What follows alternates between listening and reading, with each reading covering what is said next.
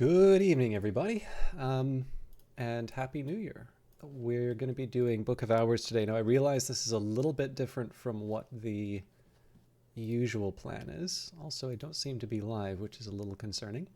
Um, but yeah, I know Wednesdays are normally saved for Brace Yourself games, and I'm actually very happy to keep doing Brace Yourself games, but this isn't so much of a New Year thing, so much as I am going to try to be a little less strict in terms of what days I do certain games. And I'm not like it's not even trying to announce some kind of policy change or anything along those lines, but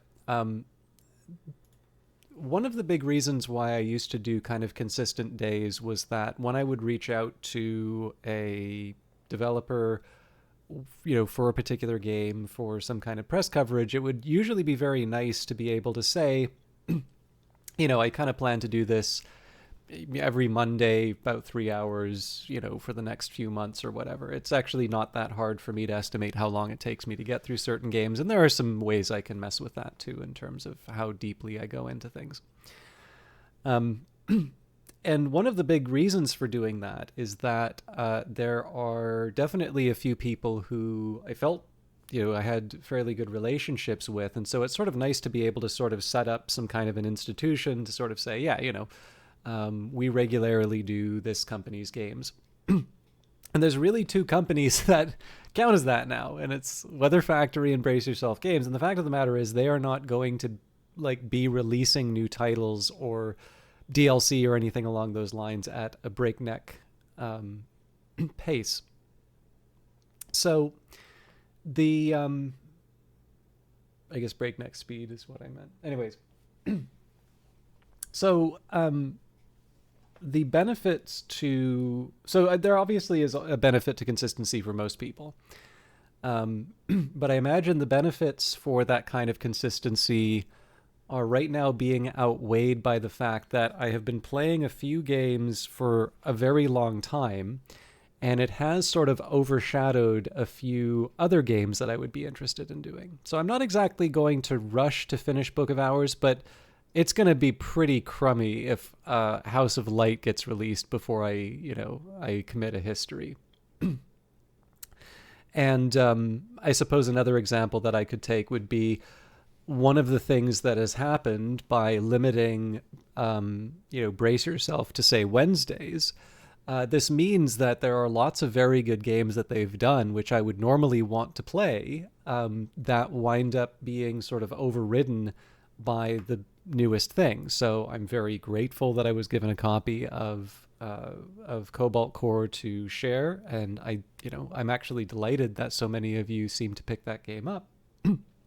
But I'd really like to get back to Phantom Brigade. In fact, I've heard people ask when I'm coming back to Phantom Brigade. And Godless is another one that I've really wanted to come back to. And then I, at some point, would really like to return to Industries of Titan, because I've been delighted to see that more people are starting to engage with that game as it is, not with the way, they sort of imagined that it might be.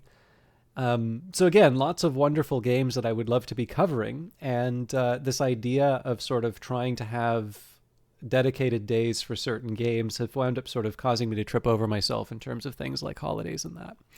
So in terms of the favorites, I don't really think that's going to change a whole lot. But it does mean for cases like this, being able to do things like, when there's a holiday, on the Monday, just being able to shift it around and do Book of Hours. But to be honest with you, I just really want to play Book of Hours today, and that's what I'm doing. So I will also confess, I kind of forget where I was.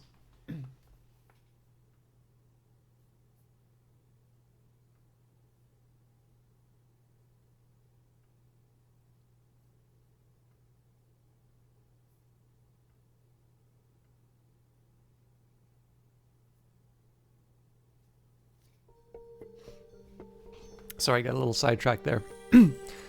So actually, this might be worth mentioning. So somebody was asking a question on the Reddit. Hello, Lord Gloom. Good to see you. I think I'd be shouting yourself out to everyone else, but or to your. I would be shouting you to yourself. But I will be sure to try and speak of your high qualities when there's a little bit more of a pulse. I hope you are having a good new year already, and I don't know if you're still doing Tarkov, but if you are, I hope you're poning the noobers or whatever one does in that game. But it's very good to see you. Thank you. I was going to normally do Cobalt Core on Wednesdays, but I really like Book of Hours, and I didn't stream on Mondays, so... But anyways, somebody was talking in the Reddit, or the subreddit, I guess, about to dip into 40k. Sorry, I'm forgetting which 40k. Was that Rogue Trader, or was that Darktide? I think it might be Rogue Trader, but I could be wrong. But yeah, somebody had mentioned in the... Okay, excellent. I hope you enjoy it. That's actually another good example of something I'd like to get back to. So somebody was talking in the Reddit about how they didn't seem to find the holiday items, and wanted a list of them. So the list is in the Advent post. But I think for most people, it shouldn't be that hard to find them. If you see the tree, you should be able to find the items on the tree. So the one thing I suspect may have happened here was that the person who wanted to see the Christmas stuff but didn't may have checked disable seasonal content. Now the trick here is that if you do want to bring back the Christmas stuff, it is January, and my understanding of this mechanic is that it will look at the system clock. So Weather Factory hasn't put... In fact, I believe Alexis has just outright said he deliberately did not make it hard to bring that back. So if you want to experience the Christmas experience, then basically just set your clock to whatever. I'll say a week ago. Just put it sometime in December, and you should be good to go. Of course, if you're playing on a work computer, don't do that. And two, I don't know how to help you there. But good evening to yourself, Cured Charlie. Can't stick around for the stream, but I hope you guys have a good one. Well, as always, I really appreciate you hanging out. And I know I say this a lot, but I do actually... I hope that it doesn't come off as insincere for being repeated. I actually really do like the fact that you stop by and say hi. So naturally, I hope there is a chance for us to engage at length, but I am actually quite happy. Oh, you know what? I played a little bit of Human Resource Machine over the Christmas break. I had some good fun with that. So that'll give us something to talk about. I know you really wanted me to do a little Inferno, but that was one I just played on my own, but that was a good recommendation by proxy. So anyways, we'll chat when you have some free time. I hope you have a good time at work or whatever it is you're up to. Oh, excellent. When is your birthday? I mean, if you gotta go, you gotta go, but just let me know and I'll happily write it down. Okay. So yeah, anyways, the one thing I wanted to just be clear on this is that if you are feeling a little gloomy in this season, you're waiting for House of Light to come out, and you're wanting to relive Christmas, make sure that seasonal content is enabled, or not disabled if you prefer the whole double negative thing. Great. Just a second here.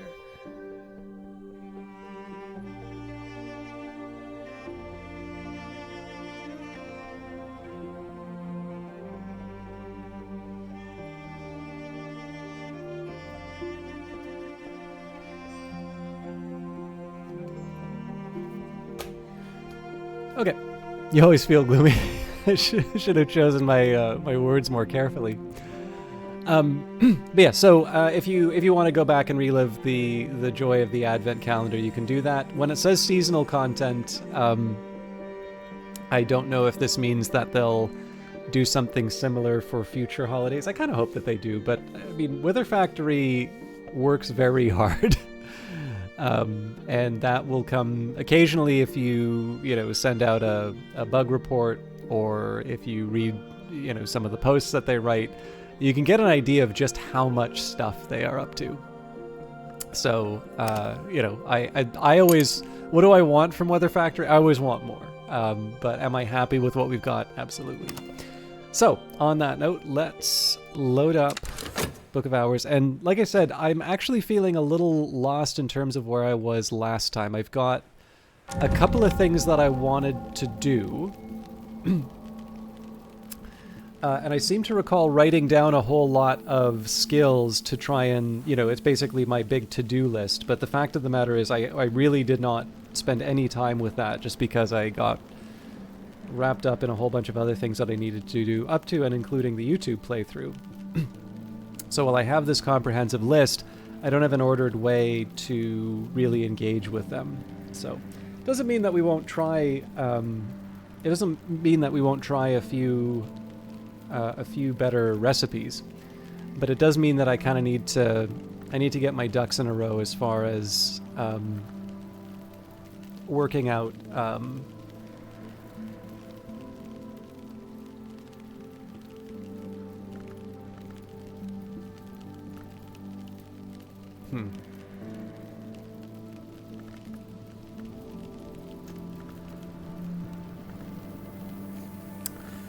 I'm actually just thinking,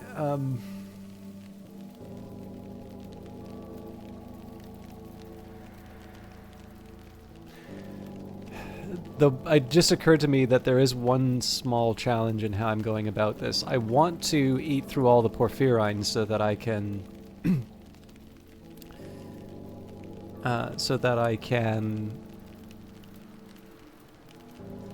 get some languages and otherwise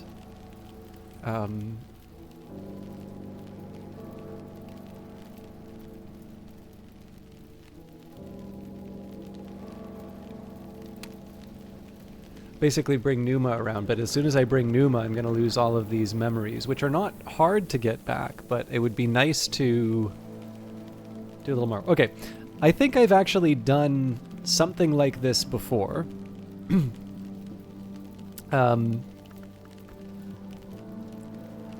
But I'm going to approach this from a slightly different angle, and again, I don't want to spend all day in the pause screen, but I do also want to give myself my best shot at getting the most from my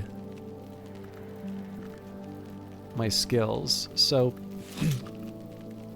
oh, that's right, I don't have any space for these.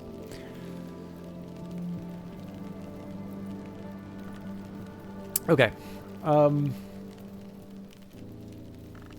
So the hail is the unique item in this case.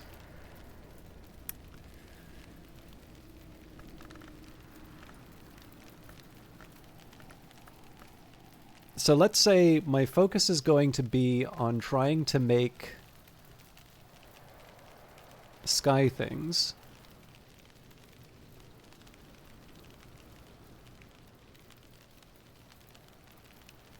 Yeah, okay. Here's what I'm going to do. I'm actually going to open up a new tab on my spreadsheet.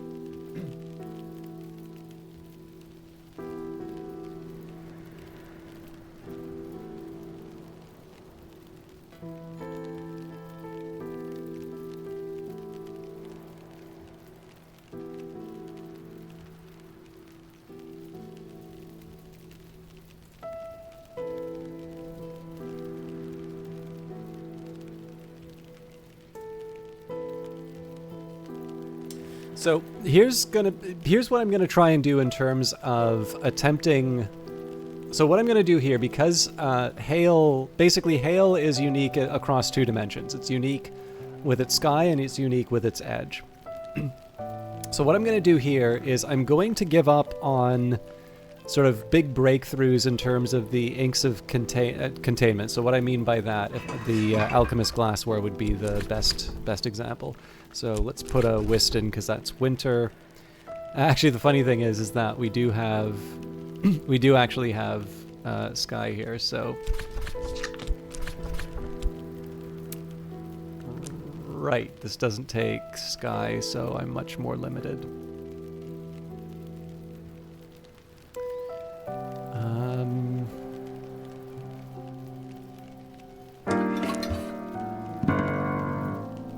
I don't think there's a lantern instrument now that I think of it. Then again, I don't need a lantern one. I need a winter or a moon.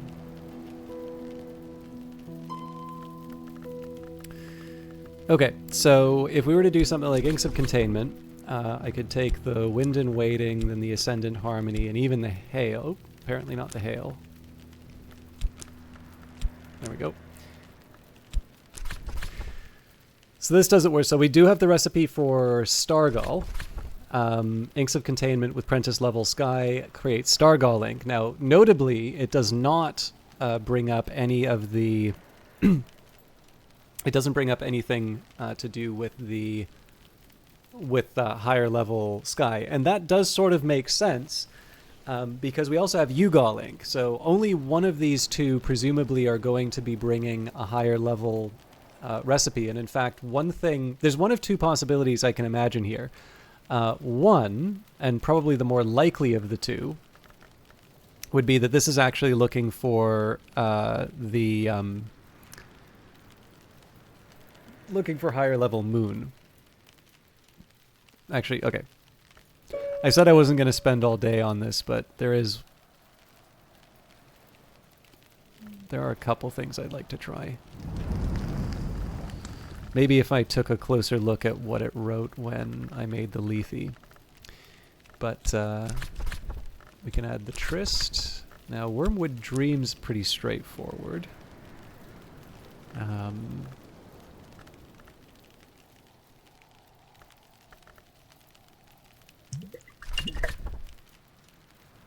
Okay, and we've got 16 moons, so that doesn't do the trick.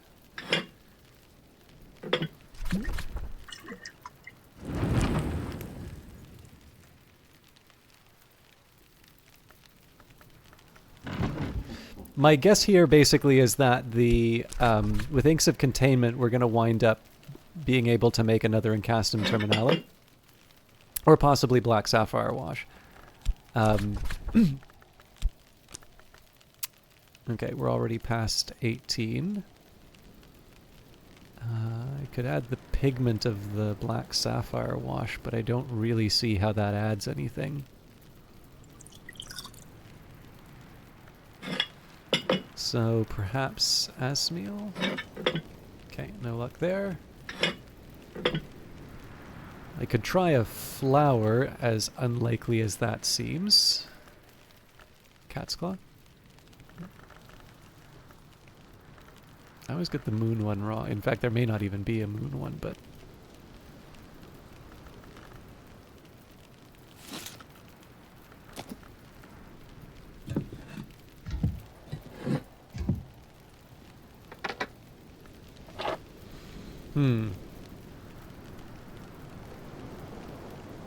I haven't tried Houndsgall, although I really don't have a good reasoning behind why that would be.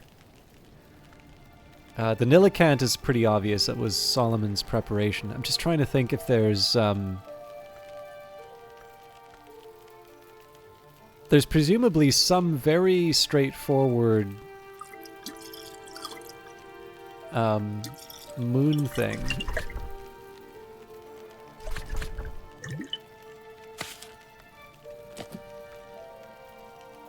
That somewhere along the way I forgot about.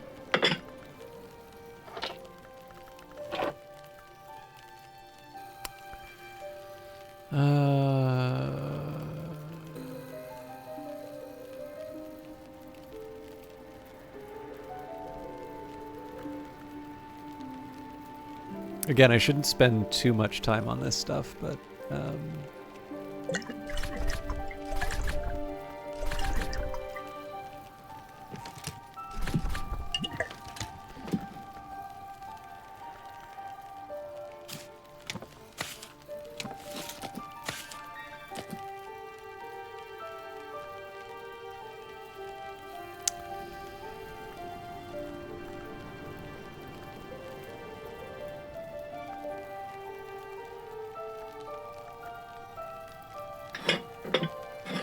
Mostly just trying to exhaust the obvious candidates in terms of just things that are repeatable.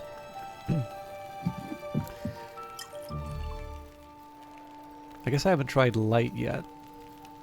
Although I'd probably want something more specific. So not just light, but a specific type of candle.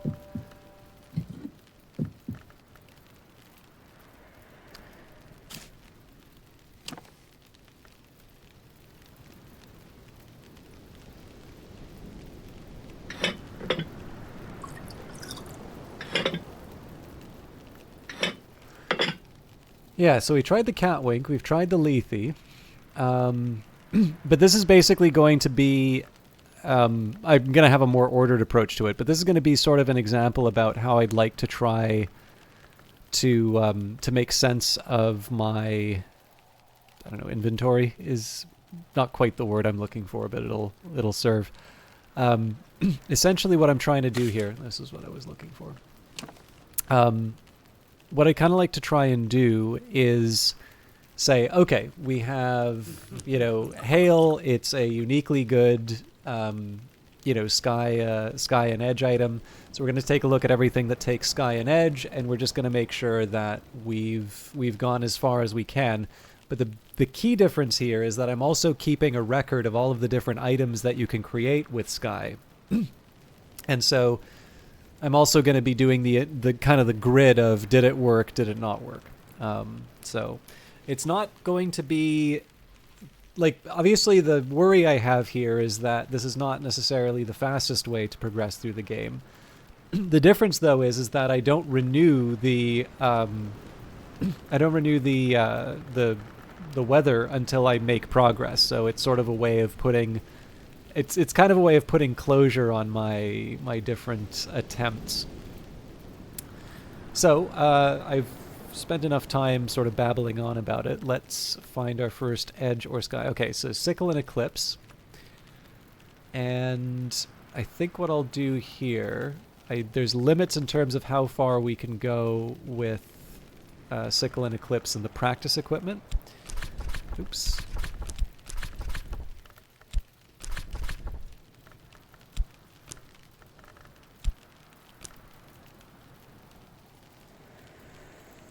Okay. So we've already done everything that we need with this particular skill, but what this is giving me is some useful information in terms of inputs to try.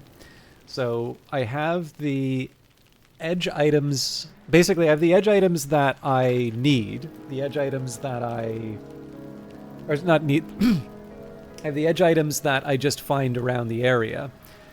But there's also a set of edge items that I can create that I may not necessarily have. So being able to write down sort of what the ingredient was, how it might help me, is another way of attacking this. So for instance, libidic tincture, that's one thing I'm going to try. The leaf for perniculate, I'll try that. The serpent milk, in that case we add perniculate as well. This one's actually not a bad example. So libidic tincture doesn't become a leaf, but the perniculate does become serpent milk. So, and serpent milk is unlikely to be something that we throw in, but it's something I am interested in taking a look at. But right now I'm just building up an inventory of different items that I can try. Likewise, Invincible Audacity, I don't think it is as important as Winning Move, but we can try that later. So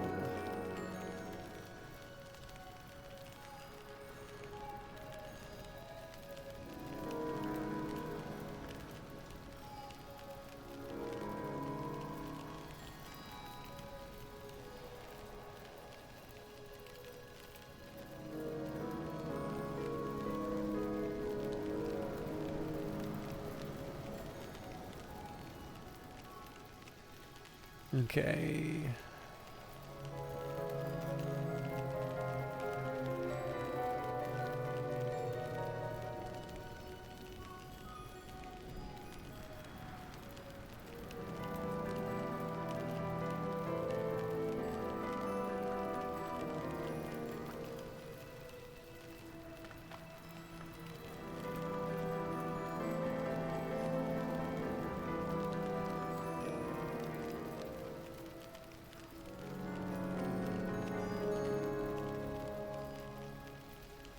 So what I've got right now is Libidic Tincture, Perniculate, Leaf, Serpent Milk, Winning Move, and Invincible Audacity. And then I'm going to add to that as I find different edge items. So, and then we'll do that once more for Sky, and then we'll carry on with the day. Okay, so Disciplines of the Hammer. So Libidic Tincture and, Libidic Tincture and Winning Move. So we have those in the list, and then Invincible Audacity uses the Winning Move. Okay.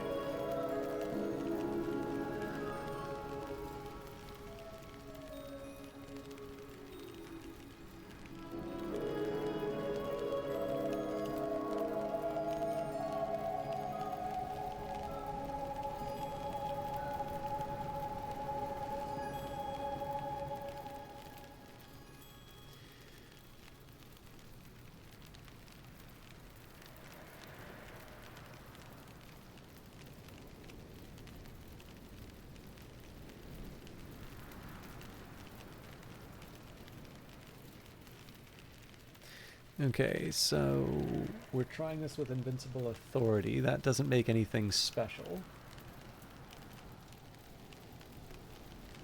Memory makes a winning move, so I've added that to the list. We technically haven't tried this with Libidic Tincture, so I don't want to add that to the... I don't want to add that to the list quite yet. But I did get a new item for my collection. Okay. We've got Torg's Cleansing.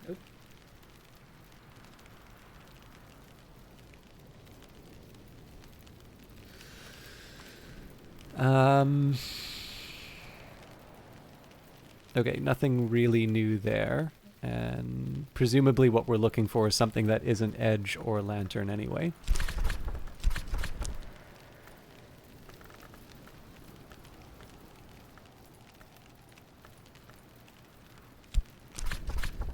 Okay, Disciplines of the Scar. I've got Torg's Cleansing, Perniculate.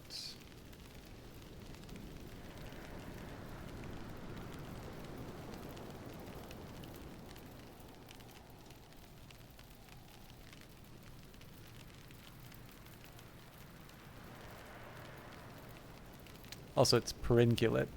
I keep pronouncing these things wrong.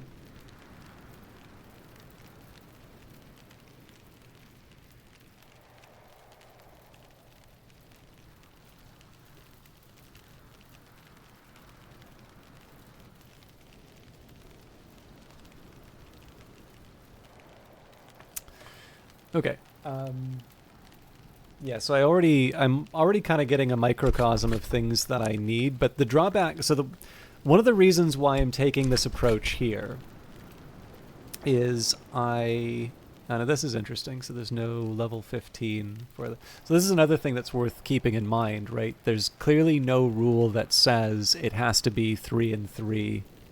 So for instance, Auroral Contemplations, it's entirely possible there is another Lantern item for me. But basically what I'm trying to do here, this is more about getting a list of potential items to test. The drawback here is that if I haven't made it, or if I'm basically just reduced to trying things I've tried before, it's very unlikely to work. Like, it's very unlikely to show me something new. But what I do want to do is I want to eliminate the obvious in this approach, and I figure with the weather that's just going to help me get an edge on any particular skill that I haven't that maybe I have like a lower level for and I haven't quite been putting the effort in. So for instance, I feel that Sharps probably I should know. I think I've tried the obvious ones, but in this case here, I can actually finally start taking down some notes of things that I've tried before.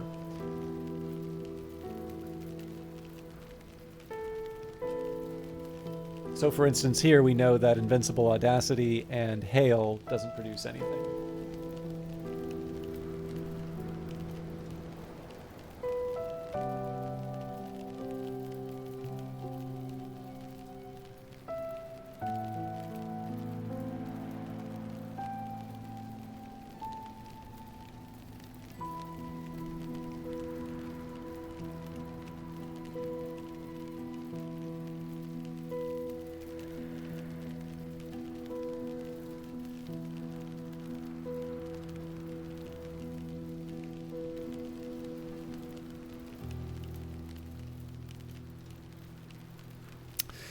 Okay.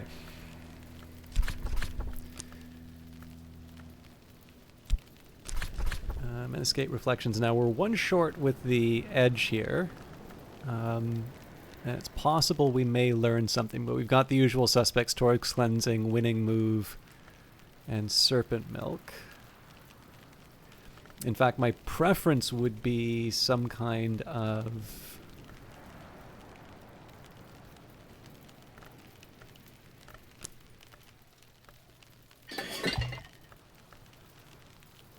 maybe the kitchen? Oh. Wait, I thought we had an edge. North, okay. So this would be an interesting experiment. So we take Menescate Reflections, we can add the Arab for the edge. Now this is going to leave me short in terms of memories. But one of the things I want to try and do here, if I can, is add the Libidic Tincture, which may not be appropriate for cooking, so I may have to move to the...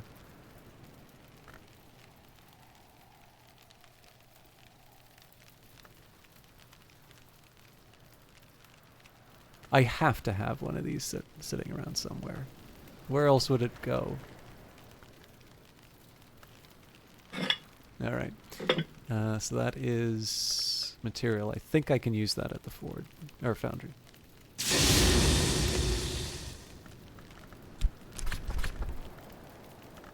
Okay, so Menescate Reflection. This is actually going to be a fairly decent one in terms of showing what the plan is. So Libidic Tincture, a much more potent preparation, can be extracted from the remains of a labite, but labites generally frown on this technique. Oh, that's interesting. So this counts as a material, but it doesn't take material. So that means I would have to use it with the workbench, which isn't all that receptive. Oh, no, not even there. That's interesting.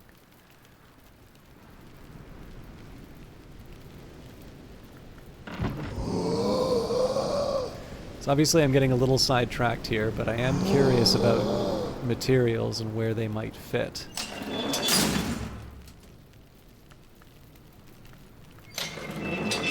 It's also possible that it's not something that's intended for use with with the crafting stations. That'd be a little odd though, so...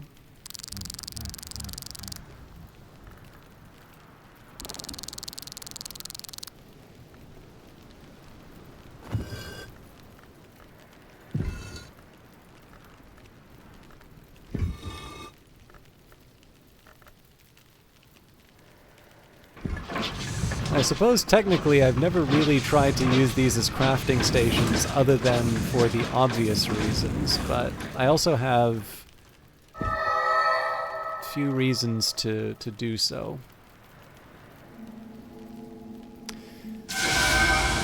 So I do think it is rather telling that I'm really coming up short when it comes to places that accept materials.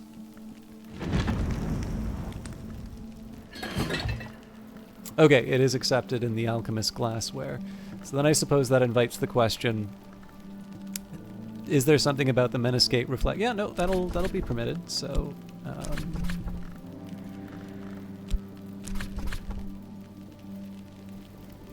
Oh god, I've lost the tincture again. I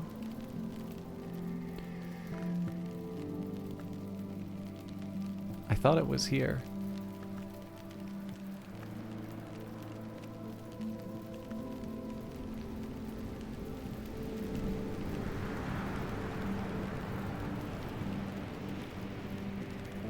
Probably not the same one, but... Okay, so that brings us up to 13. But of course now we need to find something extra to add in here. Specifically something with 2 edge that's either a liquid or a fuel. Well, the easy answer for that would be the serpent milk.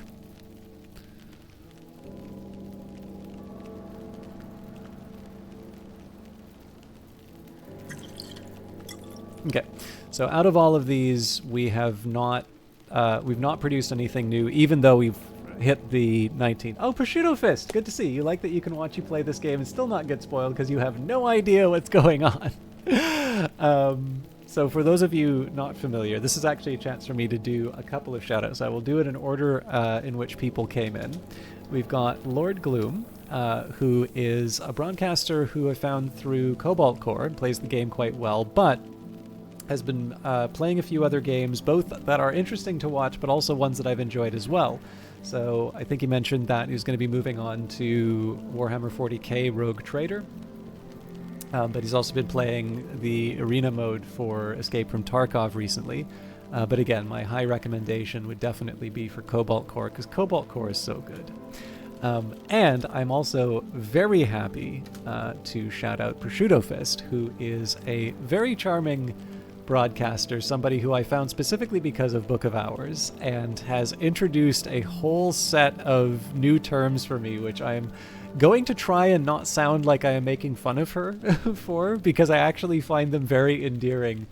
But because I am very familiar with Secret Histories, to hear somebody else call them by different names, like it's simultaneously charming and hilarious. And again, it's one of these things where you can have a good laugh about it, but you never want it, like you always want to be laughing with, not at. But I will mention that Prosciutto has been or Prosciutto Fist, also known as Pro, come and get her gassed up and then humbled. There's a couple of other things that are really going for her channel. So she's been doing, or previously had done a lot of Baldur's Gate 3, and definitely was pushing me over the edge in terms of playing. Come here. Okay. But yeah, I definitely wound up feeling a certain urgency to play Baldur's Gate 3 based on her own playthrough of Baldur's Gate 3. But I will also say I've been really enjoying her playthrough of Sunhaven, which I think is for, I guess, Stardew Valley for people who like reading. You know those people who are like walking around in bookstores and they have like elf ears in their pocket?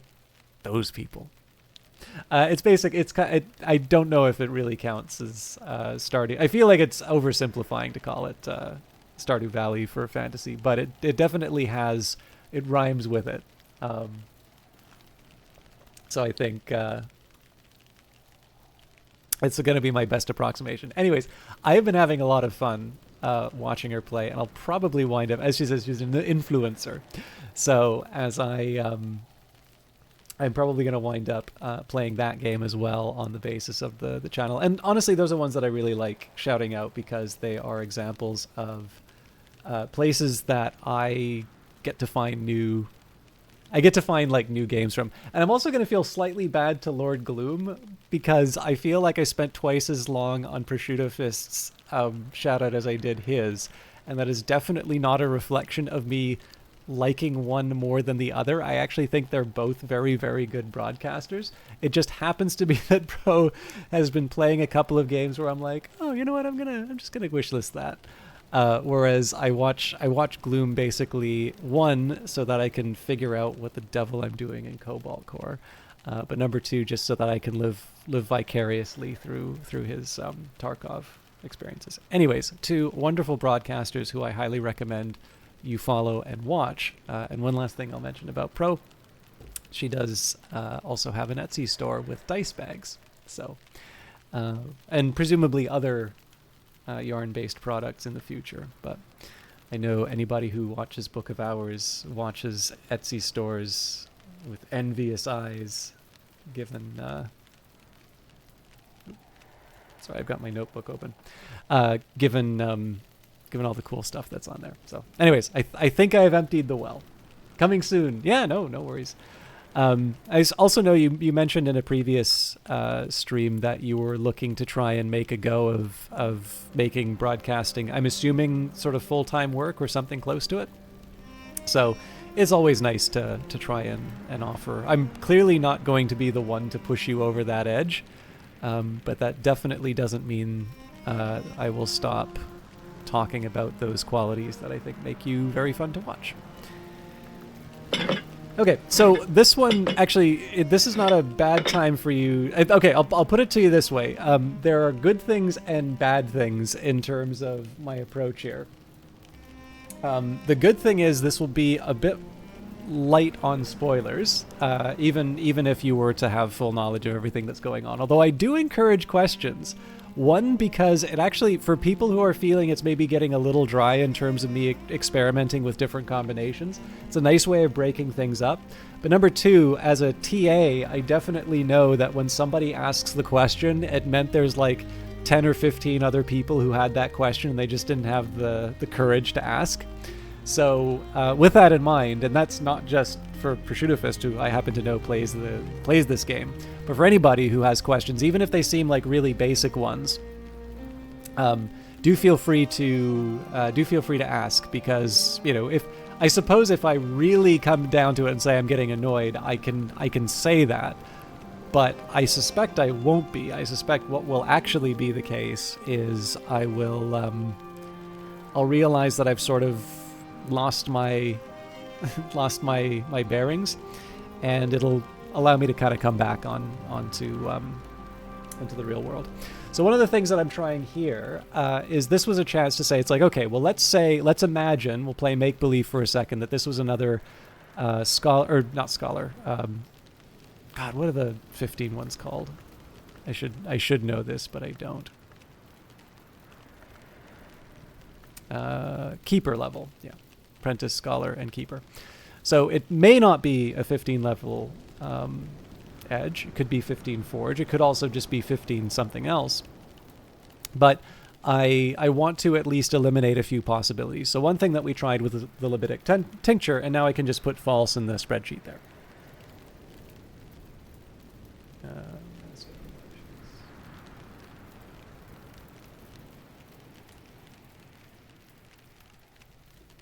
And then in addition to that, we also tried it with Invincible Audacity and Serpent Milk, so those also get falses.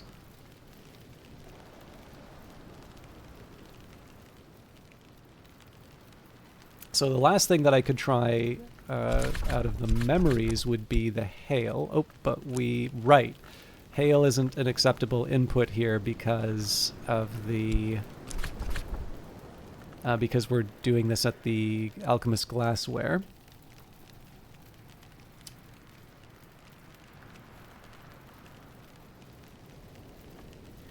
So we don't have a winning move. I could try a Leaf,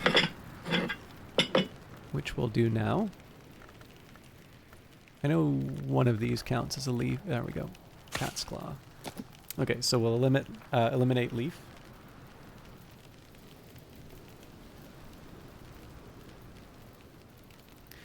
I could try Perenculate, but I believe, yeah, we already have the Serpent Milk recipe, so that's maybe not as exciting.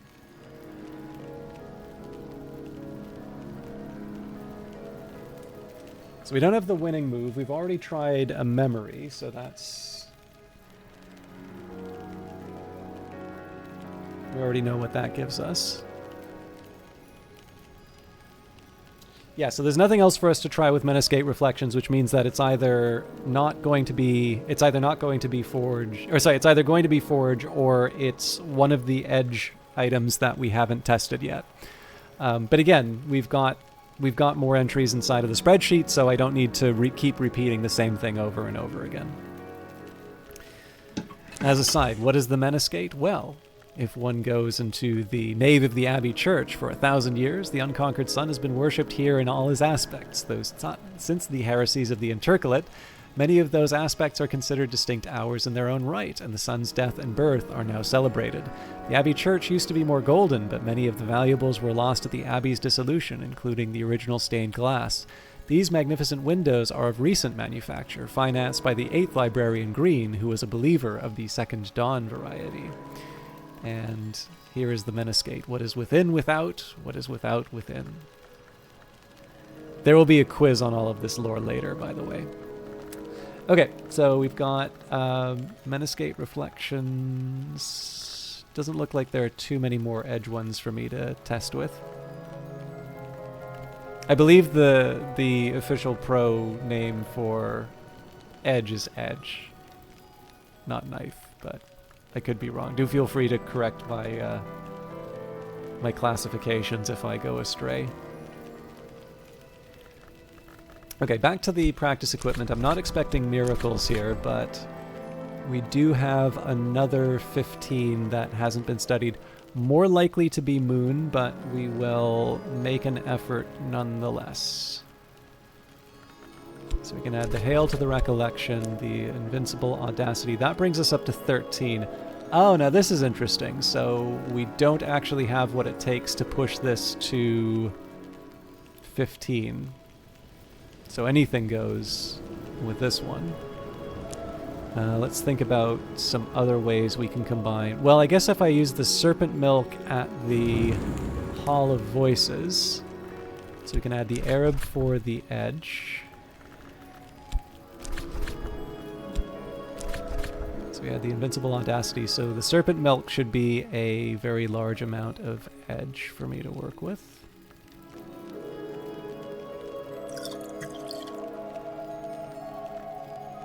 Okay, so one thing we know for sure is that Invincible Audacity doesn't do anything, or Serpent Milk for that matter.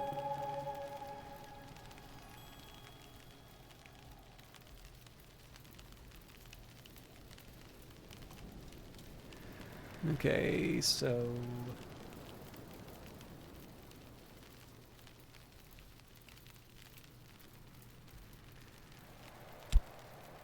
I don't think I can get away with replacing one of these ingredients with Hail quite yet. I would need to add another edgy item. I actually don't have that much edge to share. I think I've already used up one of the Serpent Milks, unfortunately. And Catwink is pretty unpalatable. Uh-oh.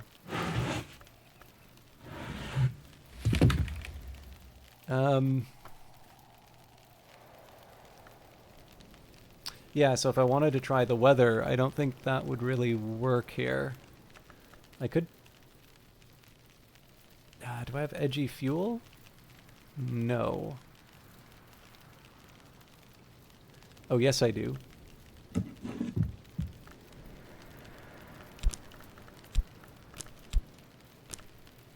Okay, so now we can eliminate weather as a possibility as well.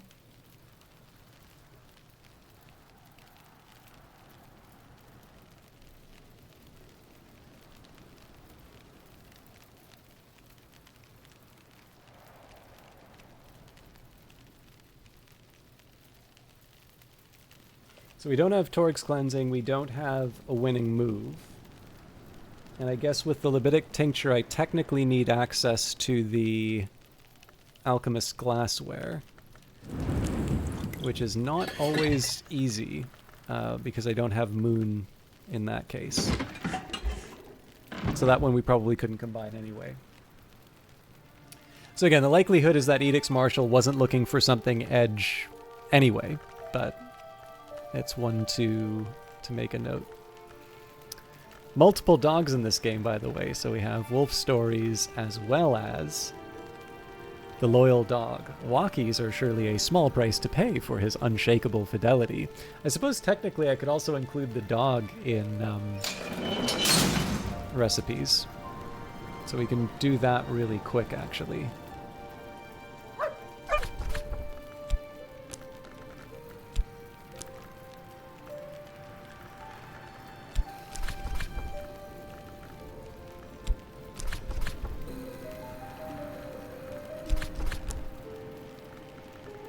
Okay, so Sickle and Eclipse. This is also just a way for me to double check the edge stuff.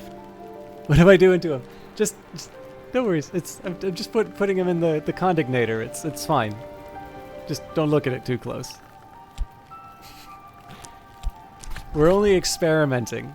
It's if we hit start that you need to worry.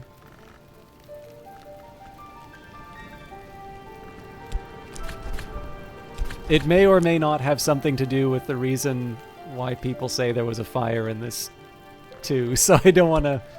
Oh, did I forget Ragged Crossroads?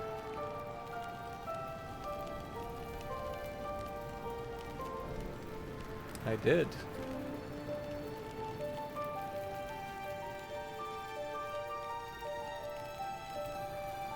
I mean, I can say what's in this room if you are so inclined, but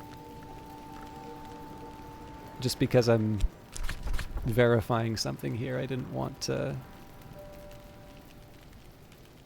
sharps.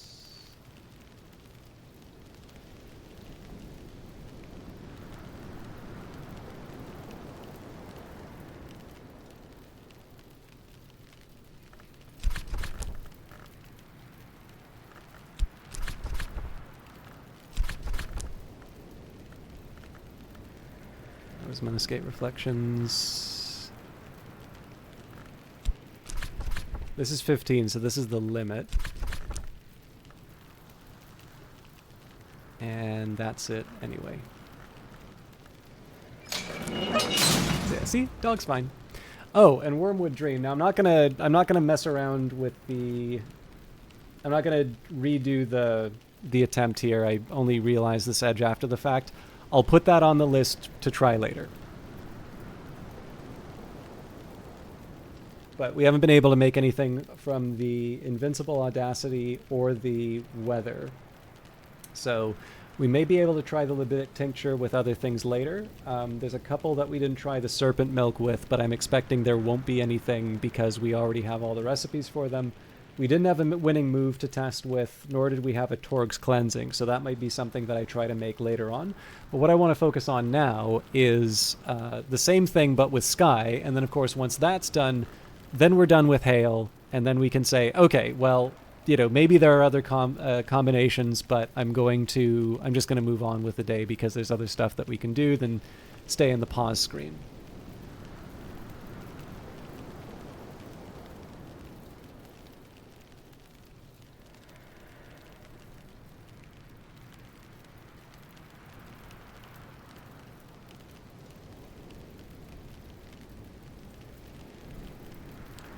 So, first of all, let's find a place that will accept Sky, and as tempted as I am to use the instruments, the quivering double bass, for instance, I'm not quite ready to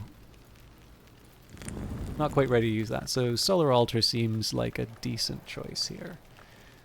So, Faust for Sky, and then really we're looking for all of the Sky skills, so Sacrolamea for start.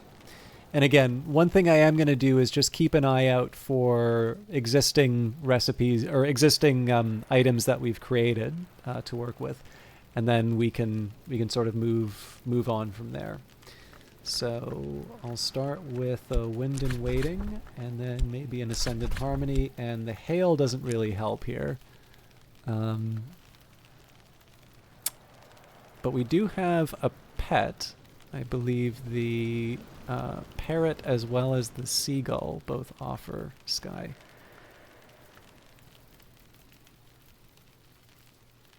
Where'd I put the seagull? On the stairs, no doubt.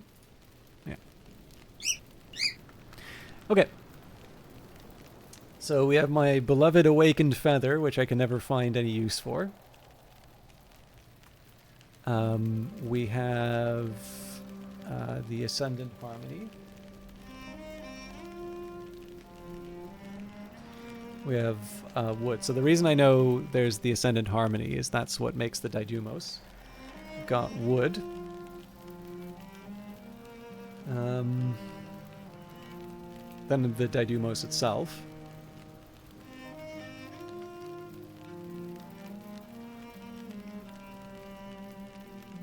And I guess that's it for now. Now I should maybe allow for the possibility that maybe storms are a special condition for Sky. Or Heart for that matter, but I don't think I want to go too far down that rabbit hole.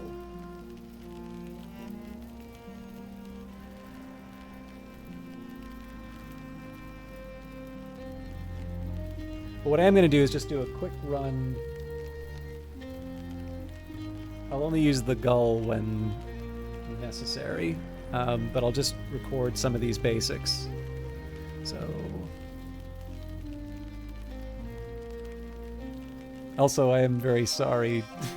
For those of you who are not fanatics about this game, I realize this is not super exciting.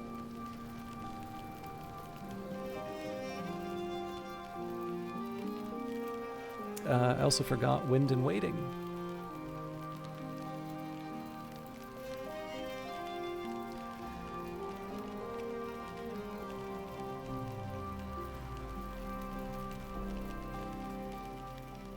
Okay.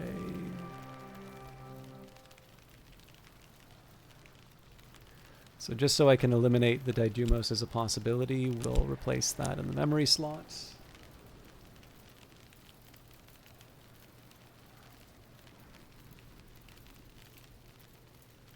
So except for the Awakened Feather, maybe we can make something of that. Nope. What if I remove it out of the... Yeah, we can't use that at all here.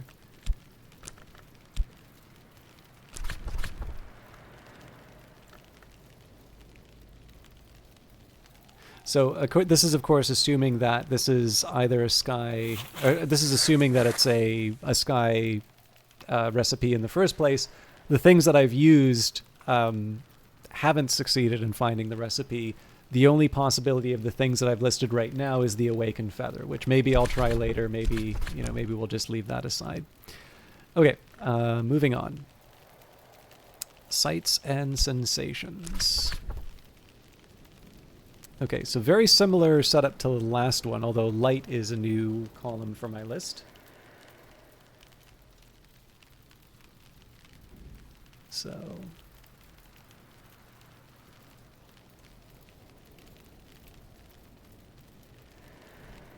Okay, so the Ascendant Harmony makes a Didymos.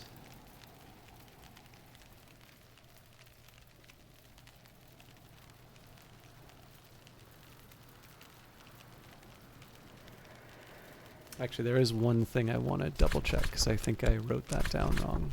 Yeah, it was Ascendant Harmony, not Wind and Waiting.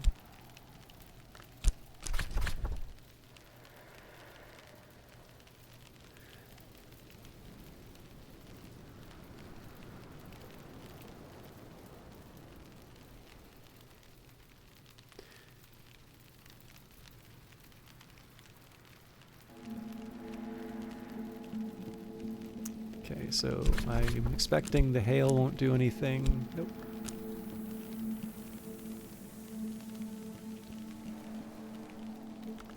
Can't do anything about the wood right now, so I'll just leave that be. So technically on this one we don't have... Oh, actually, sorry, there was one other thing that was light. So I don't think there's a skylight, but presumably the candlestick will do just as well. So we can try that really quick with Sacra Lamea. That didn't make it light up. We're still at 15, or over 15 in terms of it. Now, it might be that there's a specific type of candle that we need, but we don't have any indication that we need that candle yet. So I'm just going to settle for, no on light. So in this case here, the only thing that we need to worry about is the Awakened Feather out of the possibilities that we've been considering.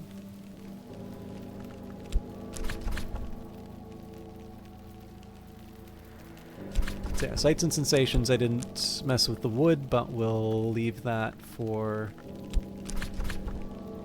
a relevant time. Okay, Deer Day Lens, that's a new item to add to the list.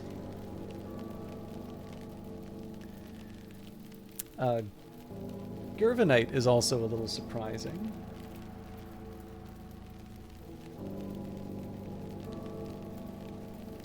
But again, it's the surprising ones that are going to... probably give me recipes that I'm unfamiliar with.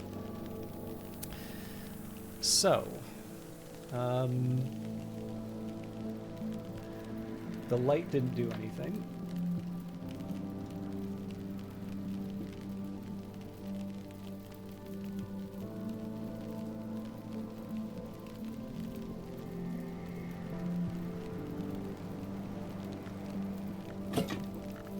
The Ascendant Harmony.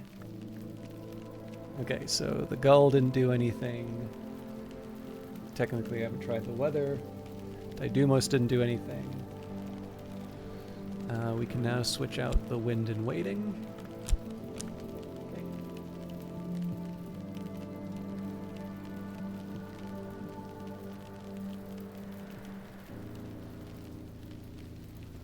am a little surprised that light didn't seem to do anything, but... so for completeness, we'll try the weather.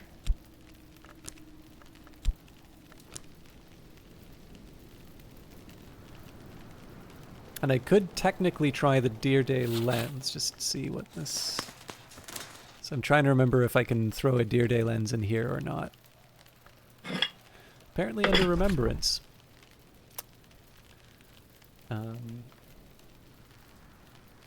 So you know what, we'll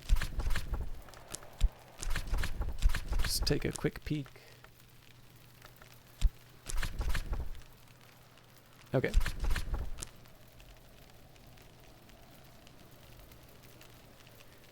And I'm gonna guess Gervinite is not a possibility at the altar. We do have some here, though.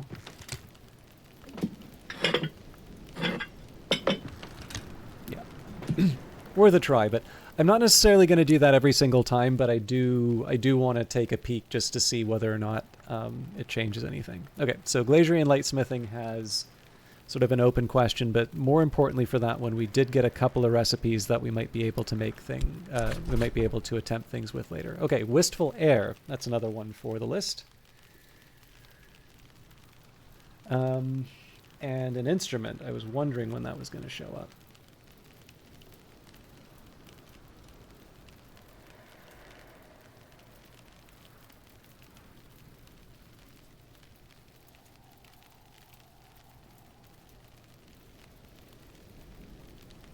Okay, so this is Bells and Braziers.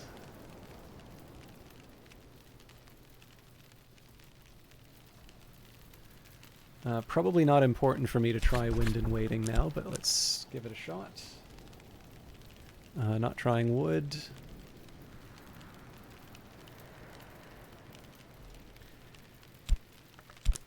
Weather doesn't do anything. I suppose I should try and put the gull in just for completeness, although I suspect in this case here, it was really only the Stimfling that's probably the one to make this work. Hello, Nearly Logical. Happy New Year to you. I must apologize because I'm really going kind of in a tedious way through the various combinations, but what I'm trying to do is let the weather allow me to try some weird combinations I haven't tried yet. And what I'm doing is I'm maintaining a spreadsheet of different inputs that I've either generated or used, just so that I can start eliminating possibilities for some of the odd ones. I think realistically what's happened here is that I've exhausted all of the possibilities for things that I know how to create. But what's likely going to happen here is it's some of the weird ones that I haven't discovered yet that are hidden behind. So in that case, it's why I want to keep track of not just the ingredients, but the things that I create, just so that I can have a proper list of things that I wanted to try. Now the reason why I'm specifically doing this now is that I'm only going to be getting one book a season, so this is also a way that I can try and hurry along the process. Okay, so Gull didn't do anything. I won't try the light. We can do that separately. Yeah, actually, for most of this, I will just make the note of the Ascendant Harmony.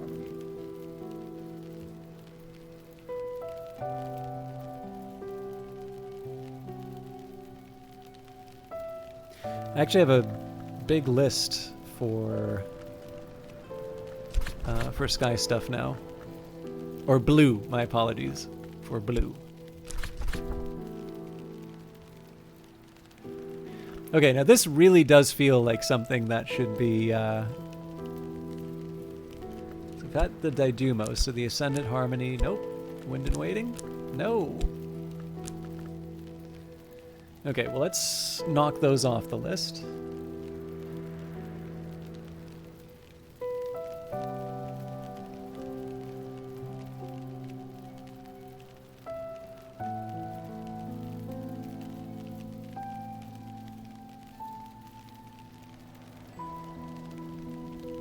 Let me just double check here that we did have enough. Yeah, so 18, 20, 20.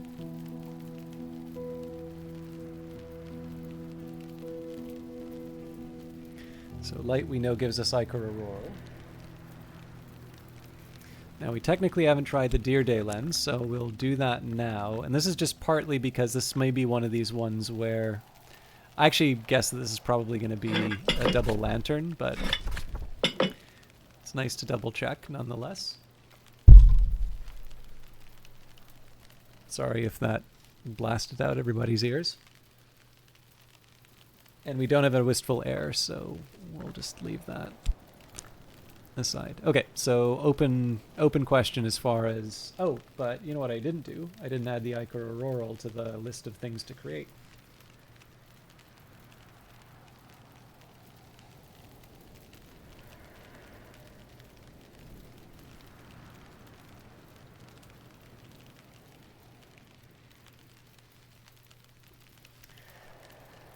Okay.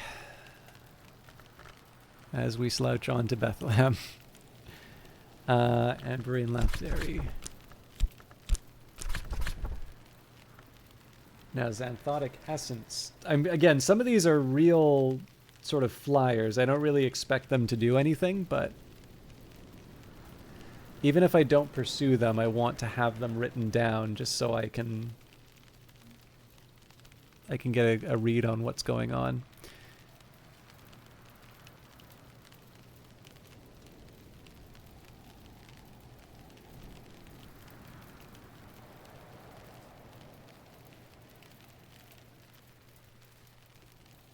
My rows are now up to Q.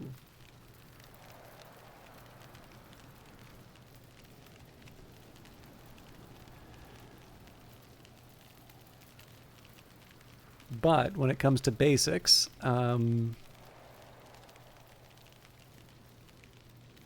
Didymos and Ascendant Harmony aren't doing anything.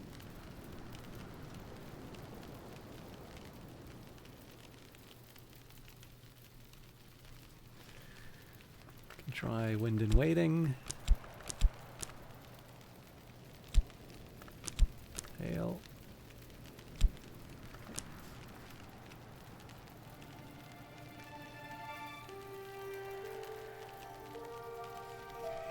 So this is one case where I do want to try light, just because this is a little bit of a unique one. Okay. We've already tried liquid, so that doesn't really do much.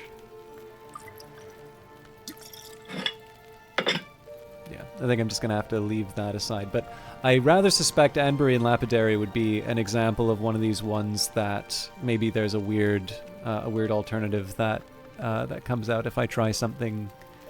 Actually, you know what? Deer Day Lens.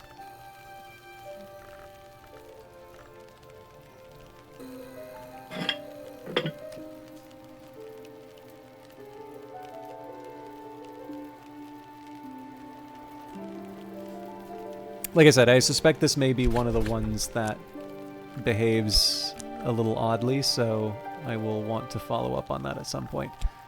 Applebright Euphonies. Ah, Confounding Parable. That's another one that I want to try.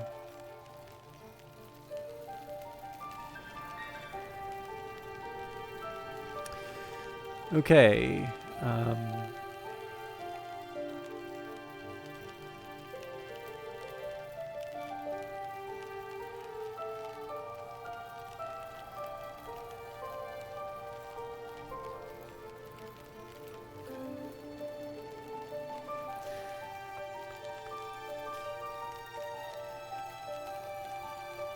So as tradition, the Deer Day Lens doesn't do too much here. Neither does the Gull. Wind and Waiting, Ascendant Harmony makes the Didymos. We got pretty much everything we would expect.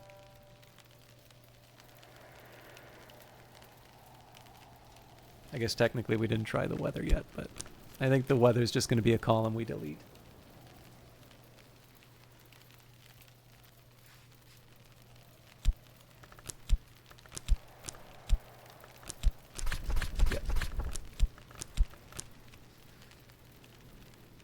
This one, again, because we already have all the recipes, I'm not too surprised by any of those results, but it is nice to... So the reason why I still look at those is because they tell me a little bit about...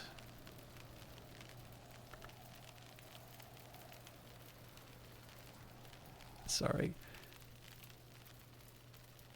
So here's a good example. I think glassblowing and vessel crafting and Anbury and Lapidary may wind up having the same...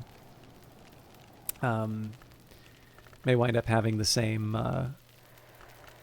destinations.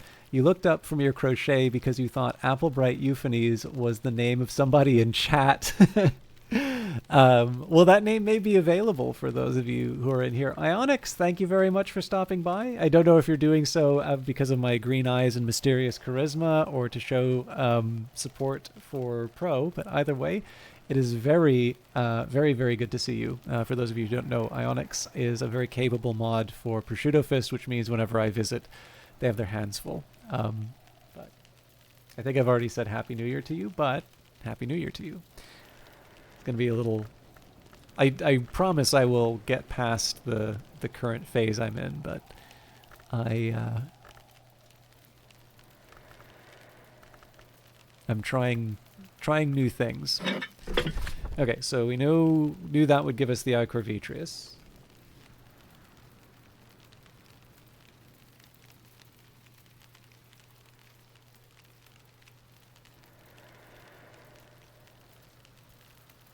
But actually, Prosciutto, I know I haven't... At this point, because I know you're not that far into it, I usually just wind up teasing you a little bit more about the hours rather than the other ones. But there's a breakdown which you'll run into in some of your books. There are different distinctions for the hours called like the gods from stone, the gods from light, the gods from blood, the gods from steel don't exist. And oh, you've been lurking all stream, just gaming your butt out. What are you playing, Ionix, if you don't mind me asking? I don't know if that's Ionix 11th of their name or Ionix born 2011 or maybe 1911. But yeah, there's one group called the Gods from Nowhere, and I think one of the things people were expecting I think one of the things people were expecting for Book of Hours was this sudden revelation. Oh, the gods from nowhere were actually the good guys all along, which, based on what I know about them, is almost certainly not true. Although I do also have more complicated feelings about them than when I first started playing Book of Hours. But I do happen to know that the Applebright is one of their, the gods from nowhere. And pretty much every time I see the Applebright referred to, I always get a little bit scared and try and do the opposite. So all that I'm really saying is that that's a good name to look up to. Okay, we are at 15 for the sky. So the usual suspects: Ascendant, Harmony, Wind and Waiting, and the Hail. None of which gave us anything.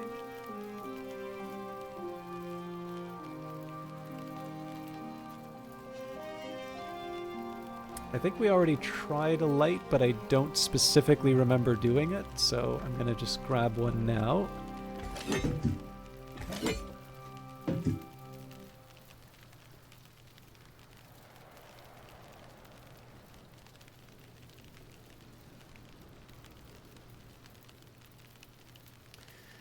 And Remembrance notably lets me put in a gem, which maybe I should have tried. No luck there. There may be some other things that I can try, but I'm gonna cry uncle and move on.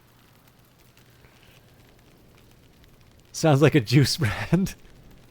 Beth Kinda Sorta, good to see you. And you were telling a Japanese friend who speaks good English about this game, and they liked the look of it. Well, hopefully they also like the sound and whatever one would associate with sounds. But thank you for doing the Lord's work and sending the message of Book of Hours out into the world. The more people buy it, the more likely we are to see more games like it. So But also, how are you doing? Good to see you as always. Okay.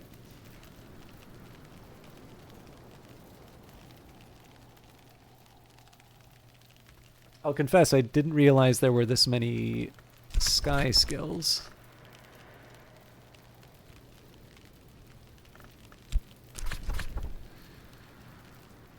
Okay. Now, this is one I should pay attention to. The Mazarine Fife is something that we haven't tried with any of the skills here. Wishlisted, but we'll wait for optimization since many viewers would need translation. Fair.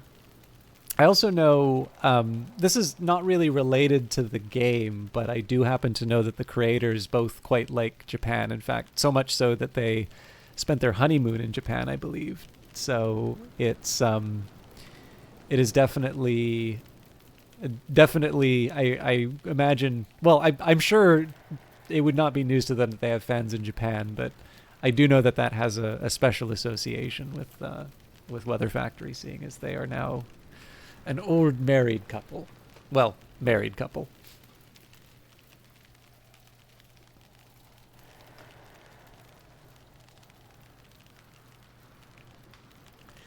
Okay.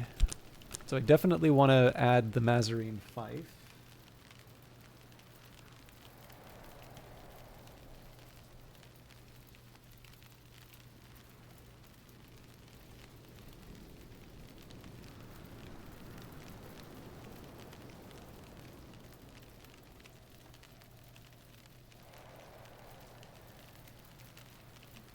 Now, we'll get the usual suspects out of the way just so we can say we did.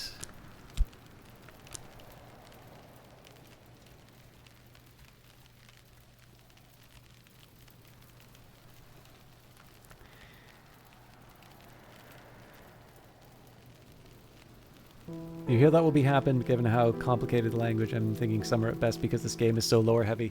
Yeah, well, I also don't know if you're talking about, like, when you say optimizations, I don't know if I don't know what the translation plans are. I suspect that there are some, but I don't know the dates. And I don't recall if it even got a Japanese translation in or Cultist Simulator got one. Although I do know there's some fan translations in the Steam Workshop, which I think a lot of people are happy with. Okay, we've got nothing with Sky so far.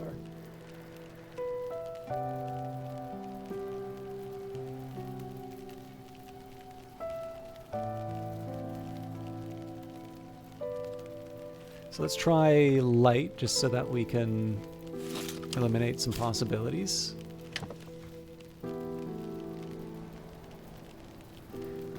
Maybe the Deer Day lens?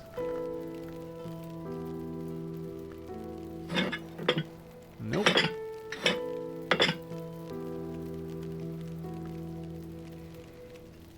Out of sheer morbid curiosity, I will try a couple of the gems.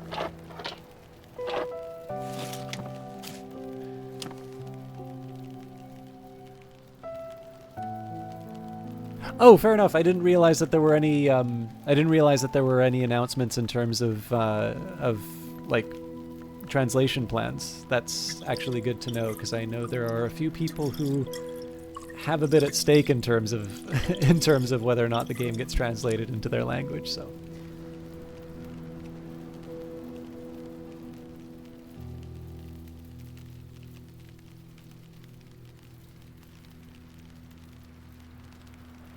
Okay, just adding a few more things to the list. But no luck with stitching and binding. Lockworks and Clockworks. Wow.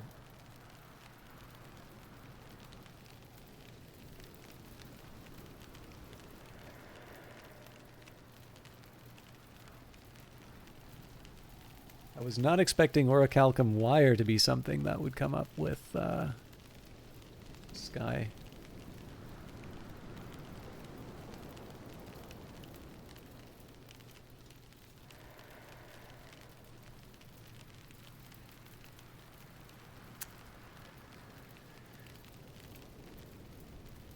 Okay, this is Lockworks and Clockworks.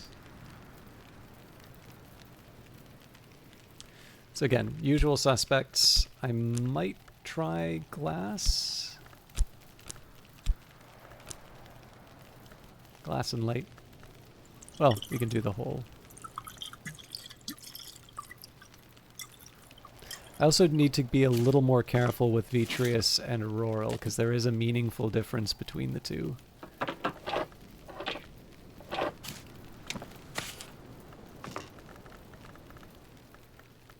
Okay. Yeah, so basically same story as before. We don't have any new information, but at the very least I can start writing some of this stuff down.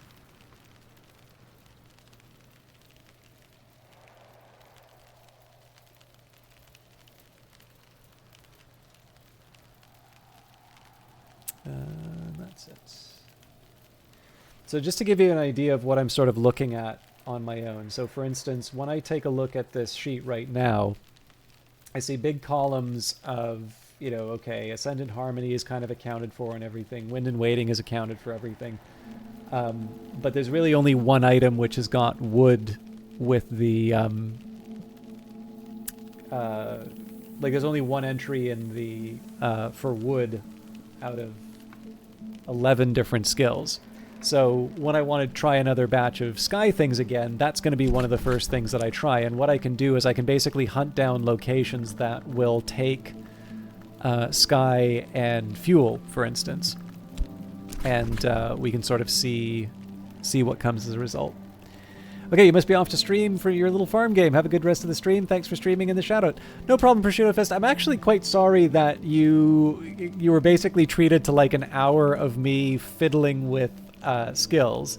But I appreciate you hanging out, despite my weird priorities. And I hope you have an absolutely wonderful stream. So for those of you who are looking for a fun stream, particularly if this is not working for you, because again, this is the eating your vegetables part, right? Because I can't rely on any more books. You know, if this is not working for you, I highly recommend Prosciutto Fist. And of course, we live in the age in which you can open multiple programs on your computers. I hear they can do that now. So this gives you a chance to see a streamer I am quite fond of go live. And depending on how long you are going, I may even wind up hosting, but please don't be offended if I don't host, because obviously there's lots of different people. Anyways, have a wonderful stream, Prosciutto Fist, and Ionix, if you're off too, thank you for stopping by. Not that I'm dismissing you. I need all the viewers I can get. All right, let's see here. Oronoscopy.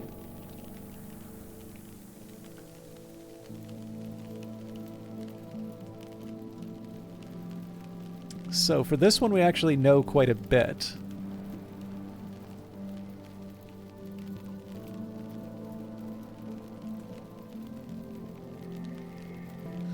I do need to add the essential Periost.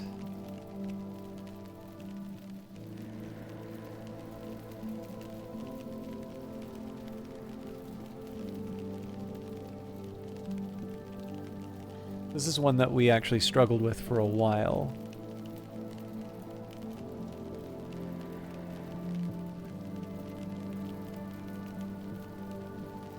Okay, so again, usual suspects, but I suspect what we want to do is reverse engineer the Oronoscopy.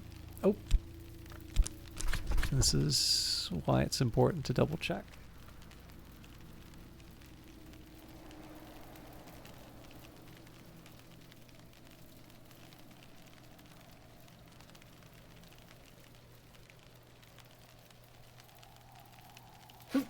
Excuse me. Yeah, so basically we have all of the pieces that we need from here.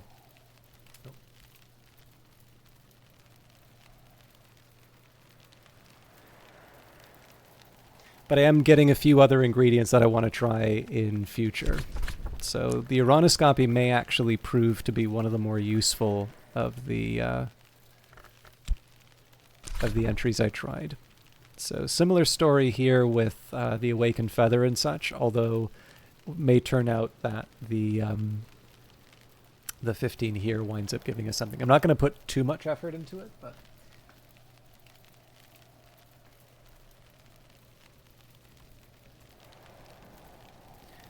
Okay. So Ascendant Harmony didn't do anything. Try the Wind and Waiting. Okay.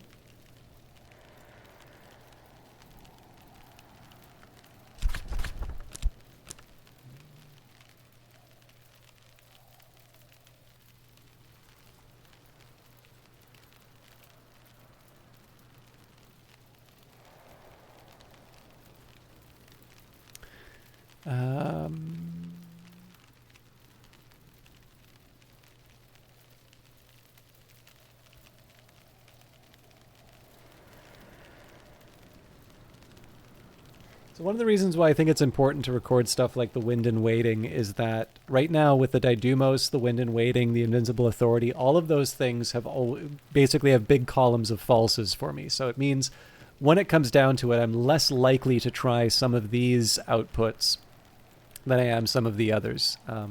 Again, you know, you need exactly one exception to completely demolish the plan that you built around it. But it just winds up being one of those nice things for me to sort of work out some of my details with. So I'm gonna guess these other two are heart, but we're not gonna short it. So usual suspects.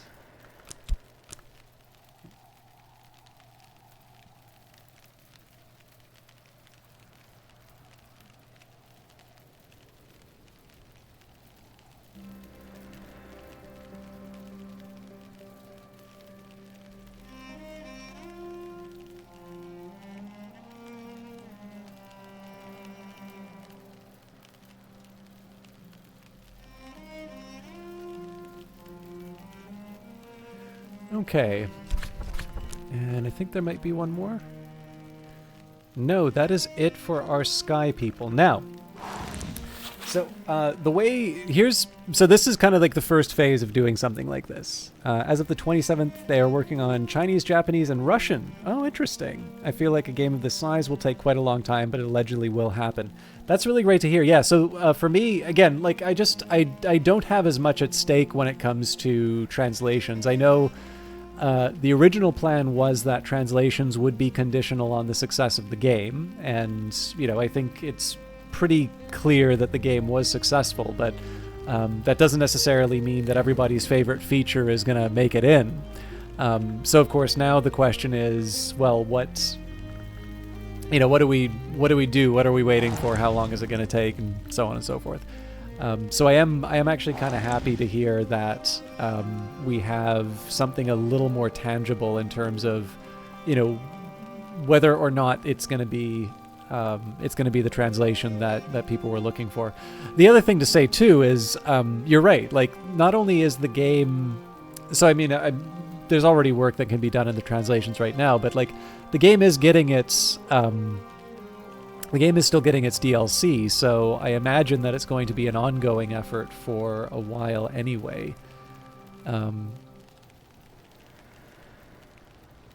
Yeah, we'll see. I was a little surprised when they announced when, relative to the demo that they put out, when the game would be released, and I know that one got pushed back a little bit, but I certainly wouldn't bet against that. I mean, they are, at this point, they're quite experienced game developers. So, like, Alexis founded Failbetter. So the experiences both of Failbetter as the, you know, not very well-known, you know, maker of web-based games, to the sort of respected narrative developer that I think people sort of associate with it. And certainly, I mean, Lottie, I think, started working at Failbetter around the time of Sunless Sea Submariner, so both of them do have a few game releases under them. And as a result, you would, you know, you kind of have some faith in terms of people's abilities to estimate in terms of, you know, when something's going to get done. But with all of that said, Jake Burkett, who does like Regency Solitaire, Shadowhand, Spooky Bonus. Not necessarily games that immediately leap out at you as like major, like major indie releases, but someone who has been doing this for a while, and again has been making a living entirely off of the creation of independent games. Even he was talking about, he actually, to his credit, posted a graph of his company's bank account, basically. And the company basically almost went to zero. And he was quite upfront that basically, Regency Solitaire 2 took longer than expected to make. It's still in the process of production, but I think it's kind of in the final stages. So even somebody who's really experienced, can be surprised by how long certain things take. And in the case of something like Book of Hours, certainly the game has benefited from that, but there is a economic reality that people need to deal with. So it's always, to me, I'm always very interested at how good some people are at these kinds of estimations. And I certainly, like I said, know better than to second guess some people in terms of their ability to deliver, but it is also quite quite ambitious in some cases. Oh, I should probably add Stargall to this list.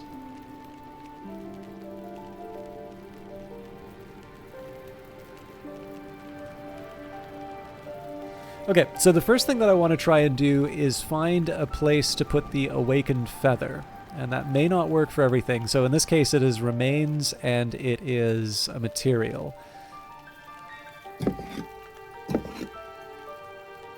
So I'm looking for something, ideally, that takes Sky and Remains.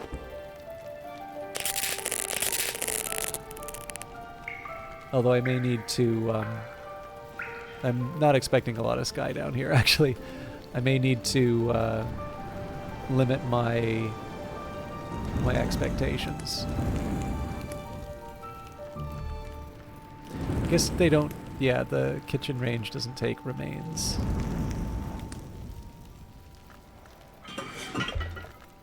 I don't think either the dispensary or the glassware take... Huh. So what do I do about Remains?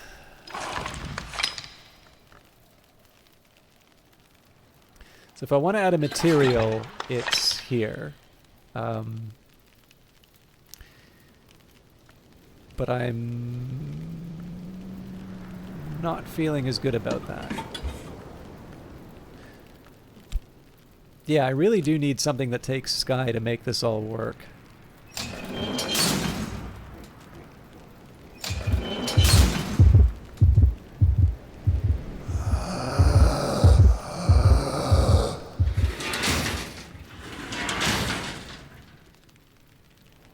I'm kind of guessing at this point on a few of these. A lot of altars, but the altars don't take Remains or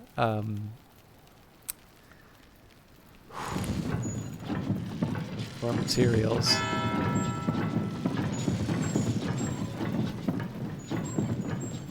I was kind of hoping the Necropsy table, but again, no Sky for that one.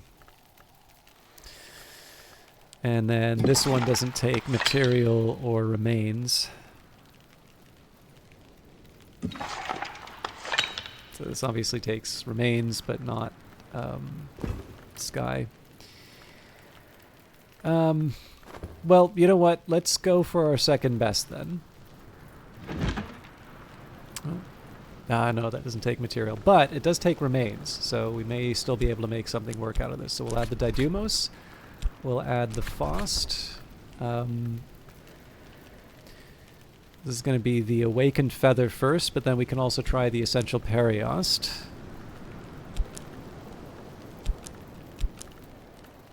And I'm curious if the Swaddled Thunder will help me out Skywise. Might, but doesn't want to be added.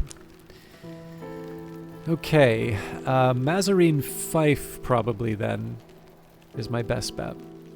And actually, that does a good job of pushing us up higher. So I think we're going to be able to make the most of things. Okay, so this is particularly helpful here. I already have a big column that says the Didymus doesn't do anything. In fact, I'll just axe that right now.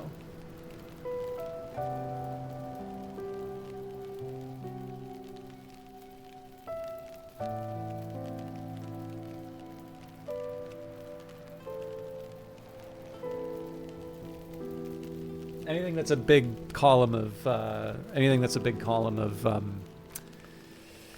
falses, I'm just gonna throw out.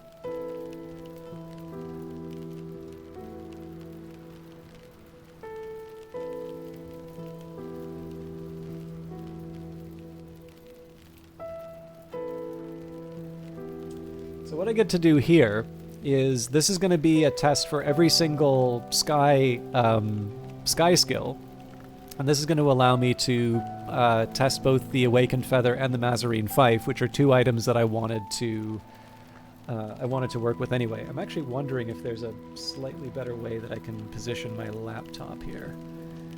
This probably will end in tears. Oops.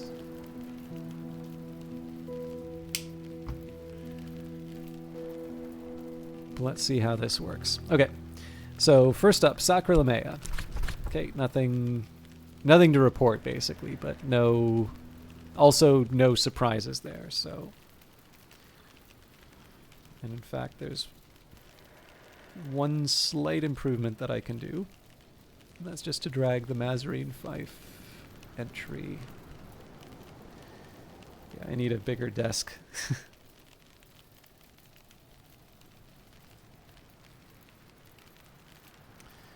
Okay, on to sights and sensations.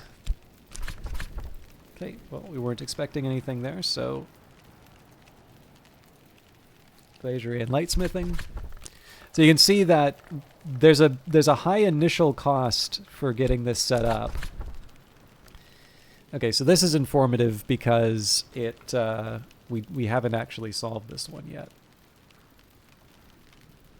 In fact,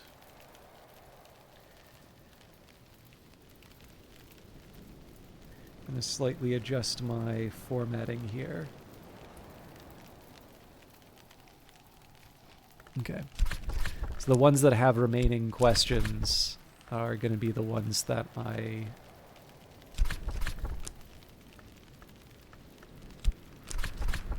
Okay. So like Watchman's Paradoxes is going to get a bold.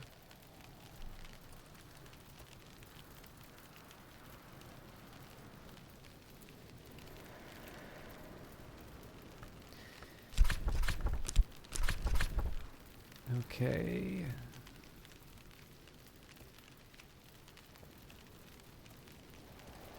Should also make sure that the number's still high enough, but Applebright Euphonies, now that we're not looking for any new information on.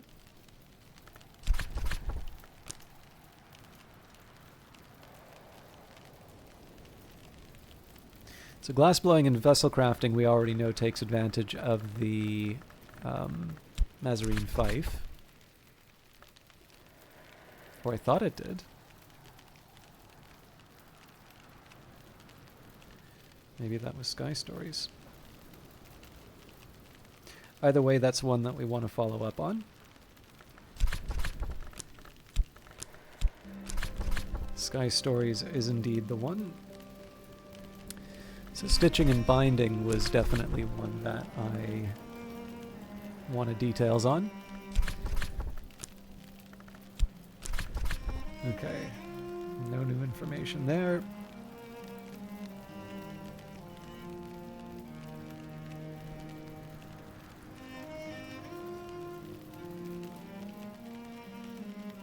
Okay, on to Lockworks and Clockworks.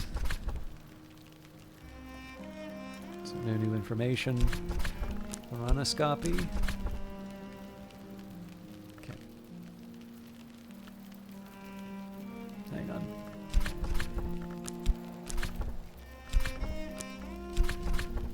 So Clockworks and Clockworks gets a bold. Iranoscopy does not. So Furs and Feathers and Strings and Songs both take advantage of the Mazarine Fife.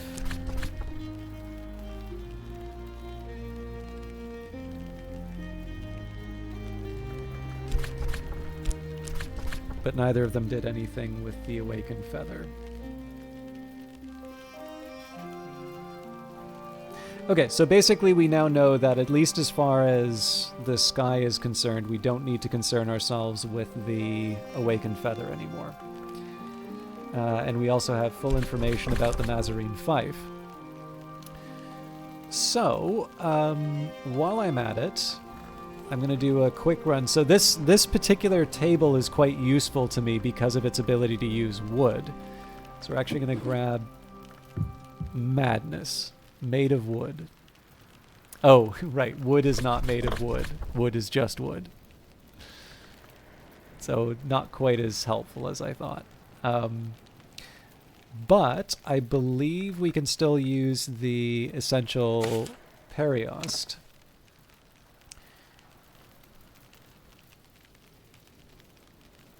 And I suspect we may also be able to do this with metal.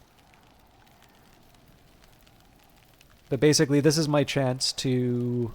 So what I'm trying to do is find just a workspace that does the trick. Like, that lets me put a bunch of different... it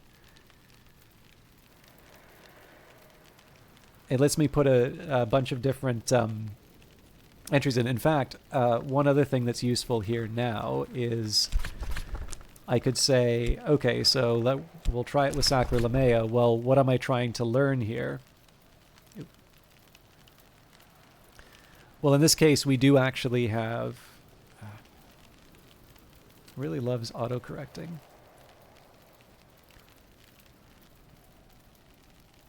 Happy New Year to you, Vanguard Master. I don't think I actually followed up with you since the conversation, but I did notice your price change went in, so I hope you're getting the result that you were looking for. The other thing that I forgot to ask you about was, have you talked with BDC, Business Development Canada? Or is it the Business Development Canada Bank?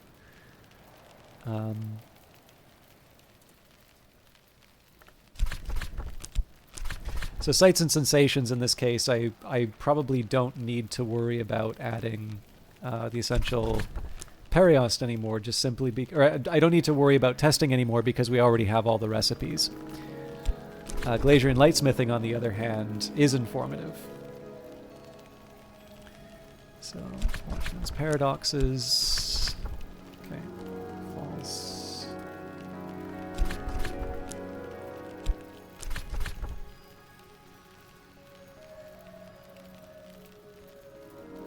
Okay. Good luck with those.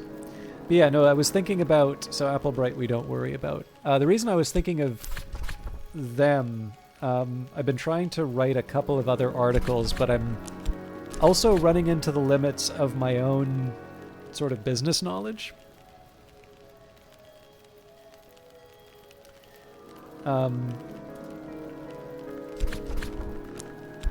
So one of the things that sort of occurred to me, we're still at 15.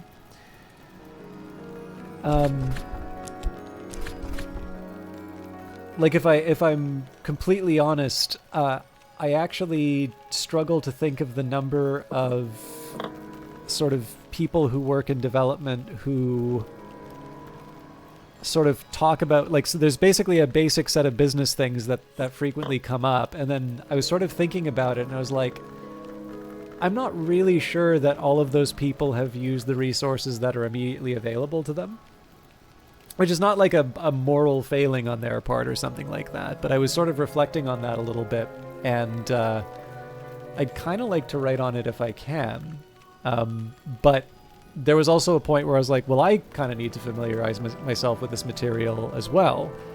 And that's kind of where I wound up, I wound up going with it. So with that in mind, I've been trying to follow up and just look at what they have. I know they have a couple of modules on marketing, and honestly, I could learn a thing or two about marketing, so that was my reason for checking it out.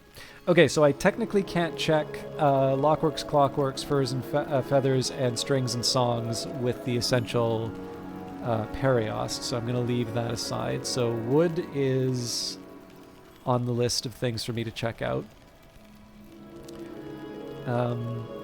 Deer Day Lens may be a false promise.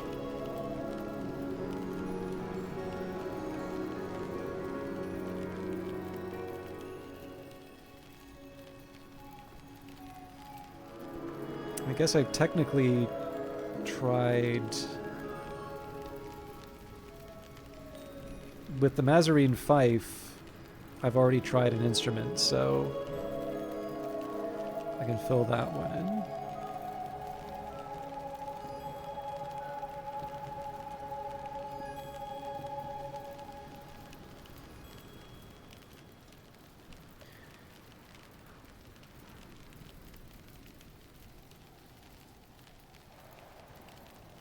So I want to try the wood, I want to try the light Deer Day Lens. But does this thing take metal? It does not. Okay, so I think that's outlived its usefulness. I need to find a sky place that will take metal and... well, actually, this may be the only thing that takes metal.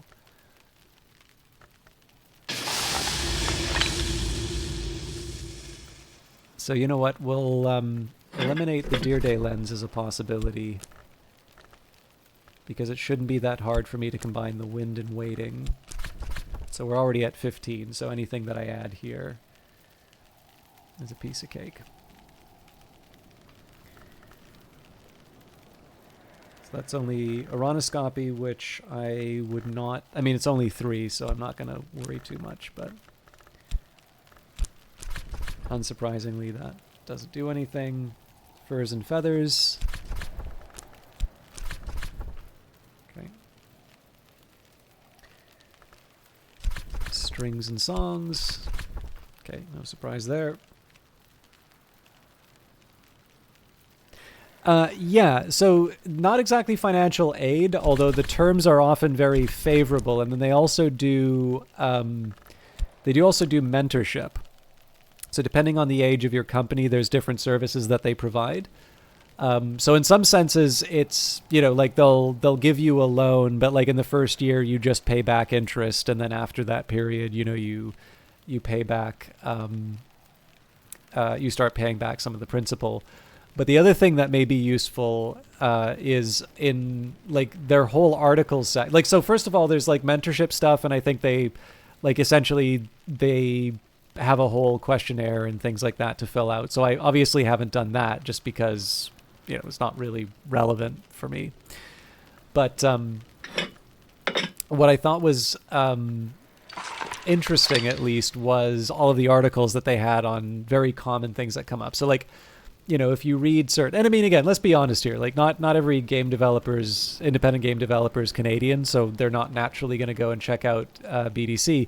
But like things like cash flow, huge problem, very common reason for a lot of businesses to fold, right? And a very like clear problem for gaming, because you have to spend all of that money to create the product that will entice people.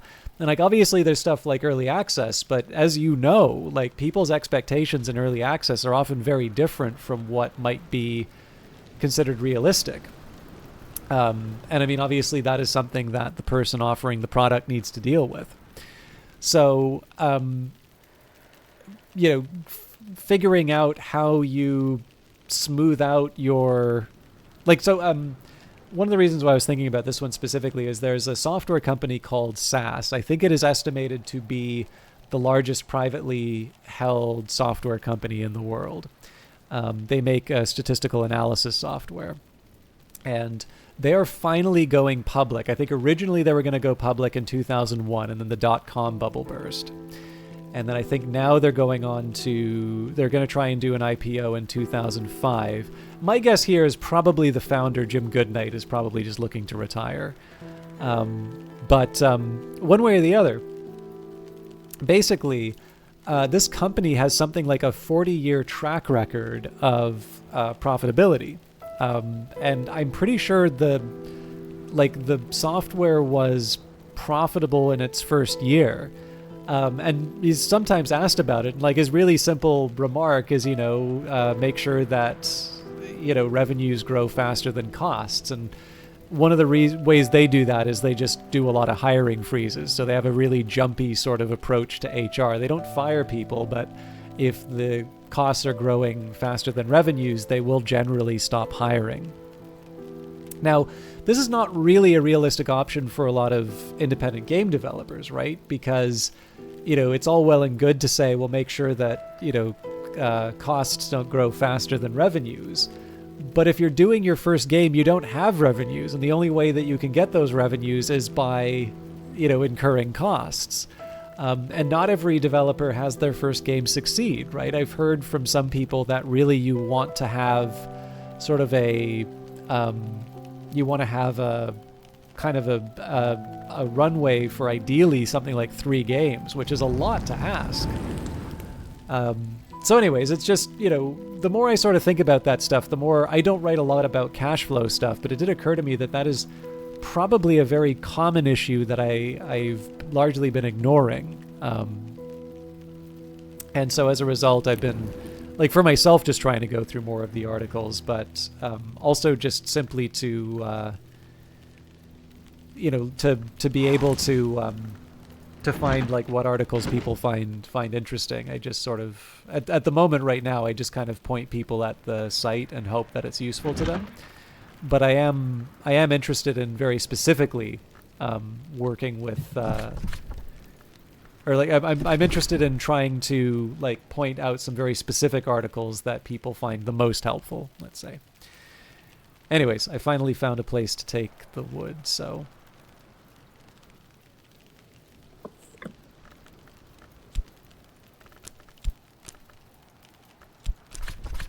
Okay, so this is Glazerian Lightsmithing first.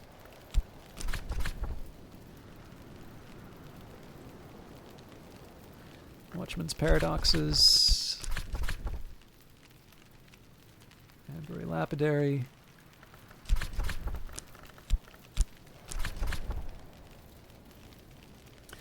Glass blowing and vessel crafting. I'm not expecting wood to really blow these away, but I do want to eliminate it as a possibility. Okay.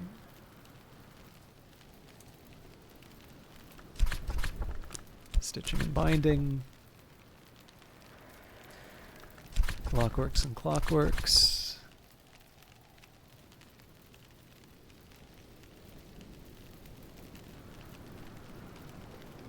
Yeah, of course. I don't know what. I mean, the other, when you're looking to avoid, and the main point on that one is not necessarily financing.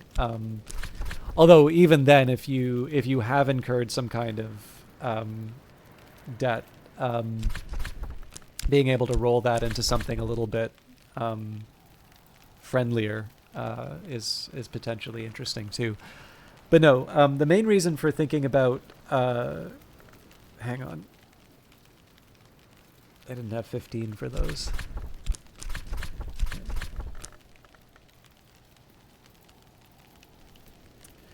The main reason for pointing them out was either the mentorship role or the articles.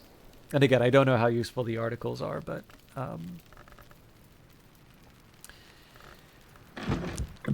I wanted to pass it along. Okay, so we do know that the year tally is one of the things that I can make with Oranoscopy, so I'm going to add one just to see what happens. Where did I put one? Well, there's one here. This is, I think, one of the less likely ones. In fact, this may be one that I just spike for lack of...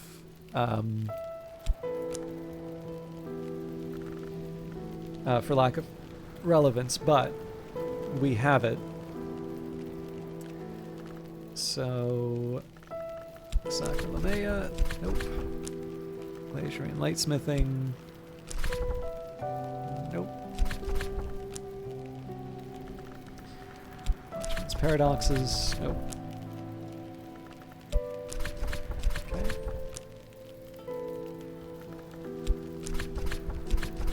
Nope.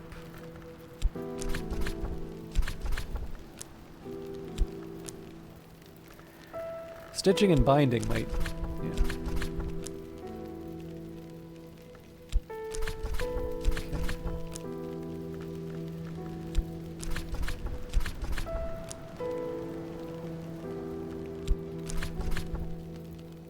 Okay, so that wasn't a high expectation, but I did just want to look at it as a possibility. Now, if I can find something that takes metal and sky, that's ideal.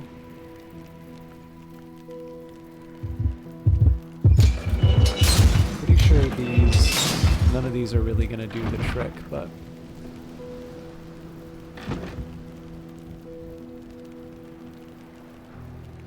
Yeah, no worries, Vanguard.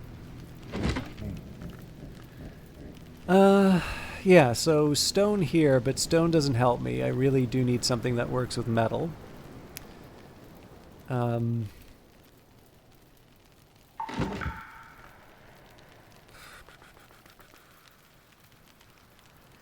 the big challenge on this one is just the foundry doesn't really give me access to it. But you know what? Honestly, at this point, let's just go for it. So, I don't even think there's anything that really gives me sky here. But what I'll do is I'll take the Gervanite and the Orichalcum wire.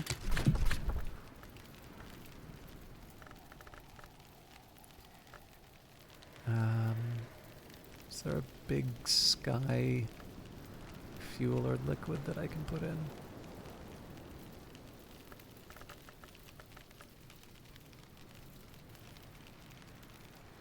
Probably not, and that's going to be a problem.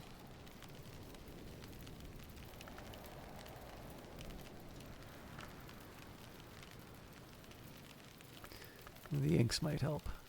Okay. We're obviously not going to use the Uzalt this way, but gives me a lot of sky to work with. And that's the true meaning of Christmas. Okay. So I'm limited in what I can put. So Sacra Lamea is not gonna work, for instance. Glazurian Lightsmithing, nope. Watchman's Paradoxes, nope. Anbrian Lapidary, though. Okay, no luck there. I may want to try the Stargall ink as well.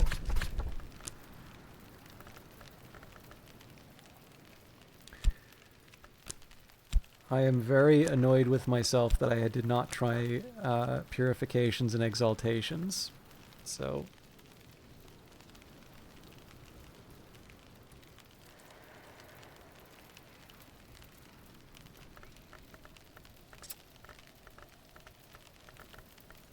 I'm not going to completely reset. Like, I realize I've been doing this for a long time, so I'm not going to completely redo the whole thing. I'm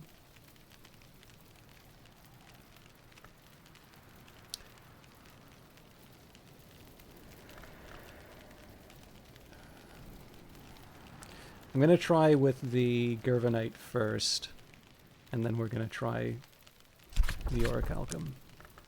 Because the Orichalcum could actually give us something. Okay, Sky Stories doesn't work. Stitching and Binding, nope. Clockworks. Yeah, so they all like the Orichalcum.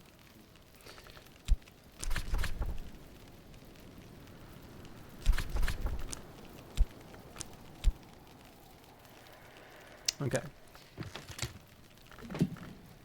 Or sorry, they all can build the Orichalcum. They whether they like it is something we'll find out in just a minute.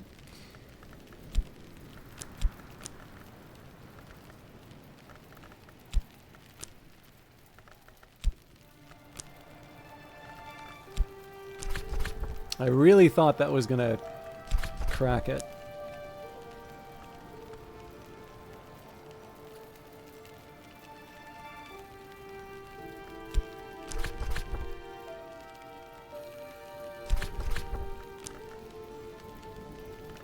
could take Sky Stories or Stitching and Binding.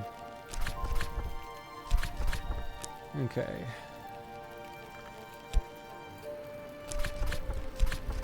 So I'm going to go so far as to say that I'm going to eliminate the Gervanite and the Orichalcum from the list. I technically didn't try everything, but I'm not convinced that that's going to give me enough to make it worth working with.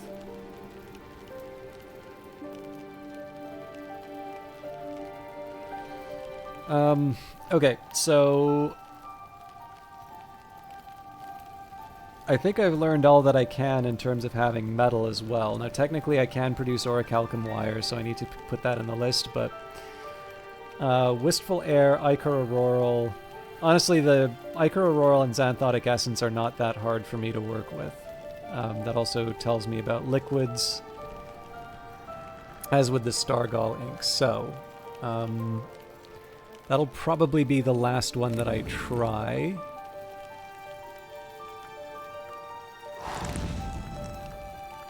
I just wish I could find one that would... Actually, you know what? Xanthotic.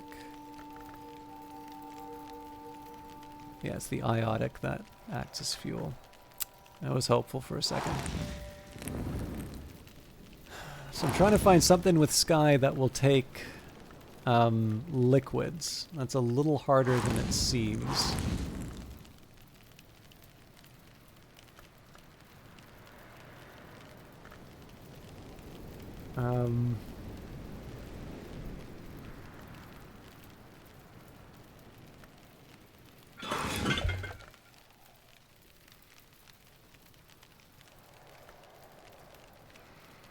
It may be actually that I just need to split this up as I did before. So if I do it that way...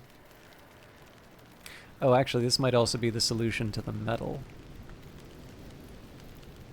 Yeah, so technically I could put the Orichalcum in the Alchemist Glassware, although I'm still coming up short on a couple of my skills. Okay, so here's what we're going to do.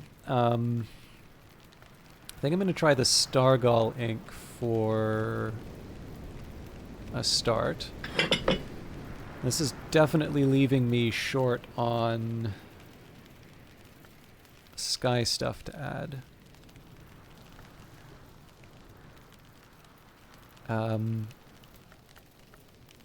Blue Crown's my best, so I may not be able to do it with everything, but we can take our best shot.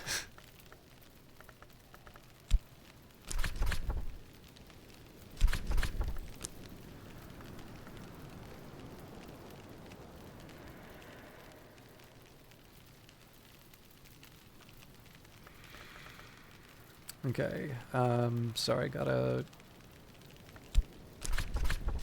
very suspicious text message, which I'm not going to pay attention to. So I will do this again with Xanthotic Essence, but I wanted to try it with the Stargall first.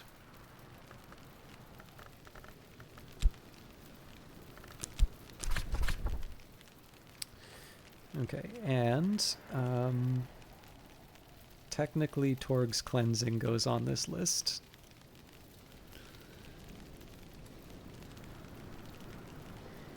So Xanthotic Essence for purifications.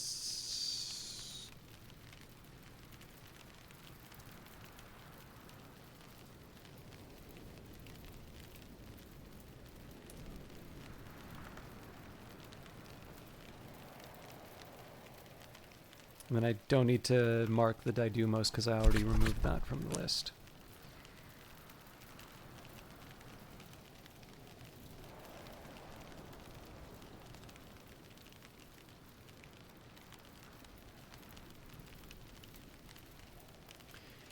Okay, so glass blowing, vessel crafting doesn't work.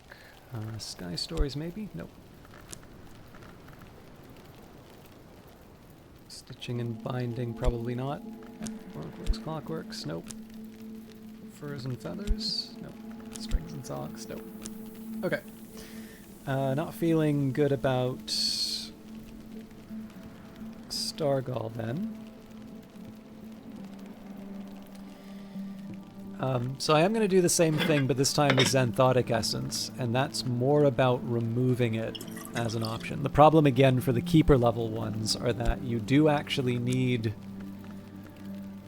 you do need a specific item. So it does actually matter. I can't just say, okay, well, that counts for all of the...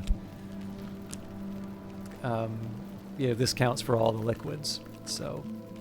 this might be my last run through this, though, because I'm just looking, like, Confounding Parable... Oh, no, Ichor Auroral. Okay, so one with Xanthotic, one for Ichor Auroral, and then I think I will say that's it for the day's examinations, and in future I'm going to try and not make it so that it's 2 hours worth of exploration. I'm going to try and be a little more disciplined in terms of how I...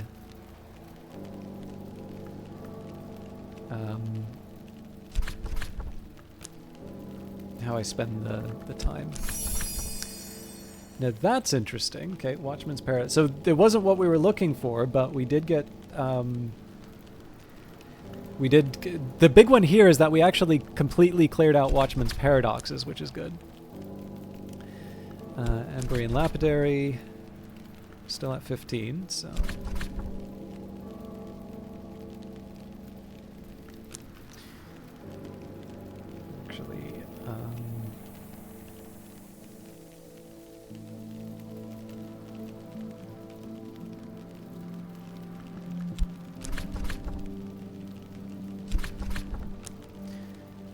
So I was originally going to ignore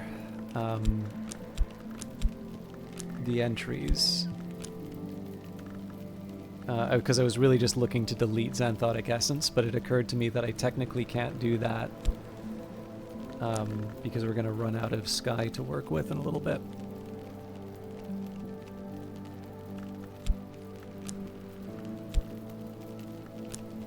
So Furs and Feathers... Oh, okay, I just can't. Yeah, actually, with that in mind, then, we're gonna axe Xanthotic Essence. So yeah, the rest of it, like with the metal stuff, sure, we've got Orichalcum Wire. That's not that interesting. Purifications and Exaltations, for some reason I wasn't... Yeah, I've got a couple of gaps in terms of the Essential Periost. And it wouldn't surprise me if there was at least one other one that worked with that. Oh, I did say I was going to do the Ichor Auroral. Okay, one more round of that then.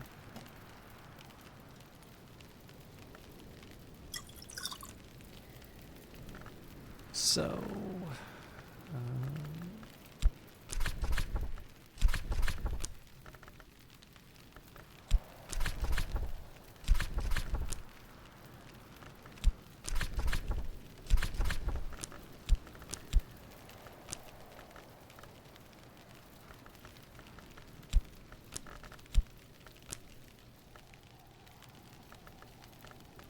Actually, to be honest, I feel bad doing this, but I shouldn't be deleting Xanthotic Essence yet because I technically didn't test everything.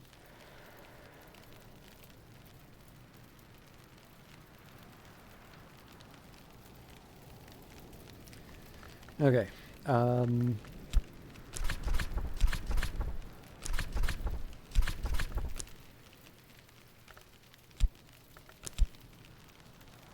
think I'm pretty much shut out of the rest of these.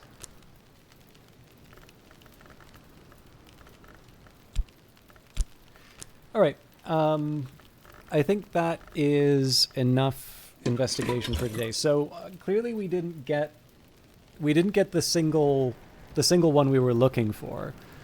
But I do feel that this was like I feel like this was worthwhile doing just to eliminate some possibilities. Now, I still have the day ahead of me, right? So here's going to be how I kind of approach trying to make the most of the day. It's easy for me to get a Confounding Parable, so that we'll grab from the book. We'll probably just read like 108 again or something like that. That would be in the Ava section.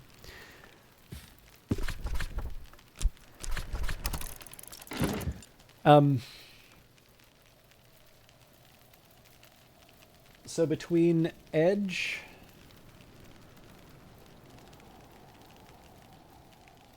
It's like Torg's Cleansing, Winning Move, Wormwood Dream...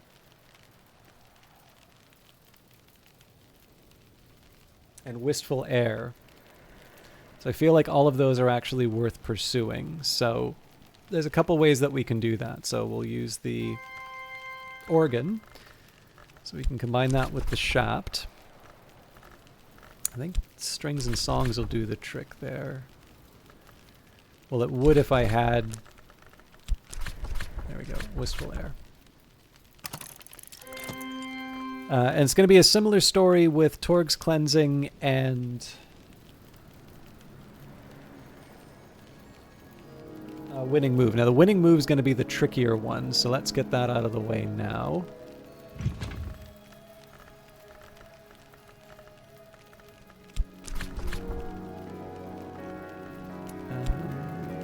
I don't want to use the Arab, but yeah, we can use the Whist. Okay, now that requires a memory. I do feel a little... Ugh, yeah, I feel a little shaky doing this, but I will use the Hail in this case. And then there's the question of Torg's Cleansing, so that... Probably I want to limit that to giving up the core. Really, we can do that anywhere. Yeah.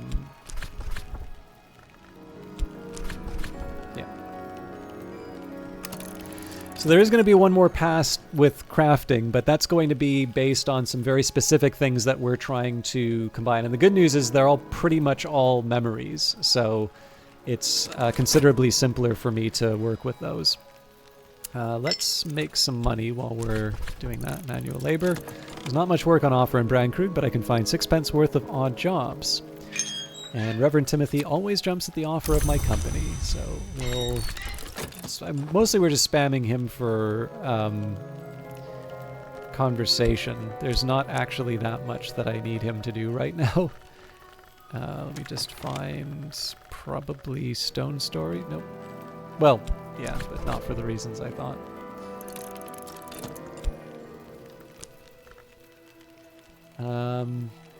I guess we can go beachcombing too. So it's Faust and Arab are the two. Oh, actually, I might have made life difficult for me. Well, no, that's fine. If I need to do something fancy with Elements of the Soul, I'll just skip it. Hello, Charles Olmsted. How are you doing? Okay, let's grab... sure, Rhyme and Remembrance. Why not?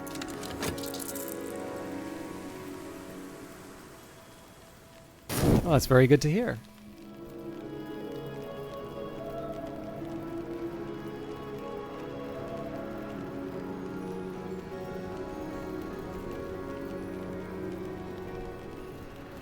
It actually occurred to me there was one thing that I could try to do, but after using all my Elements of the Soul, that's not really going to turn out, so I'll save that for another one. But I'm going to try and unlock a mystery by the end of the stream. I don't need to listen to everything Reverend Timothy says. He doesn't even really expect me to, but I'm often glad when he does. Okay, something renounced who threw this overboard.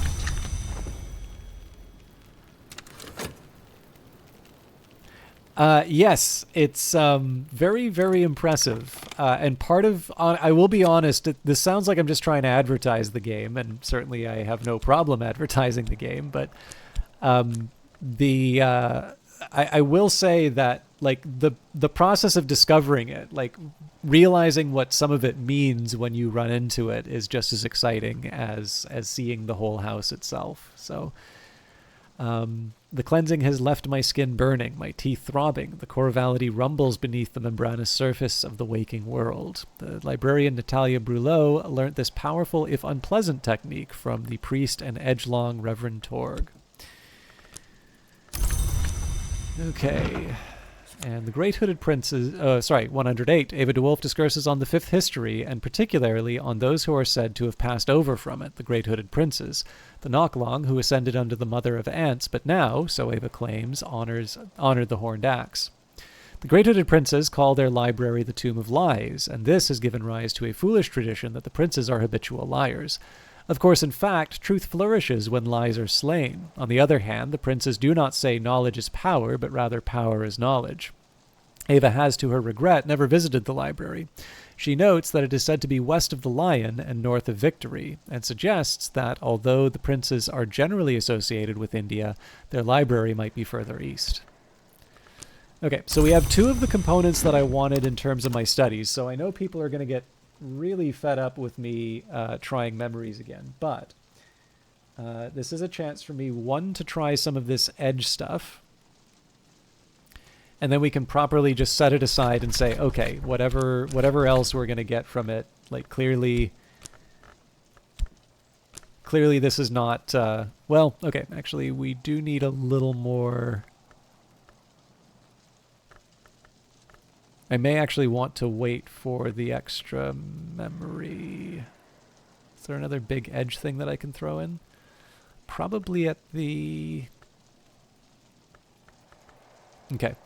So if I go to the forge and do this, I can add Torg's Cleansing, but for liquid I can add the... I can never remember. Nilican. And then I can't recall if we have... We probably don't have steel wire anymore.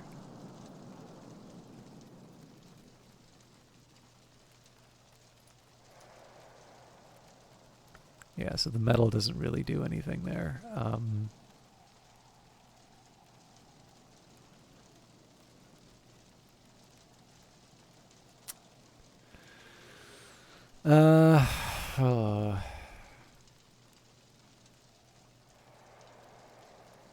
definitely feeling like I'm going to be coming up short for the edge aspect. Well, let's do our best with what we've got. And actually, you know what? I don't need to get too fancy if that's what it comes down to. So, Arab, Invincible Audacity, Torg's Cleansing. This only takes elements of the soul, so... Sickle and Eclipse. Now we have all of that, so that's going to get... And Discipline of the Hammer, I think we have everything as well, but that's not available to me. Disciplines of the Scar. Have everything. Sharps. Don't have everything, and it is 15, so Torg's Cleansing doesn't do the trick there. Meniscate Reflections. Now, unfortunately, we're coming up short here. I think that's going to be true for everything else. So, I can't rule this out as a possibility. I don't think there is any edge...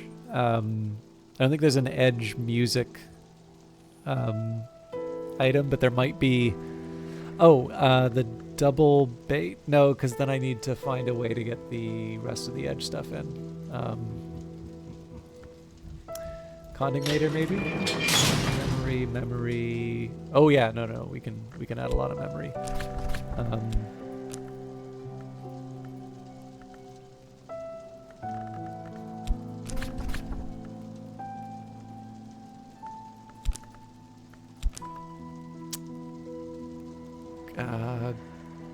I really feel like I should be getting better.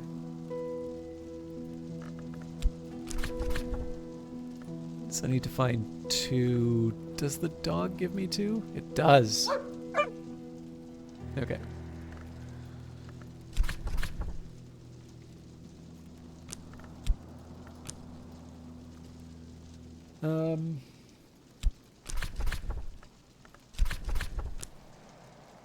Okay, Edicts Martial, I think we're coming up short. But by 1. And then I can add the Wormwood Dream. Yeah, so no luck there.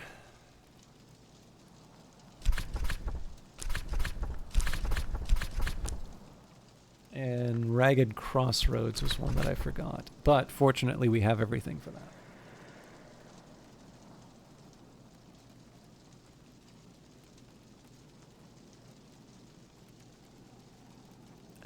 sorry, just give me a second. I gotta put that in the right order. Well, actually, we can just cut that out now. Where on earth did I put Ragged Crossroads?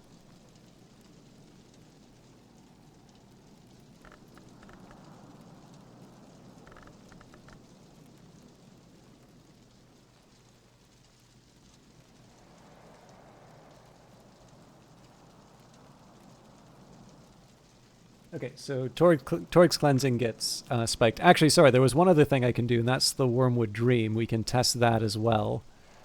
And I think that that's probably...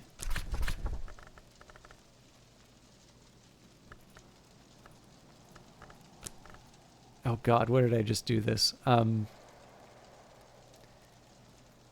Condignator. I'm expecting this will probably be the same as the others, but again, we don't assume, we test. So disciplines of the hammer we don't have. Sharps.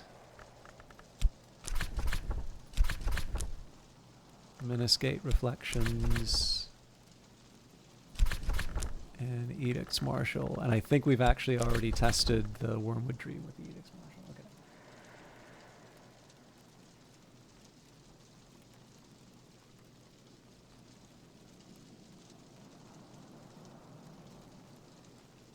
So this is a lot of this is going to come down to the winning move, I suspect. But it's given us more to work with. So unfortunately, Toryg's Cleansing is something I can make with Sky, as is the case with Wistful Air. So we're gonna try it, if only just so that we can kick it out. And the good news is, because we're primarily dealing with memories here, I think I should be able to just throw the Didymos, Toryg's Cleansing, and the Ascendant Harmony. Can I do Wind and Waiting instead? No. Alright, well, we're a bit short, but let's do our best. Okay, so Sacrilymea, that didn't do anything. Glacierian Lightsmithing. No. Anvurian Lapidary. No. Purifications and Exaltations. No. Glass Blowing and Vessel Crafting. No.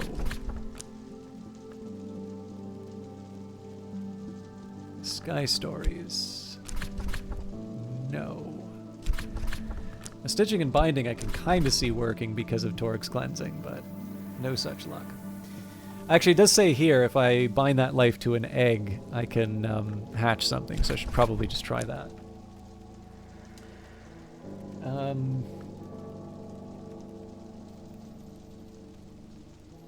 Lockworks and Clockworks. No. Furs and Feathers. Nope. Cool, so we knocked that off the list.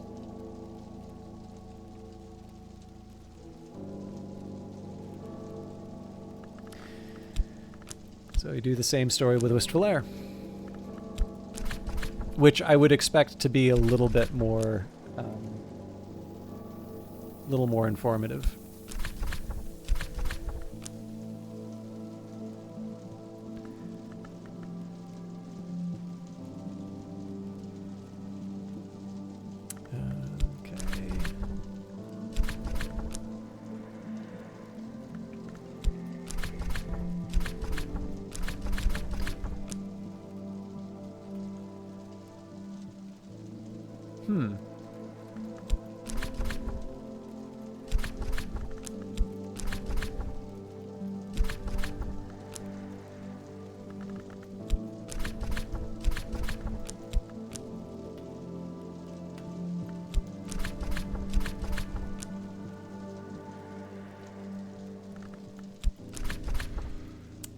Fair enough. I'm a little surprised, but...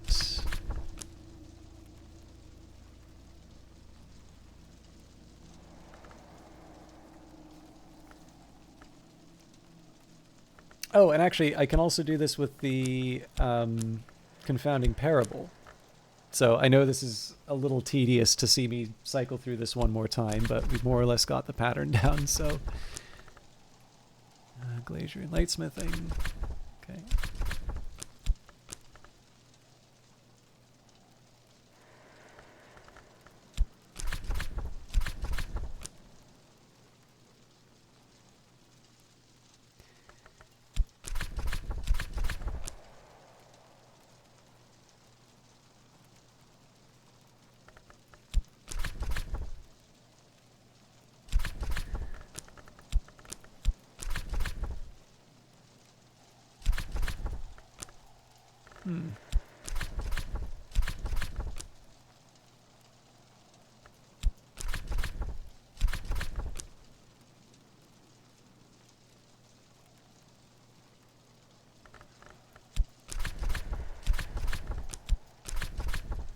Okay, a little disappointing to spend that much time with so little to show for it, but we are eliminating possibilities, so...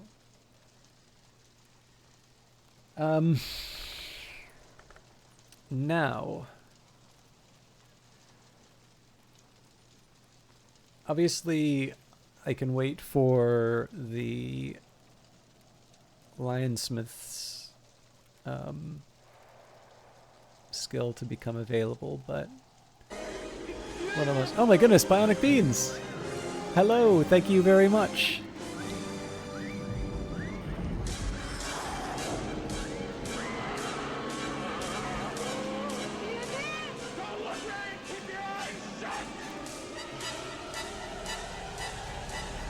I particularly appreciate that because I know I've been really taking my time to get through today, but there's been a lot to do. So I think I've exhausted my options with these memories, so we're going to push ahead and wait for this result. As I used to say in my youth, the day is done and so am I, but I've earned my pay.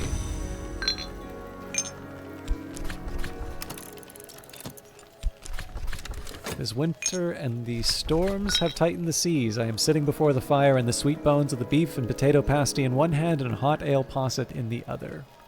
Also, Happy New Year, Bionic Beans. I don't think I said that. I don't know if I saw you in Sweep stream or not, but if I did, I forgot to say it at the time. But thank you very much for 4 months. Alright, so with Keeper level Edge, a winning move is the precursor to the Invincible Audacity, which of course we already have, but the reason we're taking this one is basically so we can do the thing that we did before, basically combine it with a whole bunch of other Edge memories and see if we can make something more powerful. Now, the one thing that's nice here is the winning move is a bit more powerful than Torg's Cleansing, although we can take advantage of all of them. Actually, I think the Wormwood Dream is worth more, so we'll add that just because we can. Arab, and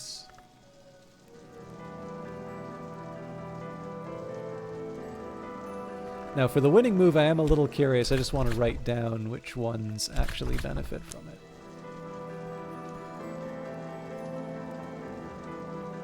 So Disciplines of the Hammer is pretty obvious.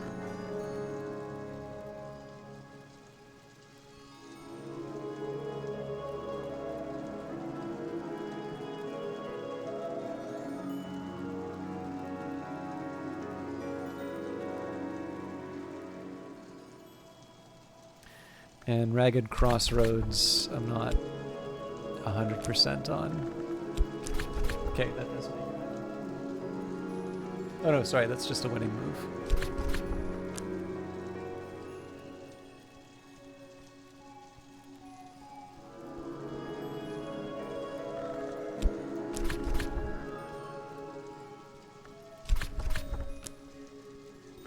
So for sharps... Interesting.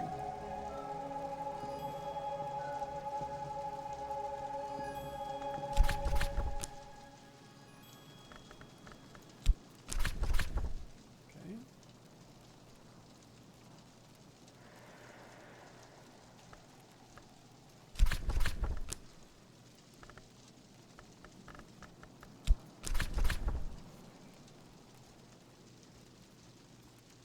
Now this surprises me, because it seems like there's only 2 that give me invincible audacity. So first thing I'm going to do is just double check how many. Okay, so we've got 1, 2, 3, 4, 5, 6, 7. Yep. Okay.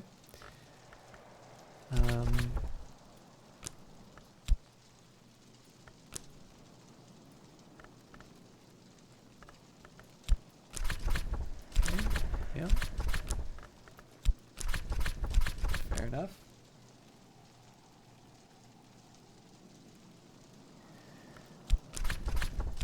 Okay. Disciplines of the Scar, we've already checked everything with. Hammer is the other one. And Sickle and Eclipse. Okay, lesson learned.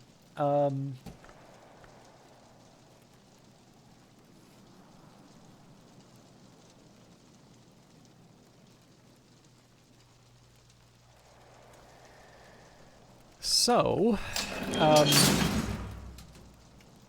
the funny thing about this is it's Libidic Tincture, Perunculate, Leaf, Serpent Milk are sort of the big 3 that I need. So I actually think that I should be able to study that, and then we can just say that we are well and truly done with Edge for the foreseeable future. Like, obviously it means that we still need to find a missing element. This probably isn't the right one. So let's see what we can do with the leaf.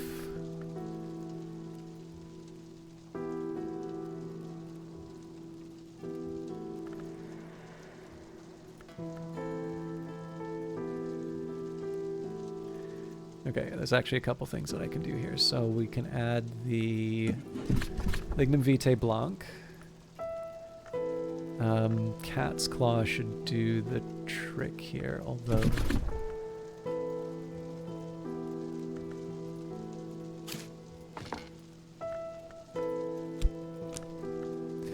Yeah, so 12's pretty healthy to work with. I think we'll be fine.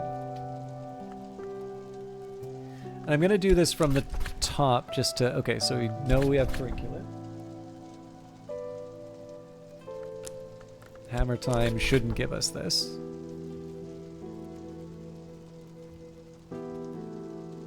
Disciplines of the Scar should. Yeah.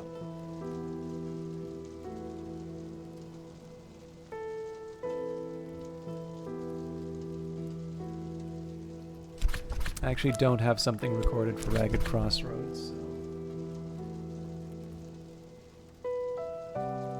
And then these are the next 3 are the ones that are possibly going to tell me something. So Sharps. Nope. We already know Meniscate Reflections doesn't do it, but it doesn't take that much to do another, so. And the Edicts Martial. 15 doesn't... Oh, Perunculate.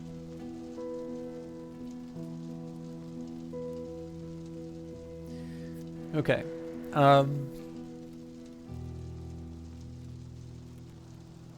Now I can actually do the same trick here. Also, I suppose we can also eliminate the wood. Well, the wood's still probably helpful here. But I can actually do the same with the Serpent Milk, which I thought I already did, but I actually noticed that there's some gaps in my checks.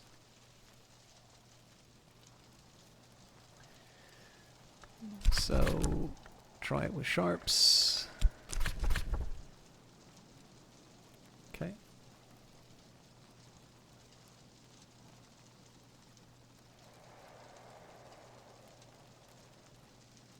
Oh.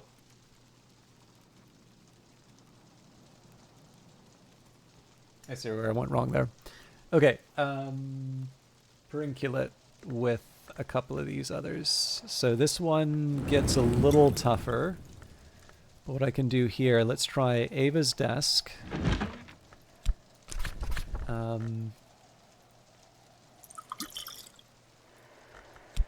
Arab papers don't help, but we're at 11.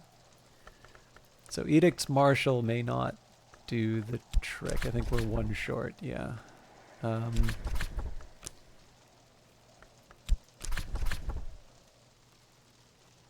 Okay. Oh, we already knew that. And sharps. Aha!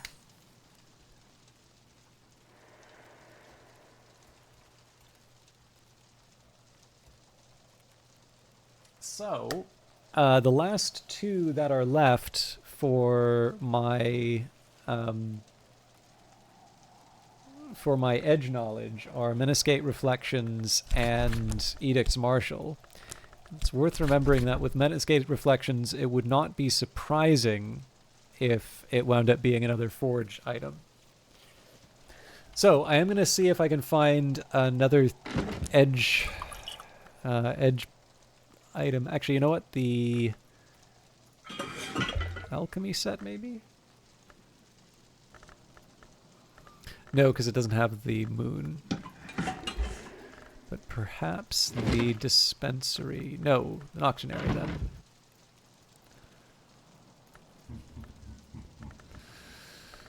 Okay, let's see if I can make this work. So, Edicts Martial. Now, I can add the Arab in this case. But the Invincible Audacity is probably... Well, no, we can put that in Shadow on the condition that... this is going to get tough. Alright, well, let's do our best. So... There's the Perenculate.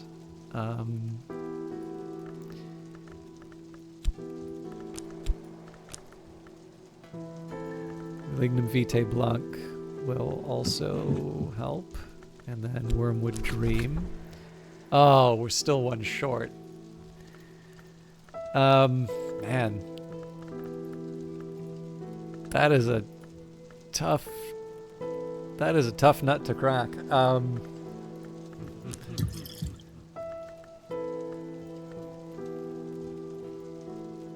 Oh, hang on. Nope, but then I need the metal. Yes, the fact that I'm adding the Perenculate that really messes this up. This won't take a liquid. Huh. I don't think this takes liquid. Nope.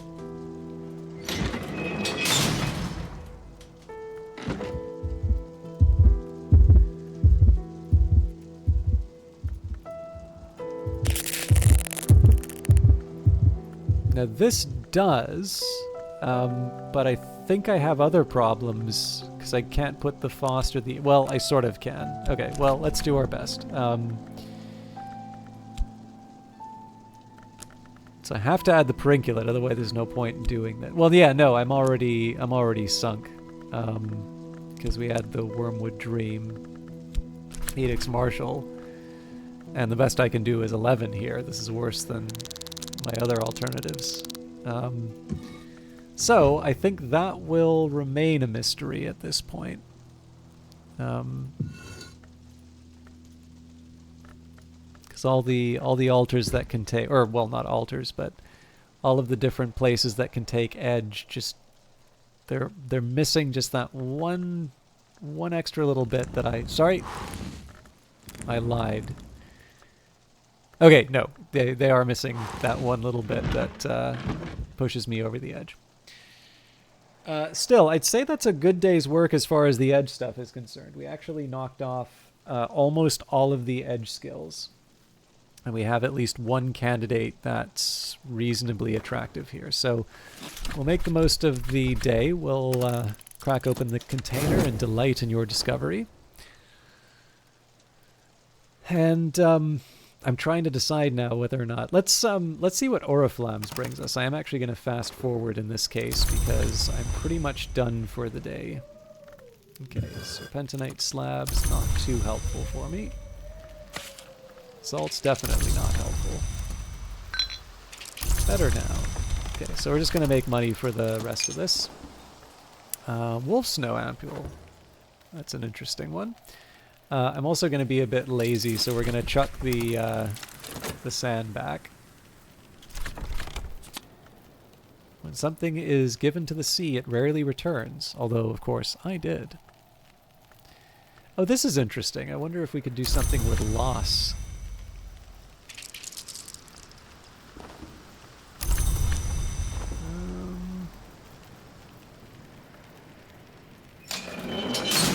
I'd be surprised if this is the thing that we were missing, but... Oh, wait, it just used the edge, though. Yeah, well, that's not an option. So...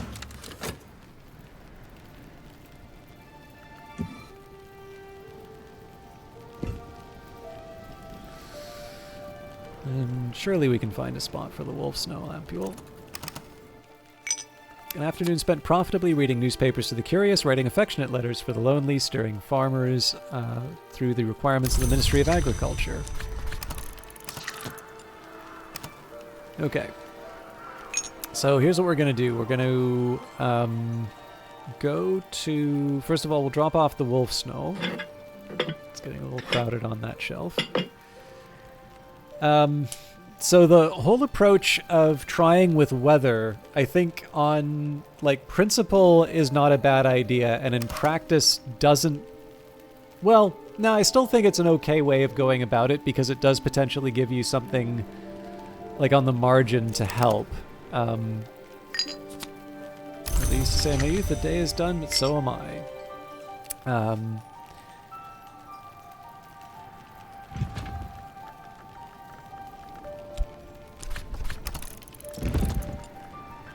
Yeah, so we'll lose the winning move, but that's fine. I mean, yeah, so the big challenge with this is that what it really helps with are when I have those situations where I can stack, you know, 2 or 3 memories in one place to try and deliver, you know, deliver a,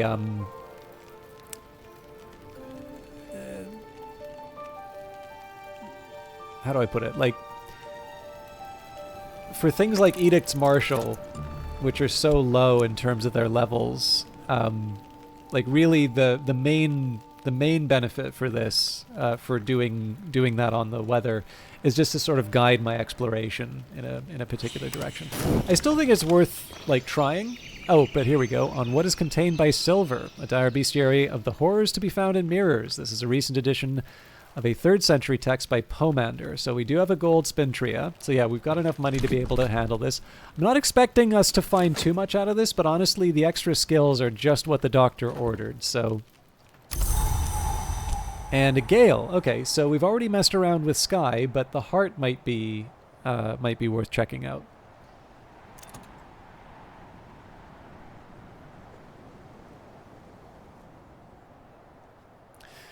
Here's what I'm going to do. I'm going to do a kind of a compromise option. So I'm going to...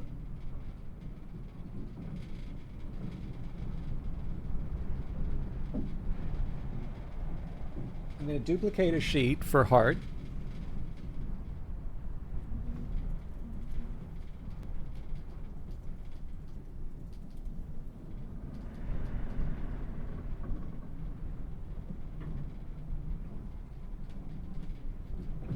So what I think I'm going to do here is I'm actually just going to record down the heart entries. I may not actually do all of them. Or what I might do is I might... I'll write the requirements, but I'm not going to make anything specific for it unless I like really come up with a game plan. So...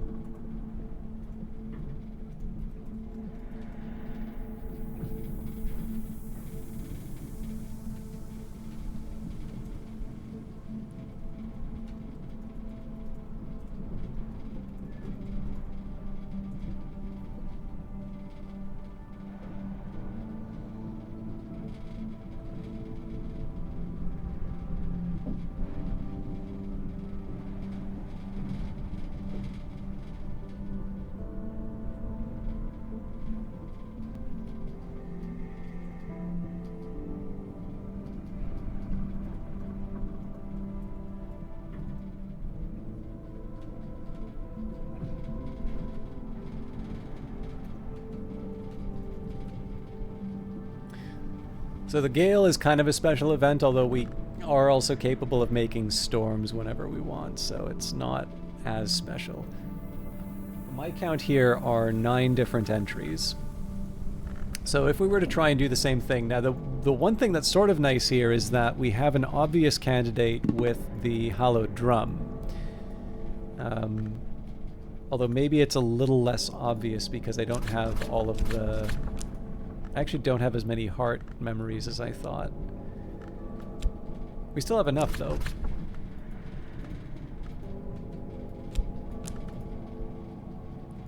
So what I could do in this case would be we could add the health and the core. Now this is more just getting some basics down. So what I want to do here is I want to populate my columns, and then I want to also figure out which ones I'm actually looking for new entries for.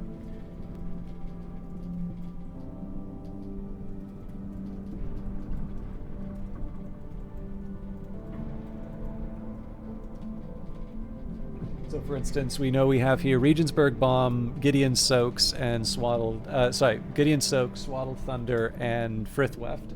Swaddled Thunder is unlikely to be an input, but you never know.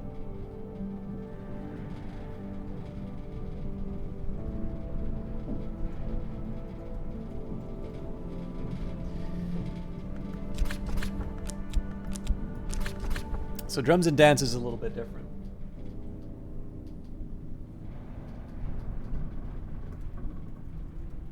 We've got Cheerful Ditty and Thunderskins Paean.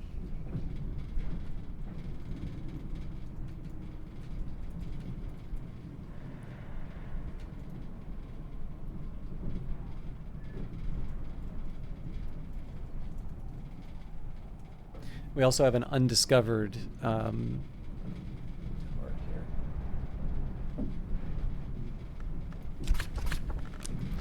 okay, weaving and not working is almost certainly all related to the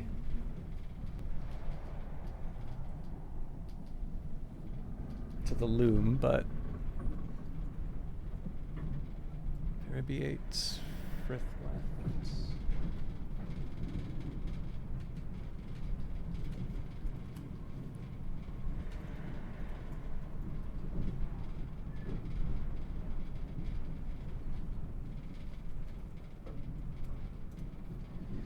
Okay.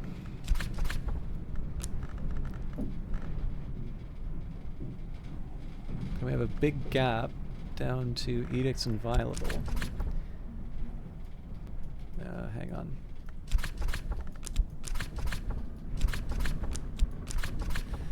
Okay, so we only found Regensburg Bomb out of these.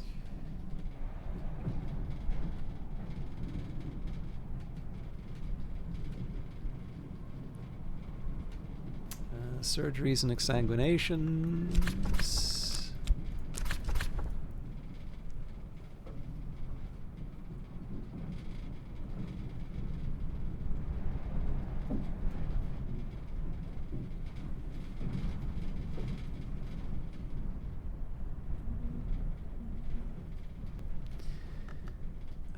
And then...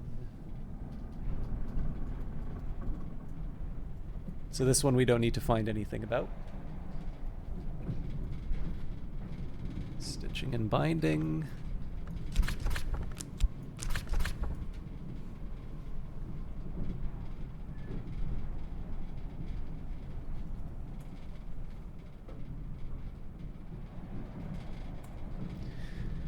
So again, my suspicion here is this is all Sky stuff.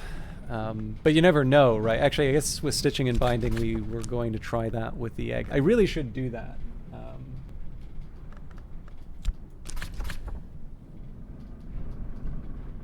Okay, this is interesting. But presumably this is for Gideon Soaks.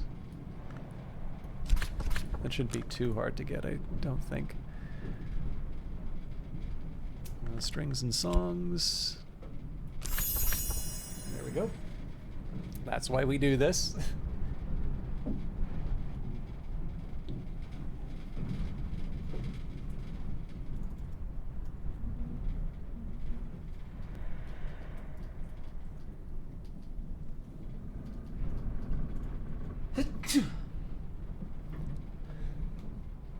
Excuse me. And then finally, Magaphine Mysteries. And I suspect some of these will make Swaddled Thunder just from the Thunderskins Paean, so I may actually try that as well. But we'll wait for more of the day. Okay.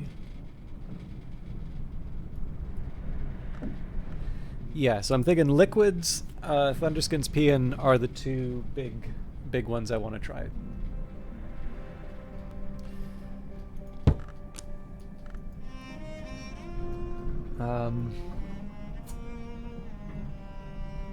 Now if I need more heart, so if I...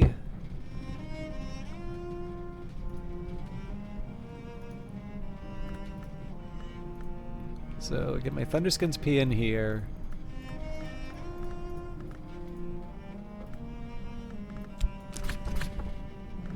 Doesn't take that much. Yeah, I could actually make that now. Yeah, let's go for it.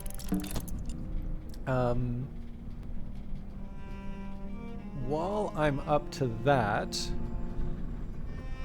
I didn't want to make this entirely about seeking out new recipes, but there's a couple of bits of low-hanging fruit here. So I'm gonna get as powerful of a...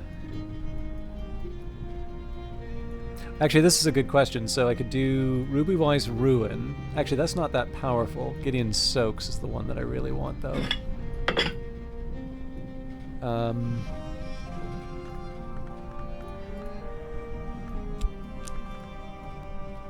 Actually, this isn't... It's not as easy as I thought. I guess we go for the heart. I feel like I may have actually tried something like this already.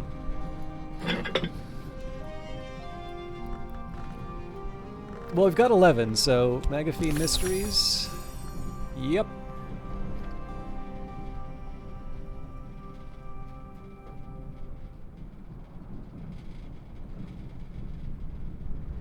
Okay, Strings and Songs, I don't think we're going to get anything we haven't seen, but... Herbs and Infusions. There we go.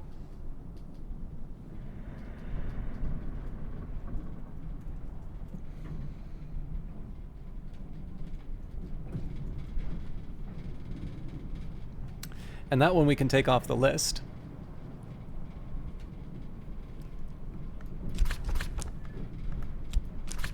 Stitch and Binding, that's not a surprise. Edicts Inviolable. Yep.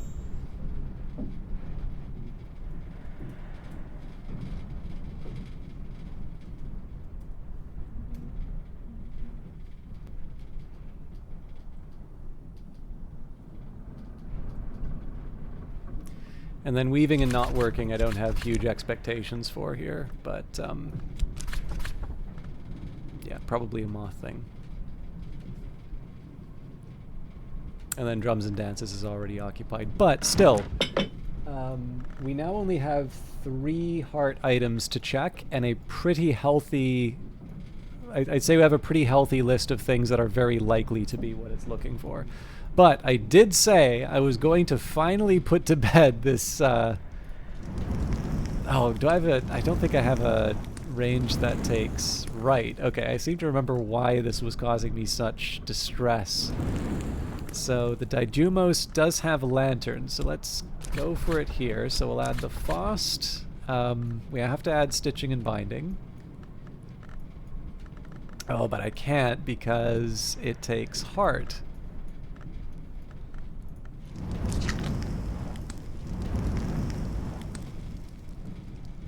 So it has to be at the Servant's Kitchen range. Oh man, okay. So, Stitching and Binding. We can add the core. Now for memories, it's better to just click. Yeah, Wind and Waiting's not... Oh no, Wind and Waiting's fine. Yeah, we've got more than enough, so add an egg. Our beloved living relic. Which makes me wonder if there might be something to... Actually, you know what? I bet we can do that.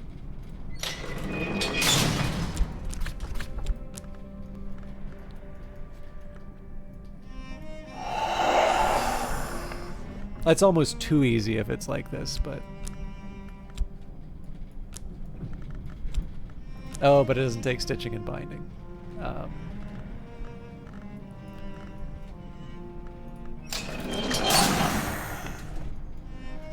But we should have an altar that lets us bring our pets.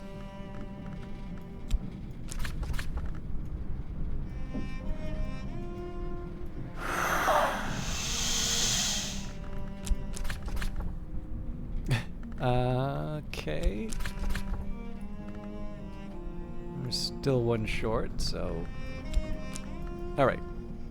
It's not about the living relic. Still, we got one off the list. But yeah, so I'm... Like I said, I don't want to make it like I don't want to make it the entire focus of the day. But there are a few basic things that I can get out of the way, particularly with regards to the heart stuff. So I wanted, where I could, to sort of move those aside.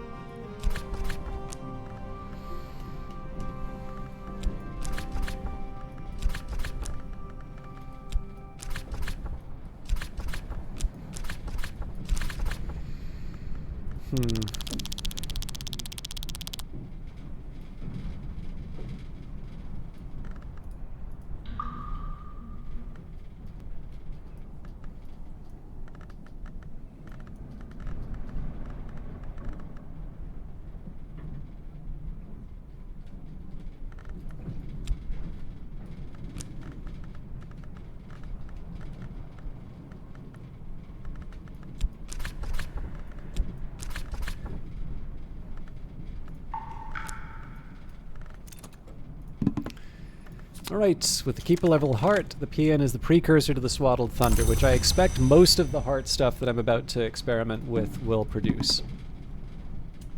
So, we'll take the Underskin, Curious Hunch, we should have another... the Gale. Core, alright. So...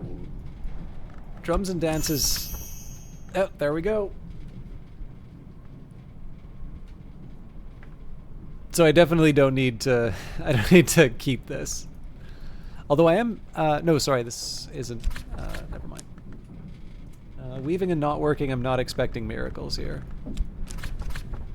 Yeah, probably we're looking for a moth thing. Stitching and binding. Again, probably not a heart thing. Strings and songs, though, I suspect makes a Swaddled Thunder. Yep. And Megaphene Mysteries, I'm genuinely unsure. Well, we wouldn't know because we're one short on the heart. But we actually have a solution for that. So we'll take the Swaddled Thunder and the Faust in this case. Investigate the object. You won't use this up or consume it by doing this.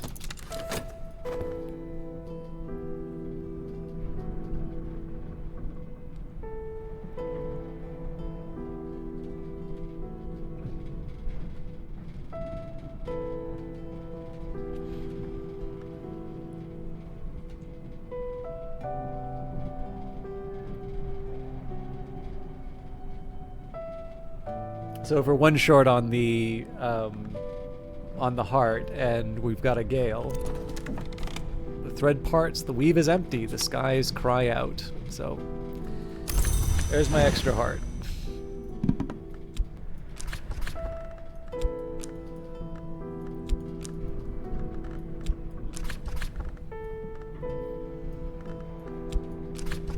turns out that wasn't what was required. So we'll try that with maybe Gideon Soaks?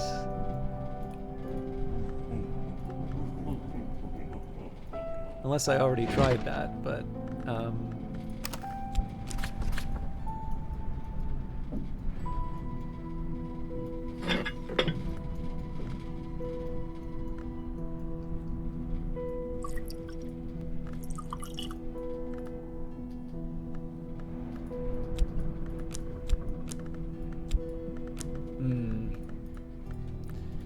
think we need to start thinking about altars for these. Also, if I can somehow get the January Sanguinary involved, that makes it a heck of a lot easier.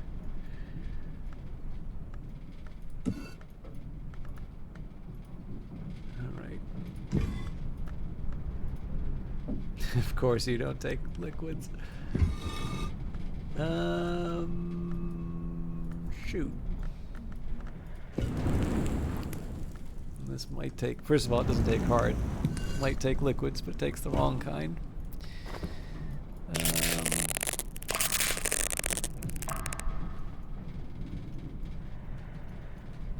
Actually, this altar might...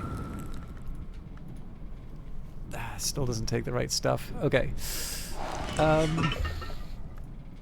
There might be a way I can weasel my way through this. Well, first of all, I need to make sure I have something with moon. Moon and heart, ideally.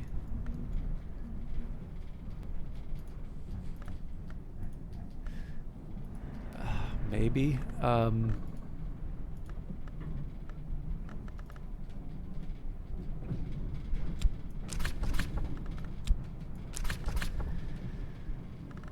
Okay.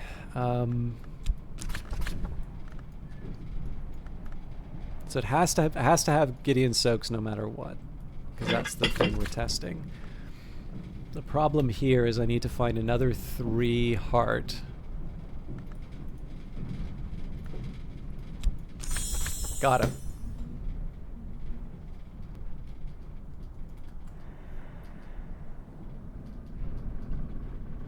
So stitching and binding and weaving and not working that are the last 2.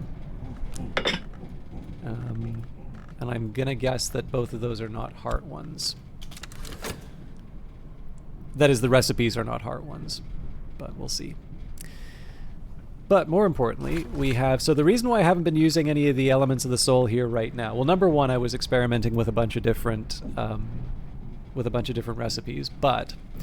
I would like, if I can, to rush out as many... Actually, you know what? I probably don't have enough time to get as many memories as is required for On What Is Contained by Silver, but we'll do our best. And if we have some left over at the end of the day, that's life. So, Oriflammes, thanks you for a custom on What Is Contained by Silver, a dire bestiary of the horrors to be found in mirrors. This is a recent edition of a 3rd century text by Pomander. So let's try reading that as soon as possible. Don't really see any reason to keep the Gale around, so we'll bring that there. Sacrolamea will do the trick. I can master this mystery enough sky to match mystery sky. And I'm really under the gun in terms of getting this thing read in time, but we can definitely give it a shot.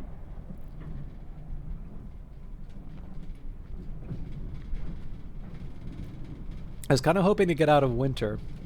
Oh, there is one other thing that I can do. I'm going to resist the temptation to do so, but...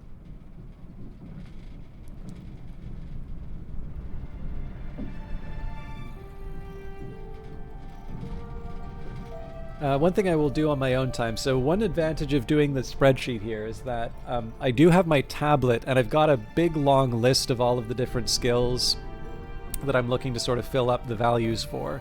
Now, I can knock a bunch of those off, but because that's an unordered list of skills, or it's basically ordered by the level, so that's not really going to be that informative for me.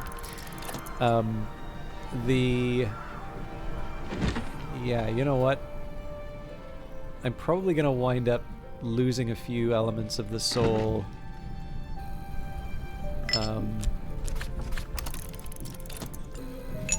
to working too late.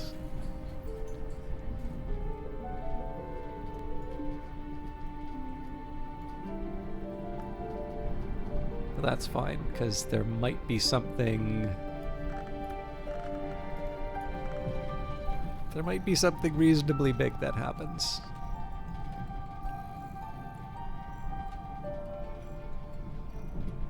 But yeah, anyways, the unordered list is not that helpful in terms of working out a game plan for trying out the different recipes. So basically what I've done here is I've laid the groundwork for a slightly more ordered way of working through this stuff. Yeah, it's going to be tight, but... on what is contained by silver, a dire bestiary of the horrors to be found in mirrors. This is a recent edition of a 3rd century text by Pomander. Pomander engages in a considerable and pedantic discussion about the particular mirror alloys that attract particular danger from particular entities. This is less useful, of course, in an era where most mirrors are silver glass.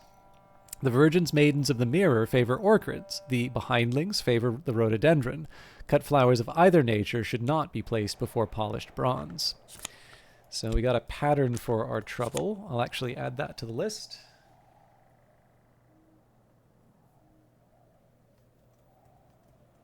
Okay, that was already on the list, turns out. And glass blowing and vessel crafting, so that is a little less helpful for me. I was hoping for something that could let me level up Pearl and Tide.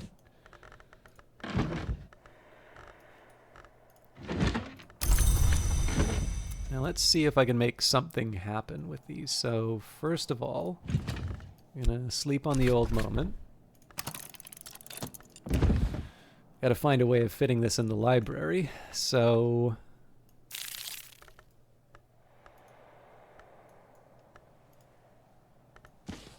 that would have been best.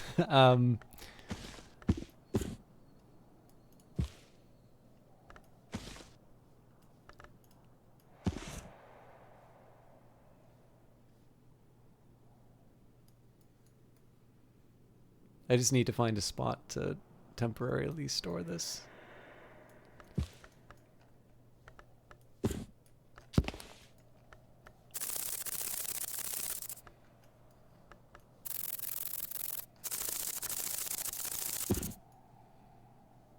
And then I guess everything just moves over one.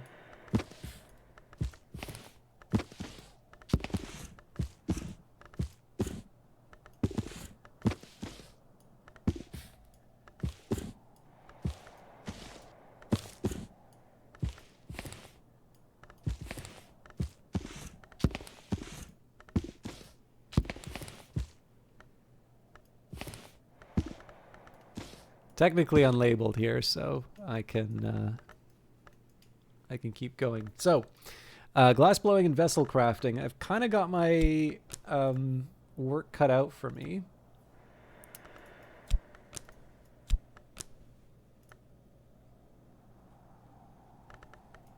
But it's not impossible. Really depends how forgiving the night is. So we need 3 more memories with Nock. So one of those will be salt.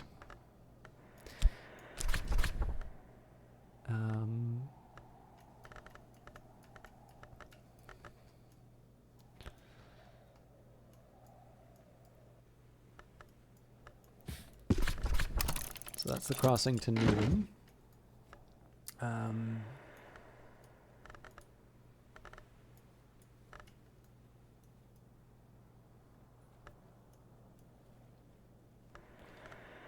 I should have brought in Reverend Timothy, but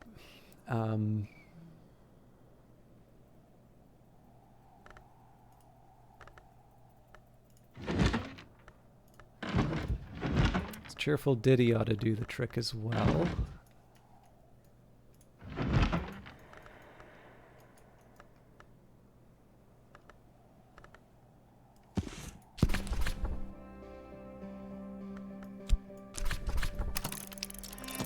So that brings me up to 4.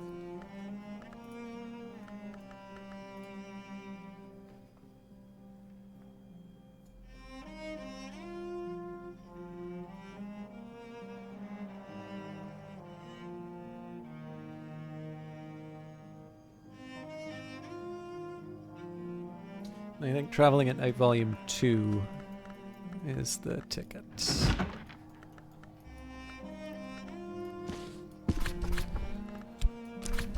Okay. So if I'm basically sacrificing my Shapt for tomorrow, if the day ticks over before these books are done, I'm going to be very sad. So you do make this look easy to organize. There's a negative Steam review that complains that they lose their immersion having to leave the window to look to notes or something. I thought maybe this is just not the sort of person for the game, but don't know. Well, it's hard, right? Like, it does seem that in-game note-taking has been a very common request. I guess there's two things to think about for that. Number one, like, I enjoyed even back in Cultist Simulator just physically taking notes, right? The game has added the ability to label bookshelves, so I don't know exactly, like, I'm trying to be charitable and assume that people are not asking for a fully featured word processor. Like, you can get Scrivener if that's what you're really looking for. Actually, Scrivener is arguably very well suited for this game. So, yeah, I mean, I've organized... My library here isn't even really organized around what memories to get, right? It's a lot more about... It's actually one of the reasons why I have my spreadsheets and why I occasionally take these breaks.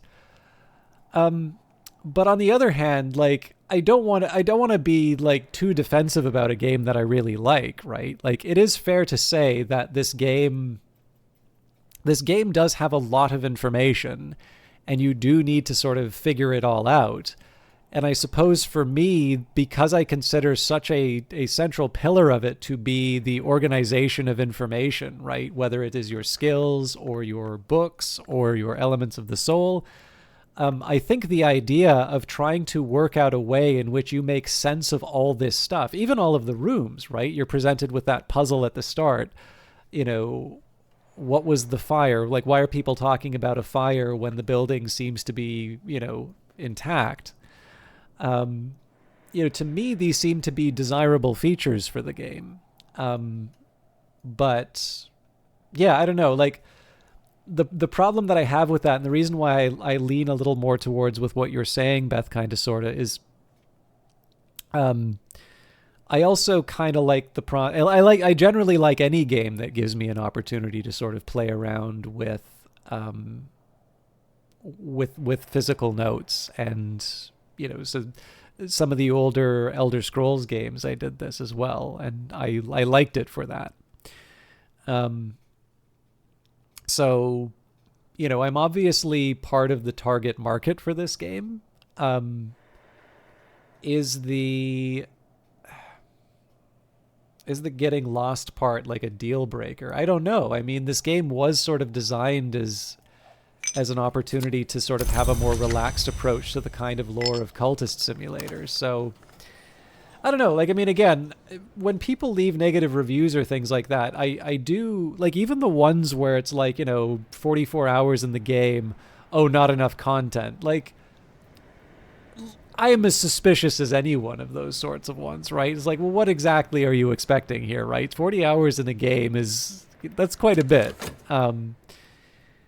But, you know, the thing is, I guess I'd put it to you this way, like, I don't design stuff, so I'm allowed to be a bit snarky with people who don't like things that I like. But I will say that, when I consider, like, if I've done a paper or a presentation and someone has raised a question, like, there's always going to be the guy in the back of the seminar who, you know, assuming they put up their hand, you know, puts up their hands like, I think you have endogeneity problems. I was like, okay, great. Like, can you tell? And honestly, the answer that I've usually found for that is, oh, we're so narrow. Nope. Blew it. All right. That's fine. We can get 2 of those back. But we are down a few elements of the soul today. But yeah, like, there's an example, I think that's probably anonymous enough that people won't. So there's a few different things that I work on at work, but occasionally I will work on some telecom stuff. And there's someone at my workplace who has a fairly exalted title. And what I notice is that very often I will present a fairly... Like, this is something that I've come to know very well because I have worked on it for a while. And generally I don't sort of just half do the job when I'm given an analytical project to do. So it's very often the case that I will be presenting something to management, and it really is a question of, like, you know, we don't have anything to contribute because, you know, you seem to know what you're talking about, and to be honest, like, you've gone to a level of depth that we can't reasonably expect to follow. Like, you know, they follow in terms of the work that I've done, but in terms of, like, really getting into the weeds on the technical stuff, like, all the low-hanging fruit has been dealt with. There's another group that's doing similar work, and we are just several steps ahead of them. We were talking with some external people that I think we're trying to collaborate with at, like, organizationally. It's definitely way above my pay grade to worry about those kinds of collaborations, but I was sort of allowed to piggyback on a meeting, and then eventually somebody did ask me about what we were doing, and I had to honestly, like, I wasn't trying to be, you know, wise ass or anything like that, but, you know, when they were talking, oh, you know, what are your plans for doing this? And I said, it's like, we've been doing this for a year already. Like, you know, I didn't want to say anything, but, like, this is solved on our end. And it was genuine shock in the meeting that this thing was done. Like, as far as they were concerned, this is, like, the hardest problem in the world that was going to take, like, you know, years of work. And in fairness, like, they're trying to do something a bit different from us, so I'd probably struggle to work with what they're working on. But, like, again, as far as I'm concerned, the easy stuff has been done, and it is appropriate that if we're getting into, like, methodological nitty-gritty, you do really need to know what's going on in it. But you can sometimes learn a little bit about the people in seminars and that when, you know, they really need to make sure that their presence is known, and so they'll ask a question no matter what. And I very often find, like, especially for telecom stuff, there will be, like, you know, landlines, right? So sometimes some people are like, do we even need to measure landlines, right? Like, aren't they on their way out? And I'm like, well, they might be on their way out, but if we have a measure for them, like, presumably if we're accurately measuring it, we include weighting based on those measurements, like, shouldn't the model just, you know, assign that weight according to what we're observing, as opposed to us just sort of say, you know, ahead of time what the state of the world is? Like, I can do it that way, but surely it's better for us to use all the information we have available. So one of the things that often comes up in the work that I need to do is quality adjustment. So quality adjustment's a huge topic for a lot of things. It's one I'm actually really interested in on gaming as well, but it's so hard to get any kind of foothold on it, just because, like, what, you know, are you going to use Metacritic? Well, maybe, but what do you do for games prior to Metacritic, right? And is Metacritic, you know, what do you do for, like, a Cultist Simulator, which is really going to split the audience? Is Cultist Simulator a lower quality game than, say, Baldur's Gate 3, which has mass appeal? I mean, Baldur's Gate 3 is a really good game, but I also think Book of Hours is a really good game. And I don't necessarily quite know how, based on critical reception, how you know, make a quality adjustment argument for one or the other. Although I do think you can adjust for quality, and I think people who just want to throw up their hands and say it's impossible are also mistaken in terms of that view. But anyways, for landlines, I don't really worry. Oh my goodness, Sweeps! Well, I guess I need to go a bit longer now. Roy the Boy, thank you very much for the follow. We've got Sweeps the Pillow here. Oh god, spammers, mods, please help. No, Roy the Boy is here to sweep me off my feet from Sweeps the Pillow Clean. We've got Miracula. We've got Steve Plays Poorly, sorry. And Mickey Mist. Mickey's in public domain now. Well, is it Mickey or Mortimer? I can't remember who Steamboat Willie was. Anyways, thank you very much for the raid, Sweeps the Pillow Clean. Folks, we were actually shouting at a few other people, and I guess you've got some extra time with me today. Yes, well, I believe that is possibly how that is probably how Sweeps the Pillow Clean. Oh my God! No, no! Don't raid! Don't raid! Don't raid! Don't raid! No, no! I would never want to belong to any club. Shout out, not raid. Mickey Miss, thank you very much for that. Shout out to Sweeps the Pillow Clean. Yeah, no, that would be terrible if I just raided Sweeps immediately afterwards. Sweeps is how the Book of Hours is kind of how we think. It's how basically I wound up finding Sweeps, or Sweeps found me, or I think Sweeps was the first one to stop by my channel, and then I was, like, oh, okay, I guess I'll check out who this Sweeps person is, and they turned out to be really, really nice. And I don't know if I told you this, Sweeps, but I bought it's not For the King, is it? King of the Castle. I'll find it. Anyways, the royalty game that you were playing the other day. I actually wound up buying that because of you. Oh, thank you, Sweeps. Yeah, the one where viewers can play. I can never get the name right. It should be in here in recent games. King of the Castle, yeah. But yeah, I really enjoyed playing it, but we will continue with Book of Hours. Now, Sweeps, from what I understand, you have made a determination in your journal now. Is that correct?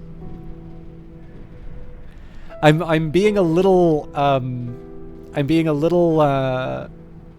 Yeah, no worries at all. I don't know if you want to run before that, but I was going to ask if you'd like to see which of the... Okay, so I know one of your determinations was about your flowers. Would you like me to tell you what my first flower is? Or is that a conversation for when you are well fed?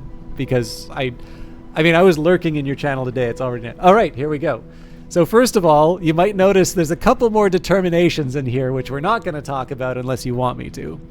But... Red the first flower. The Watchman's Tree is the covenant that forbids knowledge to mortals, but permits it in the covenant houses of the tree, like Brankrug Isle. The red flower of Calyptra, the fire fueled by truth, was its first defense. Fire consumes knowledge, but fire also gives light. The tree is rooted in paradox. So I believe you went for white the first flower. Yeah, so... I think you can probably guess how many flowers there are, but there is definitely more than one flower. And there's definitely more than one determination. I do now know all of the different determinations, so I made very specific choices for my particular playthrough. And we may not get into this today or not, but I will ask it in the form of a question. One... Have you found the Covenant Stone for Hush House? Because I think I might have, but it doesn't actually come out and say it. And if you don't know what the Covenant Stone of Hush House is, I completely understand. It may be related to what is talked about in the white jade tablet or the green jasper tablet. But... I think I found that through YouTube, and I was very excited when I think I found out about it. So it was a pretty narrow path. Yes, yeah. No, I don't plan on going into too many spoilery things, but I appreciate you hanging out. Eat well. Thank you so much for your raid. Obviously, it's a huge raid. And for those of you that have not followed Sweeps the Pillow Clean, Sweeps is a wonderful broadcaster who does basically all of the things I think a lot of you like me to do, or would like me to do more. So Sweeps has done audiobook reading, does it very well. I think it did Dracula recently, which is actually something that Prosciutto Fist has also been doing.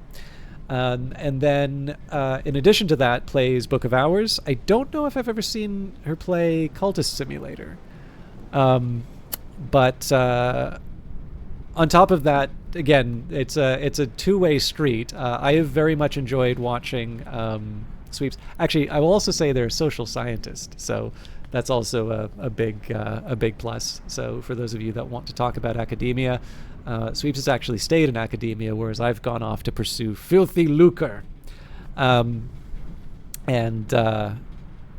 Yes, definitely a very, very, very high recommendation. and not just because she gave me a raid with lots of people, but specifically because I should also maybe say that she was playing Slay the Princess today, or at least was when I left her. But yes, wonderful broadcaster who I happen to think has a very close alignment with the things not only that I've done, but better still, the things that you ask me to do, and she does all of them better, which is nice bonus. So if you've not followed already, shame on you. Okay, The Crossing to Noon. The mystic Garcia Sauri gives a picturesque account. You own Slay the Princess and you blame Sleep. That's fair. The mystic Garcia Sauri gives a picturesque account of the adventures of Franklin Bancroft, Prince of Wines, and Ava de Wolf, the Pale Lady, on their way to the hidden island of Noon. For a long time, the Blackbone pondered her next move until the moon dared to peep from behind a cloud, and the prince completed the composition of his third sestina, but the lady met the blind gaze of its open pores, waiting for the tide. Garcia Sauri acknowledges in an epilogue that it is widely known that Ava in fact tragically drowned herself and her twin infant granddaughters without ever making such a journey, but he adds contemptuously, it is also widely known that the city unbuilt will so remain, and that only one history is ever written, and that Janus is a Mansus prank. For Beth, I think there's something worth talking about here. So this is a good example of one thing I kind of like about my own note-keeping methods in this game, and why I think an in-game note-keeping tool is helpful for small notes but is not very practical for the bigger things. So who is the Blackbone? Well, from context, you would guess here that this is Ava de Wolf, but it's not one that you necessarily... It's never really comes out and just says it, right? And there's a couple of other examples of that. So, for instance, if you have played Cultist Simulator, which I think it would be fair to say probably the majority of people who play this game have played Cultist Simulator, but not everyone. And Weather Factory did go out of their way to say, we want this to be a standalone game. So when I read my journal, which says, I remember that I once walked the House of the Sun as a bodiless immortal, but there was a matter that could only be resolved if I returned to flesh. Now, if I go back to the House of the Sun, I will be hunted and punished. If I stay in flesh, I will be hunted and devoured. I need a third choice. To remain at Hush House as librarian would be one such choice, but there might be something more. So if that is, if we want to read that for what it is, what's the House of the Sun? You never visit the Mansus in this game, as far as I can tell. I mean, there may be something that we do, because there is something we're going to be doing with Dream at some point. But I'm going to guess there are very good reasons why the Twiceborn doesn't go to the Mansus. But when you go into the Westcott room, the Mansus, there have been many attempts to depict the House of the Sun. This, by the visionary painter known only as the Magyar, is best known. It's signed and dated. If it's really the original, it must count as one of the great treasures of the house. So this, again, it's not like you get a full tutorial as to what the Mansus is, but now every single time you see a reference to the House of the Sun or the Mansus, you're able to sort of start folding these ideas together. So if I see a reference to the Blackbone, now I know that this is Ava de Wolf, and that might be relevant towards piecing together bits of understanding in terms of what's going on. And I'm sorry to keep referencing this document, but it is helpful. This post that I read, if you've played Cultist Simulator, if you haven't played Cultist Simulator, then it's, I unfortunately, I just, next time I do one of these things, I feel like I should do a companion entry that explains the lore of the game. But that big graph and, all of the weird network stuff inside of that, that's kind of the way that you can... That's one way you can really profitably engage with the game. And so, those kinds of connection, you can make a very similar kind of graph just through all of the different names, right? So, you've got the Colonel, but there's also references to the Scarred Man and the Golden General and the Foolish Mortal. These all mean, these are references to people that probably under better names. So, how do you account for that inside of an in-game note-taking tool? I don't really know. So that's one of the reasons why I'm not too hung up about whether or not there is a whether or not there's something to take notes in the game with, because in the end, just being able to write my own notes, and particularly to sort of do these nonlinear relationships, maybe nonlinear is not quite the word that I'm looking for. I could justify it, but yeah, just basically, being able to kind of jot down these notes and to revise, even though I write in pen, like there's always sort of these arrows and corrections that I'm doing all over the place, and that is part of the fun of the game for me too. But again, it's not for everybody. So like I said, I try not to be too defensive on stuff that just because I like it, I'm going to rush to shake my fist at the people who are talking the game down. But to me, it just, I feel that there are times when you can request things that make the game less fun. And you always want to pay attention when people are talking about things that aren't working for them. But I never did finish my story about my coworker. So anyways, the quality adjustment thing is, I can make the same point both ways. But like the quality adjustment thing, like when they're talking about landlines, this is their new thing now. Like essentially every single time we talk about this work that I'm doing on some telecom stuff, inevitably they will take one of the things I'm not quality adjustment and say, well, what about quality adjustment for that? And I've sort of found that the answer to that is, like, I can get kind of annoyed by that, because obviously this is just a question that exists so that, I important person, and I'm in the meeting and I want to show that I'm engaged and I read the document, but like they just don't really have anything. So, in this case, they're asking something that they don't really care about the answer for. And I found the best answer for those kinds of questions, and admittedly, this isn't even from work. This is way back in school when I had people in seminars that would do this. I would always follow up, because the number one, if I'm wrong and I'm a jerk to the person, then I'm doubly a jerk, right? Because I could get the opportunity to learn something, and instead I go on the attack. But number two, right? Like, it's nice to go in and not assume that you know everything, right? And sometimes things can be inelegantly put and still raise an important point. But I also don't want to reward people for, kind of giving the appearance of knowledge or the appearance of care. I don't like stolen valor, right? I want people to actually do the work.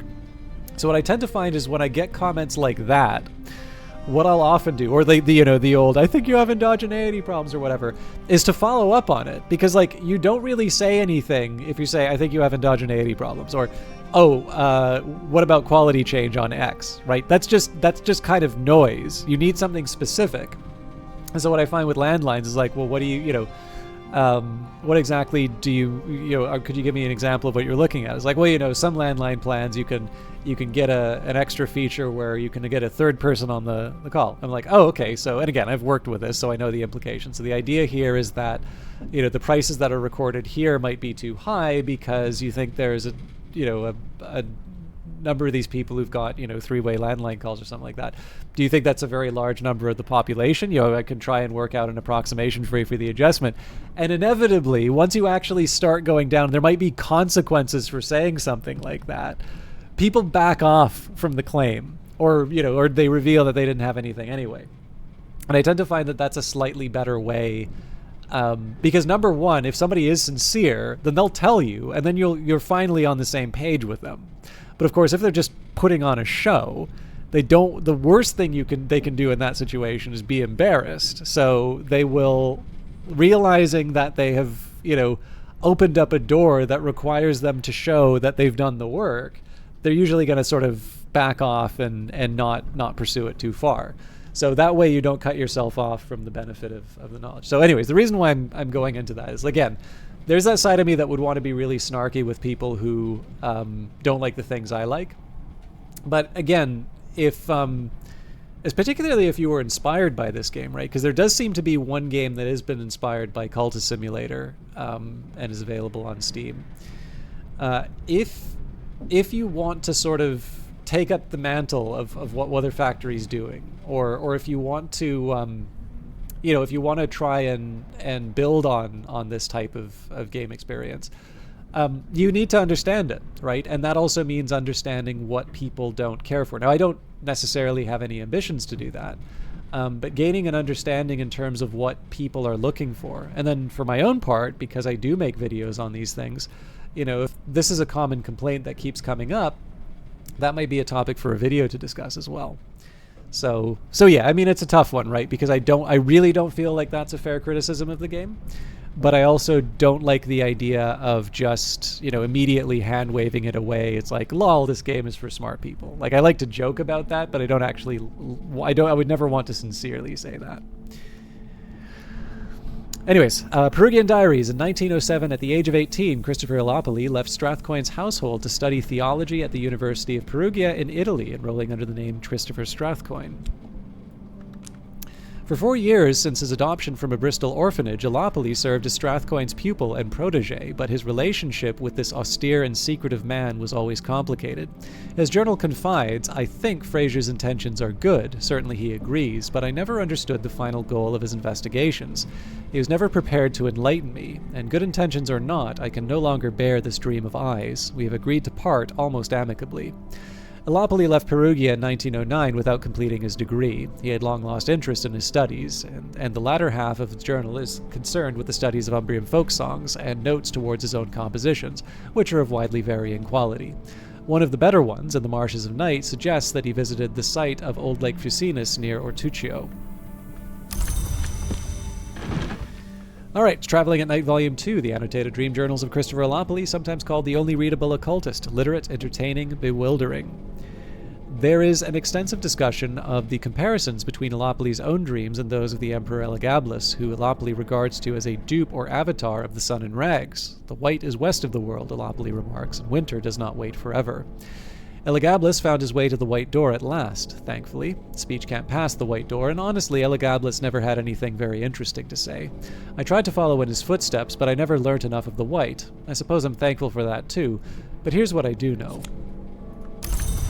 Okay, so this is 3 of the 5 that we need for the level up.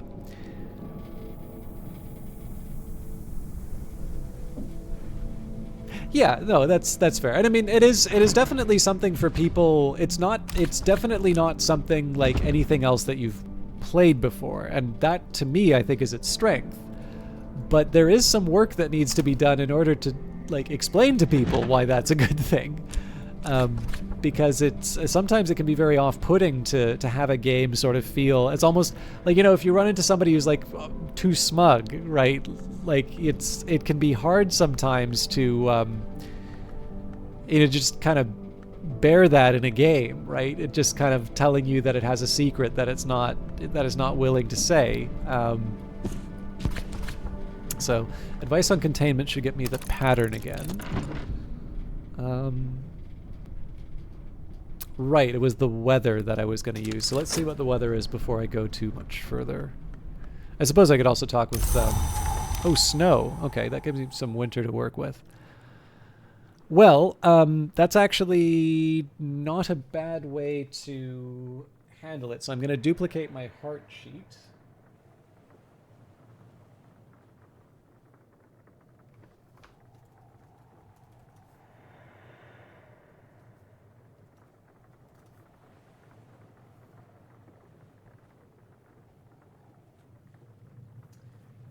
Again, this is one that I might be willing to do a little bit more of a hand wave on. But I do like the idea of just, making an effort and going as far as I can with some of these items. So, quenchings and quellings.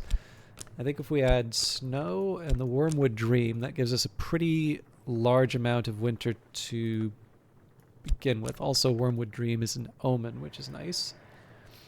Now, I don't know if I have any other winter memories, though. Well, apparently the Didymos, 3. It's probably going to be better than most of the remembrance stuff that I can put in here, so we will add the Didymos. And then a Whist. Yeah, 24 is... I think 24 is good. So, this is more about putting... I mostly just want to enter in the... does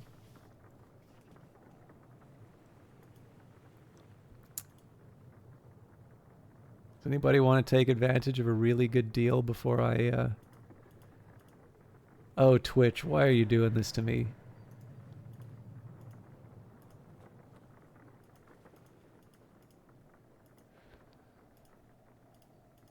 This is horrible.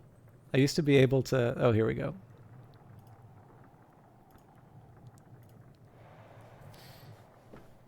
Okay. But yeah, so the main idea here is just to write down the skills and sort of work out some of the inputs. If I can do like easy stuff, I'll do it. But I'm not gonna move heaven and earth like at the start of the stream. But I do at least want to kind of get the shape of the problem. So quenchings and quellings. And this would be Eigengrau. Flower.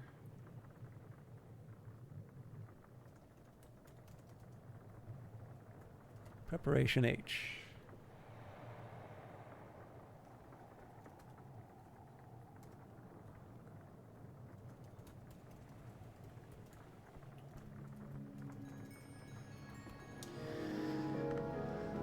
And quenchings and quellings doesn't get a bold because we've already checked everything out. All right, now Inks of Containment's going to be a complete pain in the neck.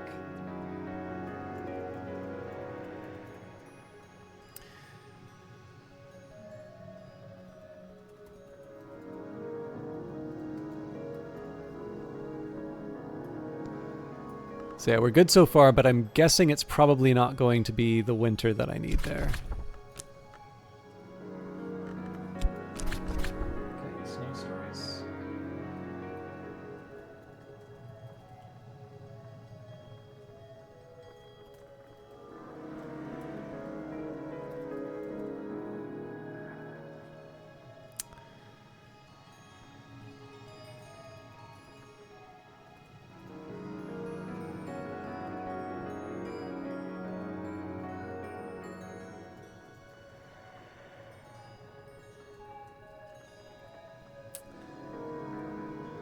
Okay, so Bittersweet Certainty I've added to the recipe list along with the Essential Periostin year tally.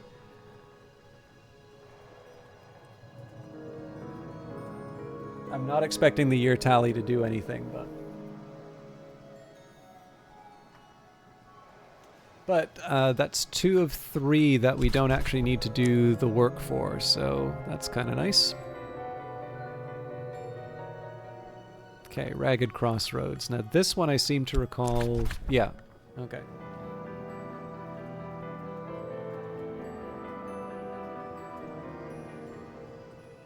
So that also doesn't get a bold.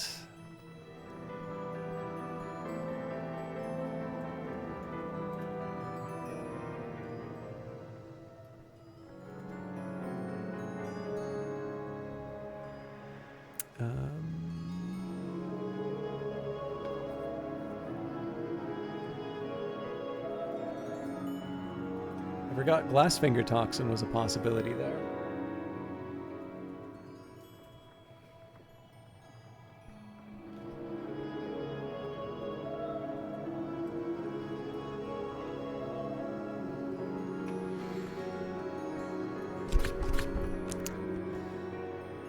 Okay. Actually looks like the majority of the winter stuff we already have.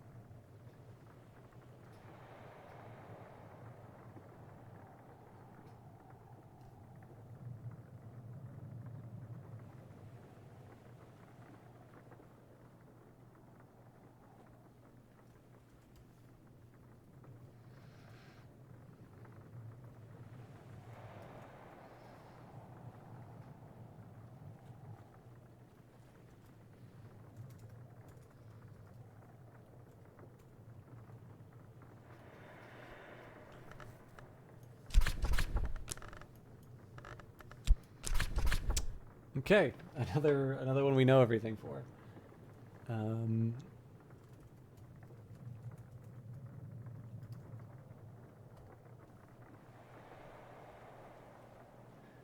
Not that I'm complaining.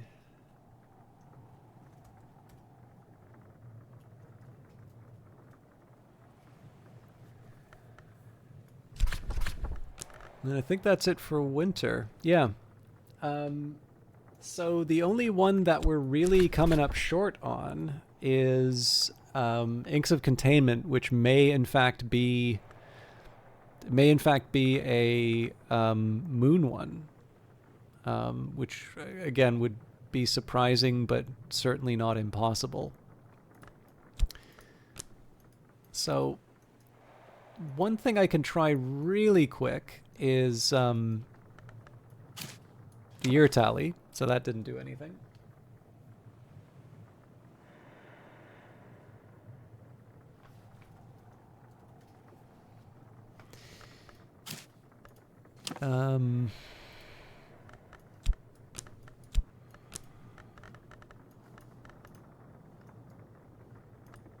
Don't think it'll take the glass finger time. I mean, I can put the light in, but I don't think that's going to do anything.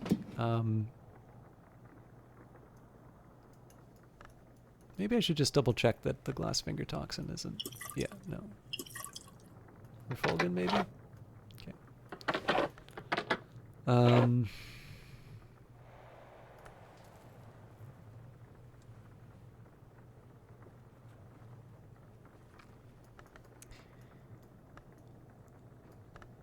I feel like I need a very specific kind of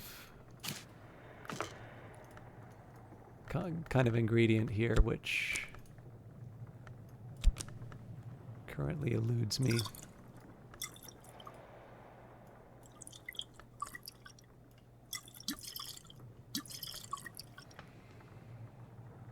Oh, but Perinculate was something that we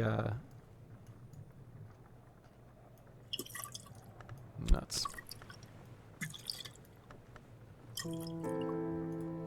Although it's kind of hard to justify on its own here.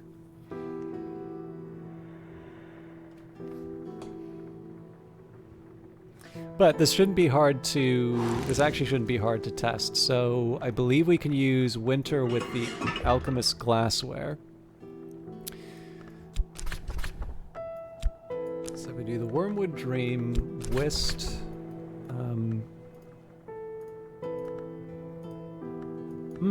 okay. So this already has a high amount of winter.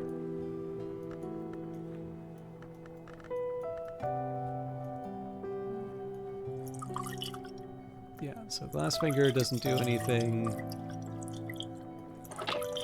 Oops. Nuts.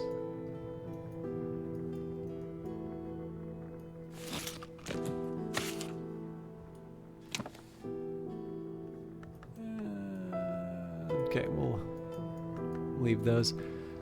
Just trying to think if there's any other obvious... well, okay, we'll add the... Or sorry, no, it would be Millicant that I want to work with. Oh, right, and the Perinculate. Yeah, I'm figuring Castum probably isn't.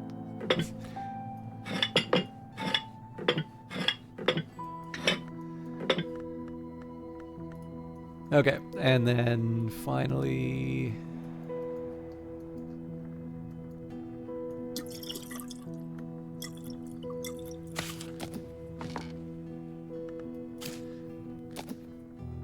So we don't have Bittersweet Certainty, we don't have...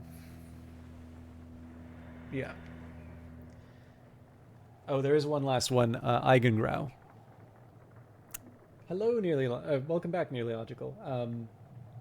Sorry, I'm mixing up my greetings. I think Sweeps is gone for dinner, and I know a few folks. I mean, let's face it. I'm not exactly setting the game on fire in terms of speed, so I'm not sure how many have stuck around. But okay, well that's that.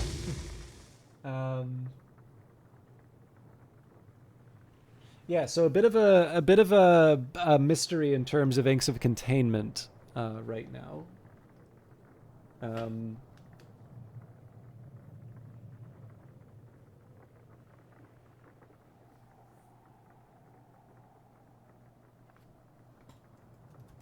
I guess I technically didn't try a leaf.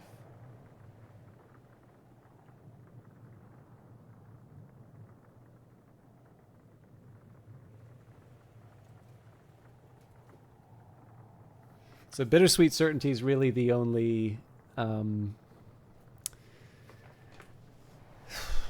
Yeah, bittersweet certainty is the only real one to work with. But again, the fact that we only have one in the winter section that I need to work on is actually pretty good. So, and to show my confidence, I'm going to take that snow and turn it into a.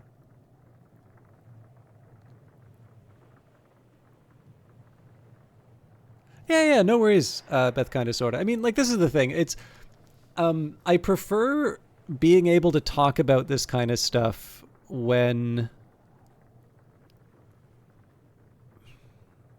like other people bring it up, and it's for the simple like it's just a very different kind of tone. Like it's very clear that I don't mind getting into the muck and that I do have things that I complain about.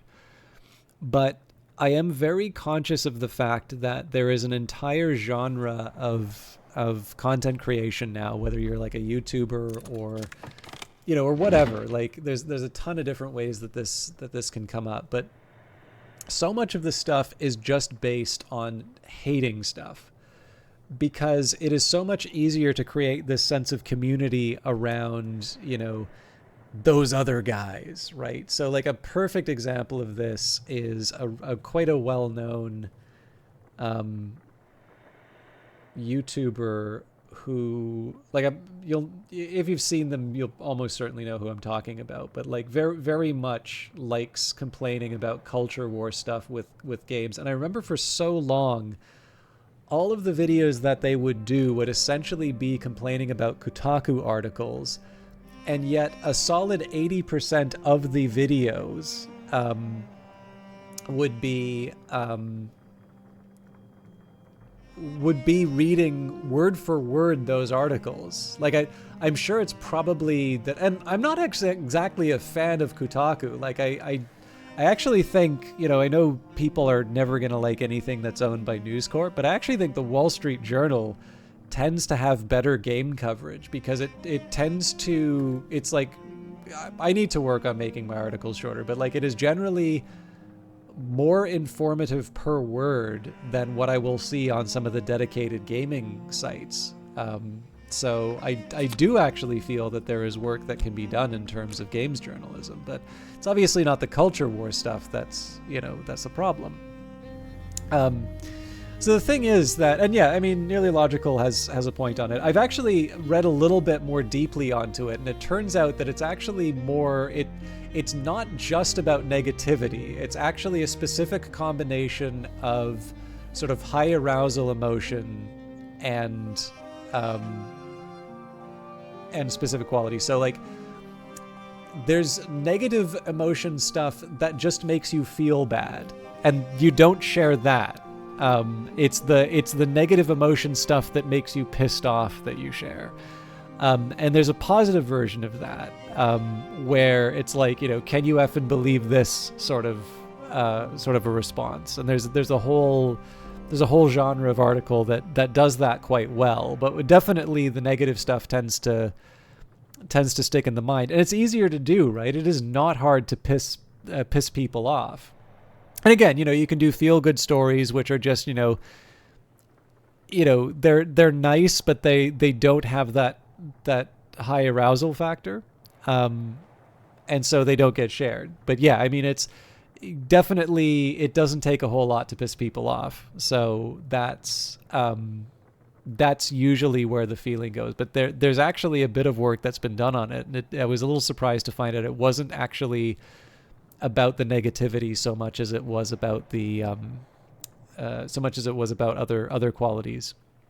But again, you don't know until you study this stuff, right? So it's this is one of the benefits of Actually, the funny thing is the book that I read that I got that out of was not actually a very good book, but it did actually cite a lot of really interesting sources. So this is one of the advantages sometimes of reading not very good books, is that their bibliography will still take you to some interesting stuff.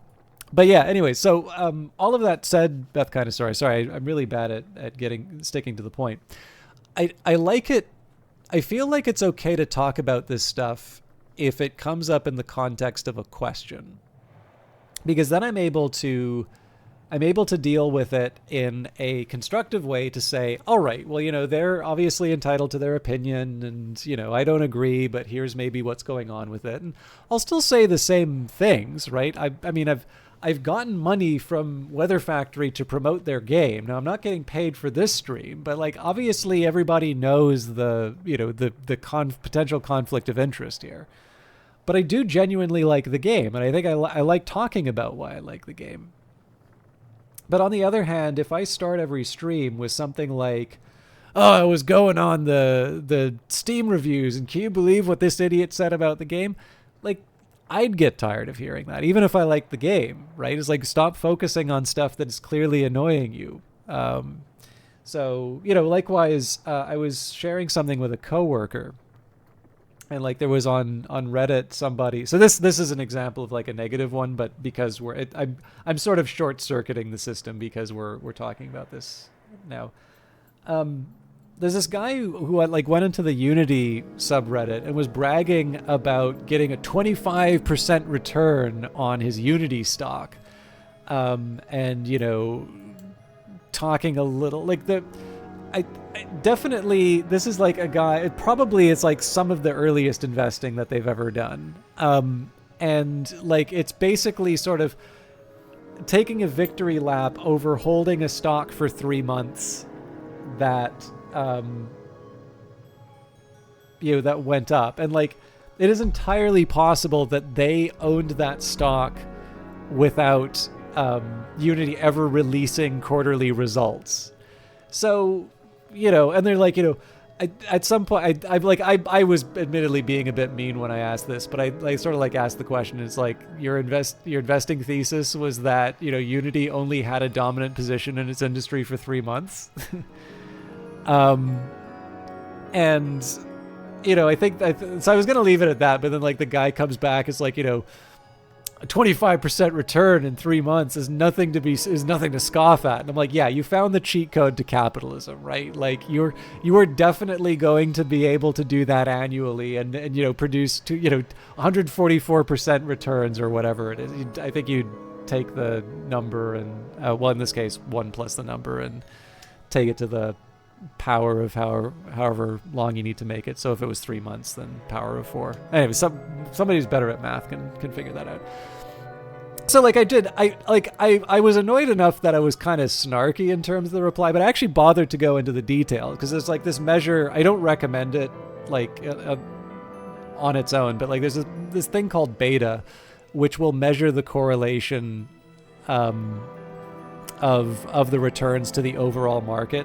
So for instance, if you have a high beta stock, basically what it will mean is that it will go up with the benchmark index, which is usually the S&P 500.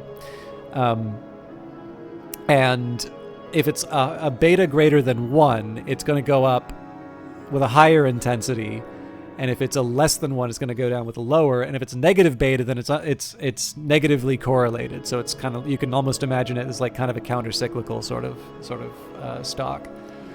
So this could be, now the problem here is this is backward looking, right? So beta's not going to tell you about, the CEO goes insane and like sells the company to Jeff Bezos for $1 or something like that. Obviously can't happen because you've like a board and stuff like that. But like, obviously this is a statistical measure. It's built through something called the capital asset pricing model. There's a whole bunch of stuff, reading that you can do about it. But the thing that I really wanted to focus on with that is that I believe if you go over the past 3 months, the S&P 500 returned something like 11%. And if you take that beta, that was like 2.46 or something like that, basically you get like a 27%, right? When you amplify it by the beta, you basically get 27%. So essentially the number that the guy was taking the victory lap over. So, most people already had pointed this out in the subreddits, but like everything was going up. Like, you're kind of claiming expertise on something you really shouldn't be. And of course he isn't, but there's a way you can quantify it. And of course, the good news is that this guy didn't lose money. The bad news is that if they keep telling themselves this story, then they are going to be one of those people that loses a lot when the times aren't as good. So anyways, I wrote a considerably longer post that I'm sure no human being in the world is going to read, other than my coworker, who was somewhat amused. But yeah, the thing is that like I feel like I can tell that story now, because if I started the stream by talking about that, it was like, so nobody read your Reddit post and you decided to inflict that on us. How thoughtless of you. Whereas, talking about in the context, like, again, it's just a question in terms of context. But if, on the other hand, somebody was asking about investing stuff, then I can give that example, I could use that as an example. Here, I'm giving that example more in terms of like when negativity is appropriate or not. But in this case, it's just a side anecdote, and I'm obviously not going into the details of it. I'm sure, nobody's walking away from that any smarter than they were before. Yeah, I mean, it's just, as you say, right? It's rants can be kind of fun on their own, but it is really important to not let that become, the way, like, it's essentially once you start relying on, those dastardly people over there, those terrible people at Unity who are raising the prices, or those great saints at Godot who make everything good. Once you start kind of relying on that sort of thinking to build a community, as opposed to, trying to find common interests or build something around it, it feels like, number one, it kind of feels like cheating, and number two, I don't really feel that leads to any place good.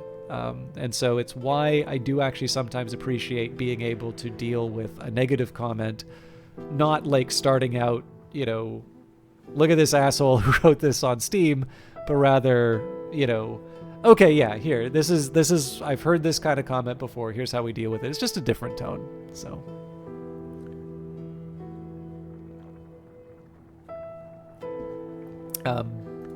So essentially, all that I'm saying is it allows me to talk about stuff that I wouldn't normally want to volunteer.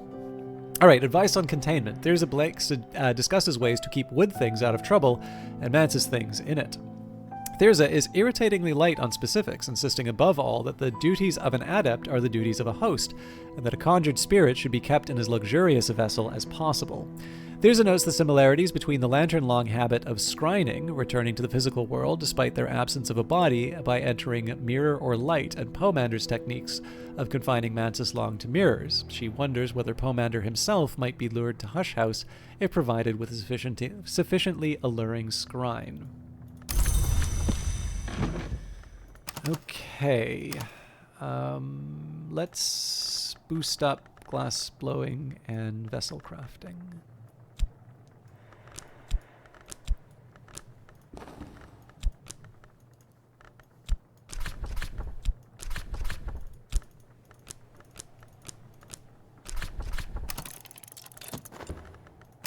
I did kind of blow a hole in my capabilities here, so the best I could maybe hope for would be to try some scaly stuff with Old Moment, because I don't really have any scale weather.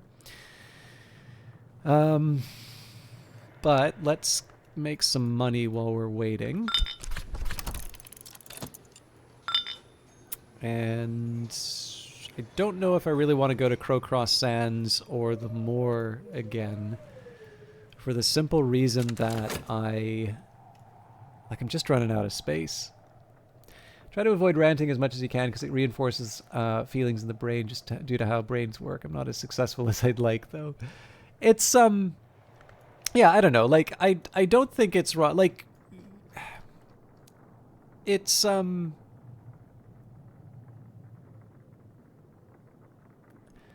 it's nice to, I often find it's nice to kind of act as if there is a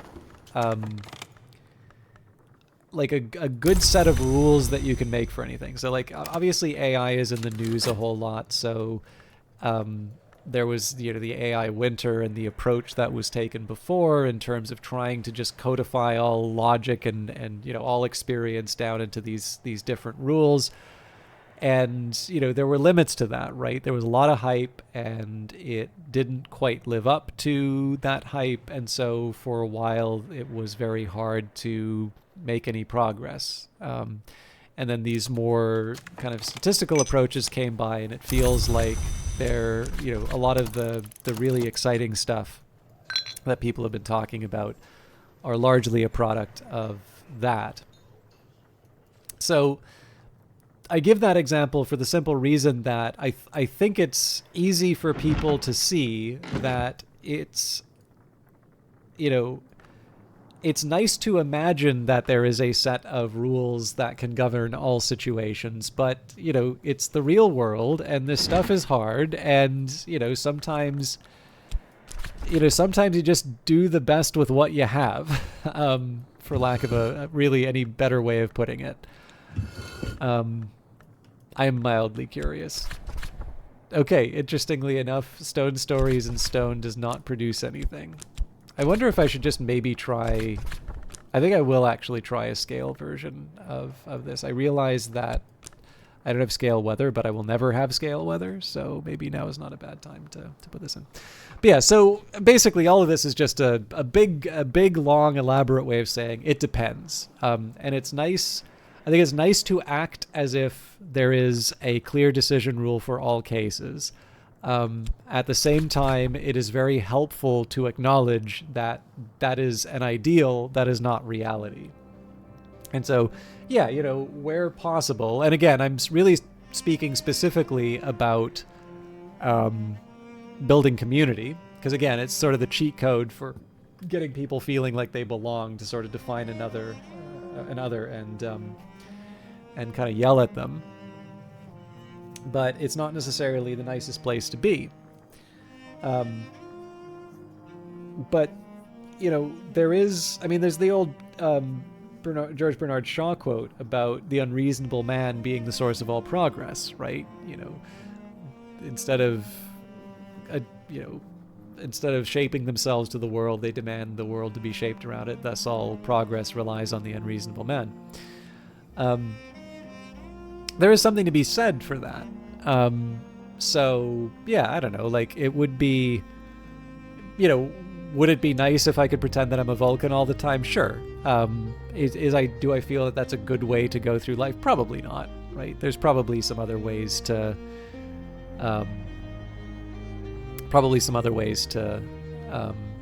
make use of, outrage or anger. I mean, it has its places, right? It's just good to kind of keep in mind what you're feeling and why. All right, I am going to try this with scale, but I'm not going to try it comprehensively.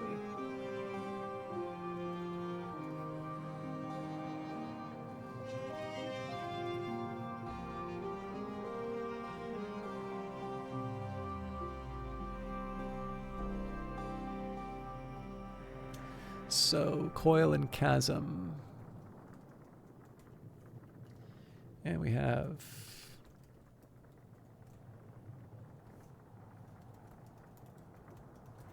Now, it's worth saying that I have yet to find a use for any of the marks.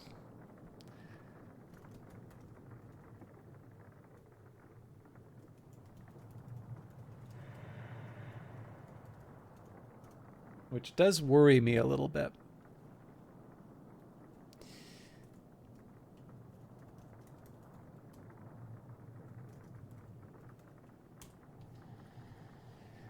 Okay, and we know everything on coil and chasm, so that's not going to get a gold.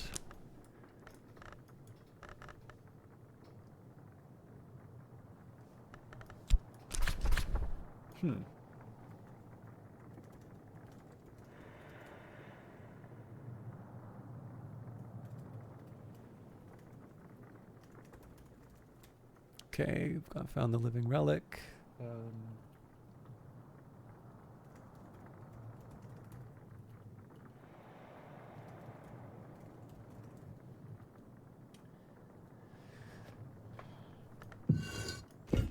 kind of encouraging to see that so much of this is already done, but also slightly worrying.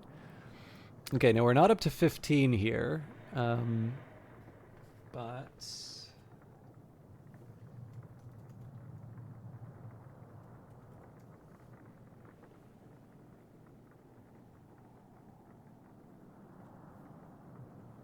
I think in this case I'm just writing out whatever's useful.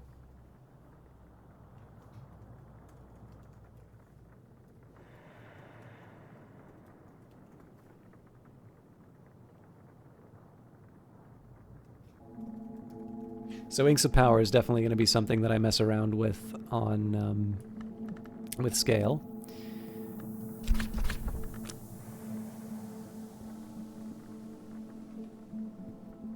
Have I considered a degree in psychology? I haven't. I mean, I should read more about it. My actual degree is in economics. So, you know, as a social science, it would be, I mean, to be perfectly frank, it would just be wrong not to at least have some kind of acknowledgement that there are other, you know, fields that study human behavior. Some of this is tough, right? Because like some of this, just like economics, right? There's economics stuff that doesn't really deliver on its promise. And the same is true for psychology. So like this is going to sound very dismissive to psychologists, and I don't intend it to be this way. It just happens to be that this is something that has happened in psychology that is a very useful illustration, and that is the only reason I am mentioning psychology here. But like, there's been a whole lot of work on like cognitive biases, and these are actually really interesting and helpful. And in fact, a lot of it has wound up informing what I think people consider to be very useful developments in economics, which would be behavioral economics. Sort of how these cognitive biases will affect people's decision making, because very often what you will sometimes find is that you will have a model that is assuming a certain kind of optimization behavior that's inconsistent with the way that people behave. And in the end, you would want to make sure that when you are studying something and you're talking about sort of how the world works, that, you know, usually when you're doing some kind of a science, and I know people don't like to assign that to social sciences, you kind of want to make sure that the observations, you know, like your data is matching the theory, and if the theory is not lining up with it, maybe it's time for revision. So, you know, I mean, Thaler got the Nobel Prize a few years back, which is why he was in The Big Short. You know, there's definitely, I tend to find the most useful stuff from in different fields tend to come from sort of cross-pollination across different fields. So, like, for example, so much of the machine learning stuff seems to be them rediscovering a lot of things found in econometrics and statistics. And obviously they'd be even further along if they were familiar with that literature. So I don't mean to suggest that, you know, economics is somehow this great bastion of all good ideas. It tends to be better when it's actually incorporating insights from other fields. But one of the big challenges that I think psychology has dealt with, and every social science, or every science really, but specifically social science needs to deal with, is that there's been this big replication problem in psychology, that there's been so many papers that have had these really gee whiz results that people then attempt to replicate, and they can't do it. And essentially it's just that there's been this high premium placed on these really counterintuitive results, and it seems that both the authors and the journals have kind of created this really terrible system under which, consciously or unconsciously, they, you know, do things like p-hacking and all of that. And one of the really concerning things about it for me is not so much about the crisis, because in the end they identified the crisis and they're attempting to correct it. I think they're attempting to correct it in the wrong way sometimes. So in some cases, I think for some journals, they just don't report p-values anymore. And I don't really think that's quite the way to do it. Obviously, you don't want to put too much weight on the p-value, but the thing that does worry me a little bit is that there's all this literature of cognitive bias and all of that, which is now sort of under more scrutiny because of these failure to replicates. But the big worry that I have is it doesn't really seem to have changed a whole lot. So is that a question that people didn't find the studies that convincing in the first place? Is it that ultimately this study just wasn't that impactful?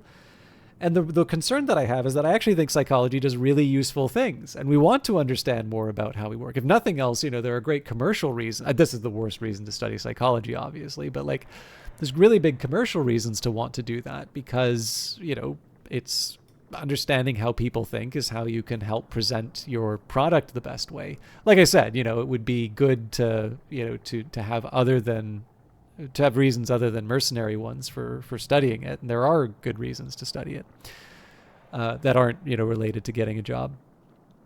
But that's the one worry that I've kind of had, and one reason why I've always sort of always read about psychology stuff sort of through proxy. And it's just because I'm really trying to like reckon with some of the stuff from that replication crisis and the larger implications it has. And like I said, that is not to pick only on the psychologists, because in the end, I think there is the same problem in terms of econ as well, right? There can be all sorts of paper, and again, I don't know if there's a replication problem, but there's just so many papers that get written and nothing ever comes of them. And especially because it's very competitive to get in journals, you sometimes wonder what was bumped to have that paper go in. And, a lot of economists feel under a lot of pressure. James Heckman had a really interesting point that he made where he had a very promising grad student. James Heckman is a very, very well-known and very well-respected econometrician. So if it's one of his students, these are like, we're talking like some of the top MIT students, basically. At least as far as econ's concerned. MIT is obviously a very good school. And he proposed this measure for education outcomes, right? And we're talking about like earlier in life, sort of these early interventions in childhood education to lead to better outcomes as adults. And he had proposed that there was this really potentially very interesting measure that could be studied, and that would be a good subject for a paper for her. And she declined, not because it wasn't a good project. She actually said it was a very good project, but that she had to have a certain number of top 5, top 10 journals, in order to get tenure. And that the project would take several years, and so essentially put her at a disadvantage in terms of getting good placement at a university. And so, if these are the incentives that we're giving the people who are, I think I know exactly the author you're talking about too. Nearly Logical.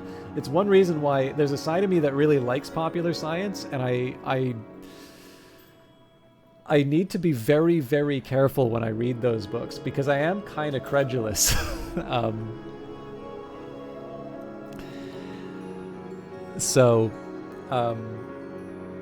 yeah, I mean, this is a huge problem for economics, because if in the end, like it's a hugely competitive job market. And if what we're telling our future professors is essentially that they need to only focus on projects that can be turned around in a year and get placement in like a top 5, top 10 journal. There's already been econ studies done on where the most impactful papers come from, and they tend not to be those top 5 or top 10 journals. They tend to be specialist journals, and then the breakthrough work gets picked up and transmitted through through follow-up work. This is not a set of incentives that are leading us to do our best work. And especially it's leading to situations where we're not tackling problems that we should be tackling, like the hard ones, the ones that we set up professors for. And it's worth remembering that like the solution to Fermat's, or the proof of Fermat's last theorem, right? Andrew Weil's thing. There's a great Horizon documentary on that, by the way. I believe it is called Fermat's last theorem. And I know Simon Singh did a book on it as well. But that was a case where he worked for something like 7 years, didn't do anything else. People thought he'd run out of ideas, like that he was already at the end of his otherwise promising math career. And then out of nowhere, he does this proof that everyone kind of thought was impossible. And even that actually his first proof didn't work. It had a problem with it. But it did eventually kind of turn out. But like, it's really hard to imagine, at least in terms of the way econ is set up, it's actually really hard to imagine someone being able to do that kind of work. Now, debatably, maybe there isn't an econ problem that, has the same kind of status as Fermat's last theorem, but you get the idea, right? Like, if in the end we're creating this pipeline of people who do smaller, sorry, I completely forgot to write down these details, to do this kind of work, in the end, I mean, it does start raising questions in terms of what the academy's for. I still think there's good stuff being done in universities, right? And that applies to psychology, that applies to sociology, economics, political science.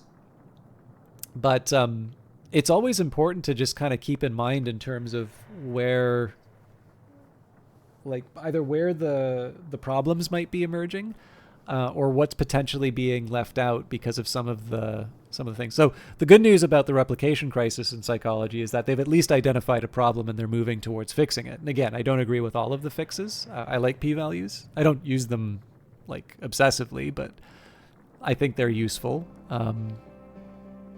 But yeah, there is a bit of a problem, and the difficulty with situations like that is that it can also, if you're interested in things, and obviously I'm interested in lots of different topics, it can also create some problems where, I do feel a certain intimidation in terms of trying to take on certain topics, just because, like I said, I do tend to take a lot of things at face value, and as a result, I wind up in more trouble. I just wind up believing nonsense because it's, what's in a journal, right? It has to be true.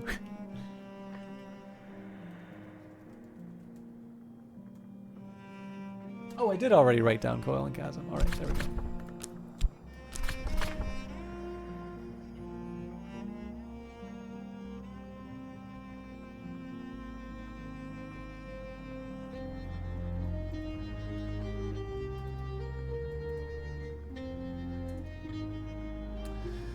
Okay, living relic. So it's probably Grail. Actually, almost certainly Grail. We could get that from the write-up. So I'm gonna guess it's probably the Mommet, maybe.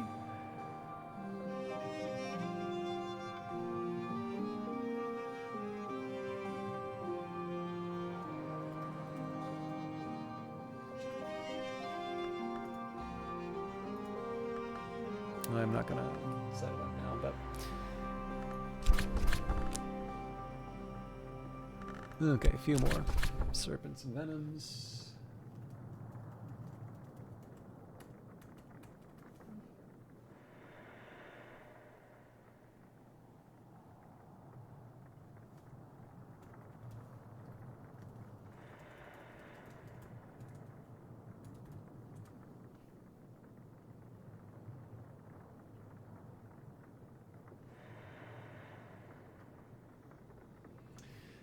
Okay. And the more likely case here is that this is a moon one, but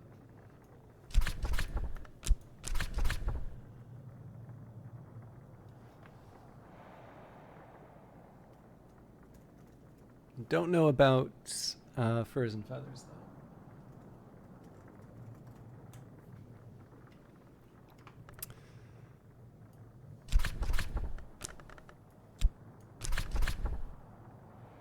Okay.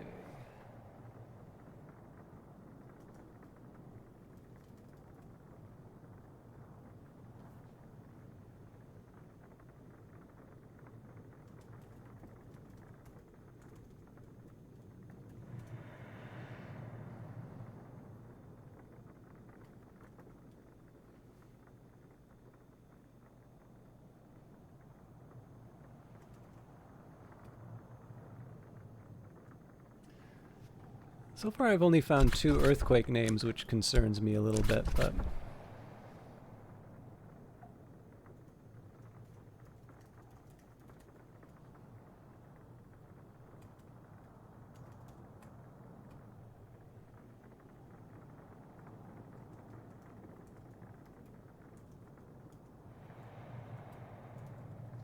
Okay, so basically, Inks of Power, Pentiments and Precursors, Serpents and Venoms, and Furs and Feathers are the ones that we want to study. And I wasn't originally going to do this, but I actually think it's not that hard.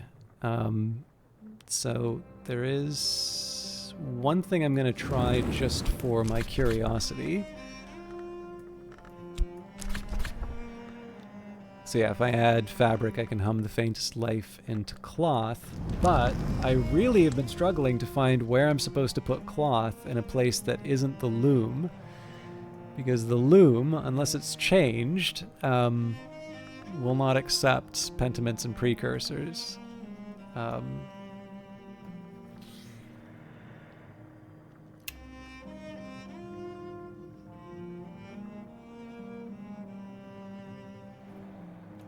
But yeah, let's actually take a minute. We'll go to Saint Tentretto. I don't think there's any more scale memories, but no.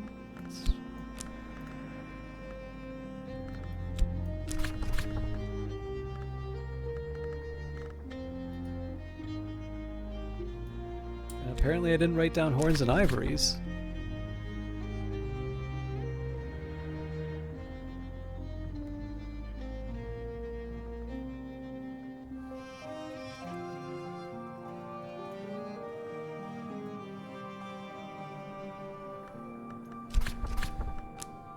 Okay, well, let's just double check that everything's where it should be on the list too.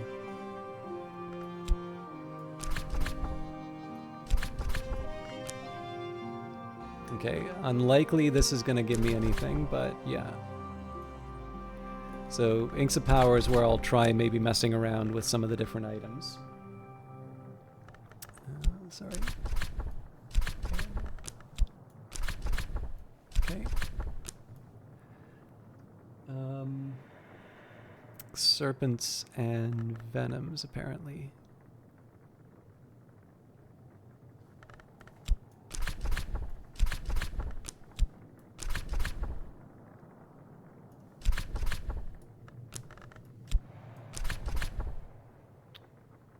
Okay, that's actually not so surprising, because that's a moon one. This does surprise me a little bit, but maybe we'll try the Houndskull, or try to make Houndskull with furs and feathers.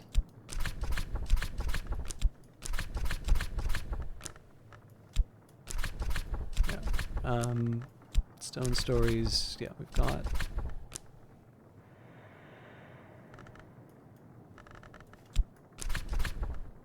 Okay, so nothing too dramatic.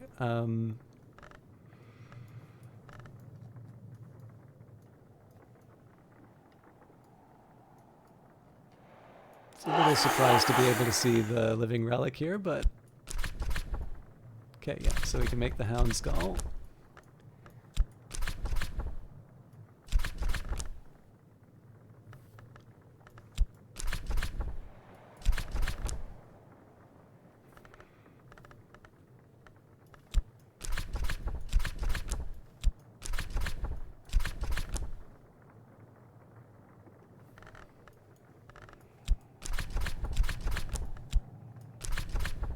Okay.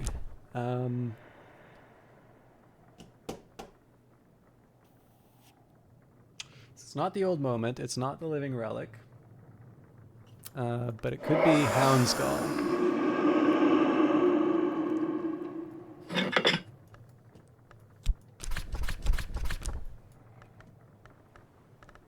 Especially with Inks of Power. I thought I was onto something there.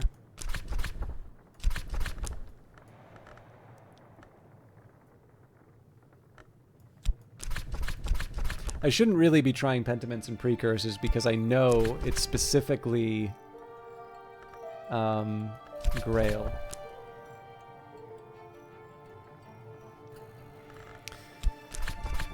Okay, no luck there. Oh, hang on. Probably got the wrong ink.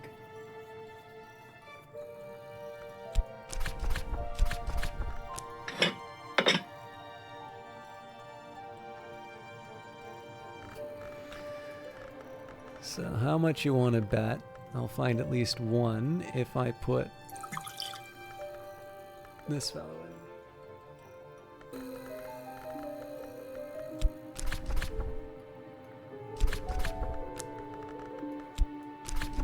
Nope. Well, we already had. Huh, okay.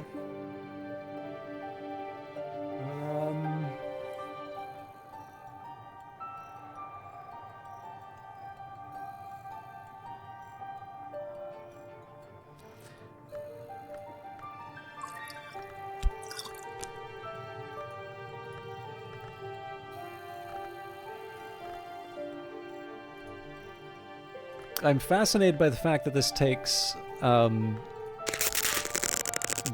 by the way.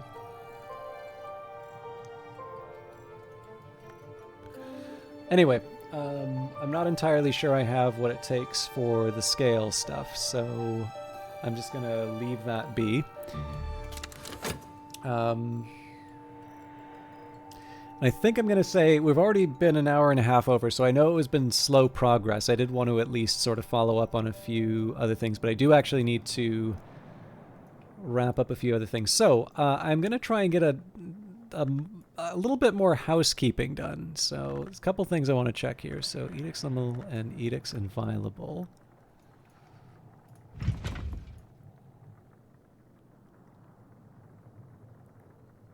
Okay, so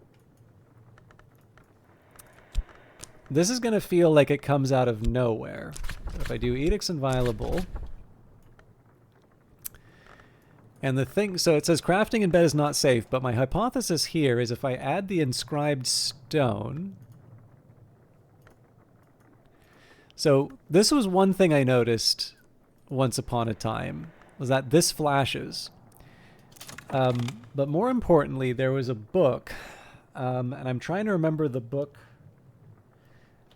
If you can just give me a second, I'll actually get the text. Now, this is on my YouTube series, so if you haven't been following those, that's why I say that this feels like it's just coming out of nowhere. So let me just see if I can find the specific book that I was looking for. It was like last Friday's, I think. Just give me a second here.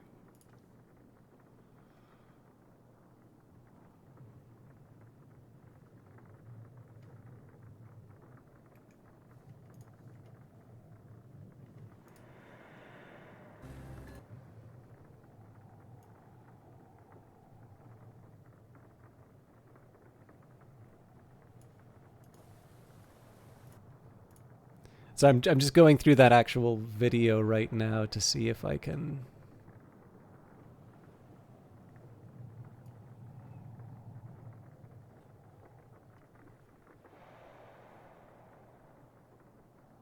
Oh, you know what? It's probably the week before.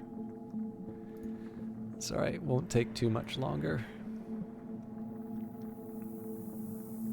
I figured it would be good where I can. To try and like give my reasoning on this.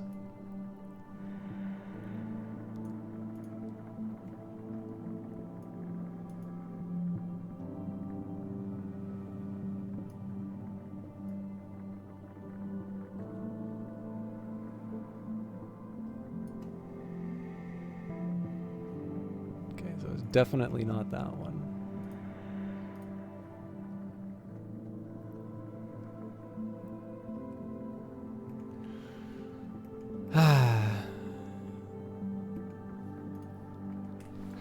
This is what I get for talking too much. I'm finding it hard to find a specific. It's actually the compression that's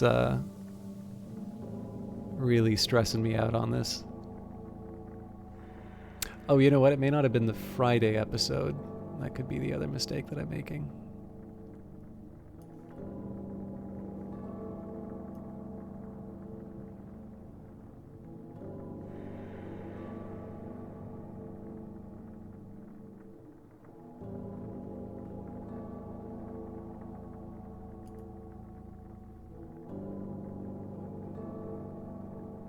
I suppose the other option that I have is if I get a good look at my shelves, I might be able to recognize it.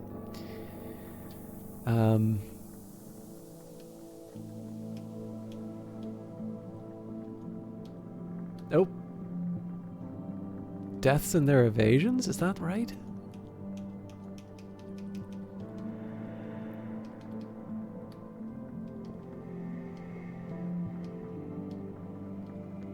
So this was something I was actually going to try to do on the YouTube series first, but this might be kind of fun.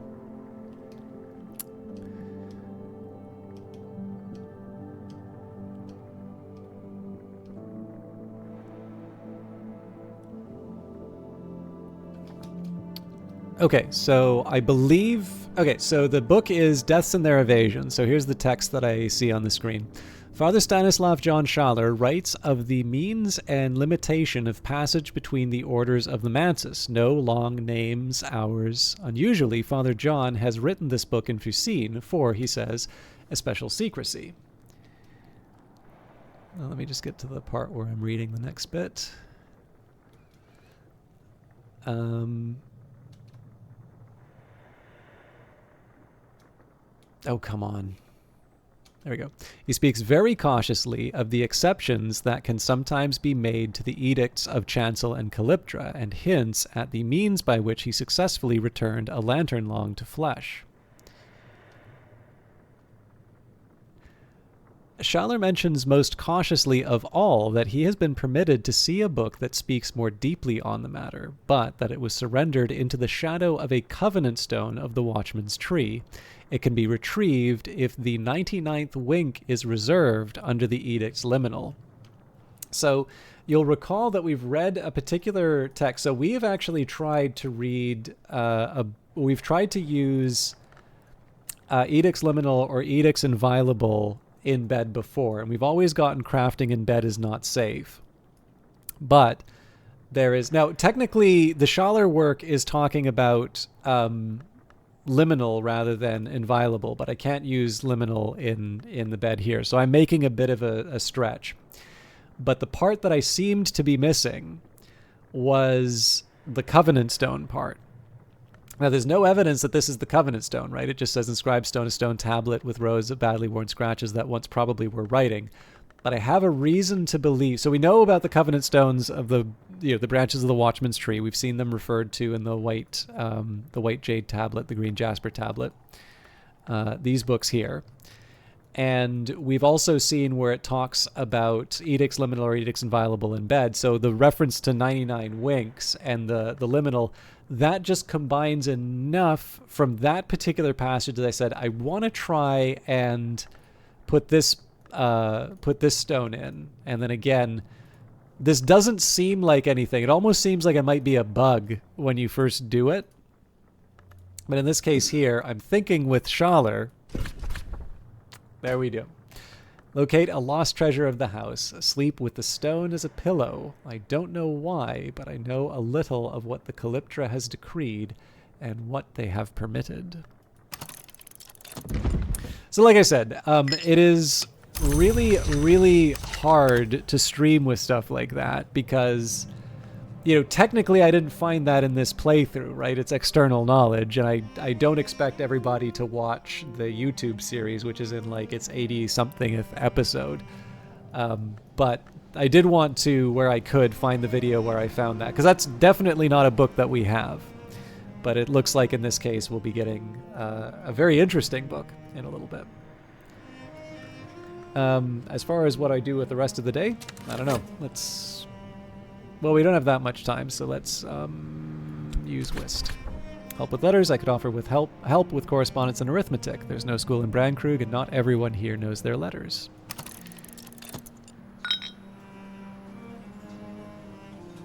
I suppose it'd be even more appropriate if I tried it overnight, but...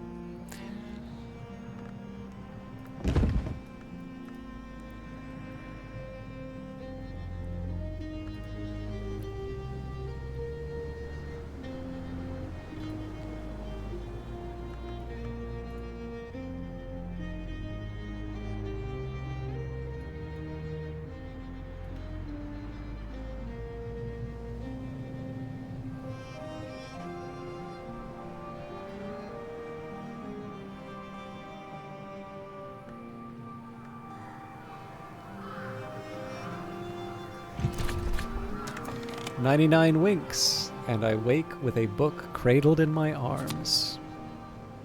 Ooh!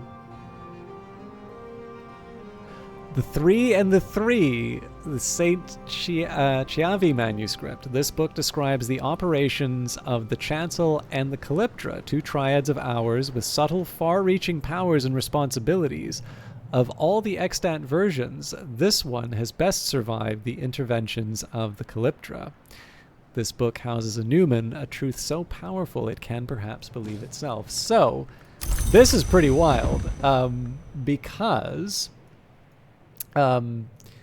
we have the Three and the Three, but it was the Vatican manuscript, I believe. I thought it might have been under one of these, but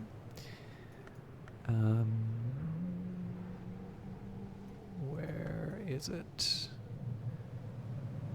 Oh, actually, I guess we would have put that up with the hours. So, yeah. And you'll notice there's the Carapace cross sign as opposed to the 3 and 3 Vatican manuscript, a church-authorized version of an older text. This book describes the Chancel and the Calyptra, two triads of hours with subtle, far-reaching powers and responsibilities. It has been clearly reworked to fit church doctrine. So,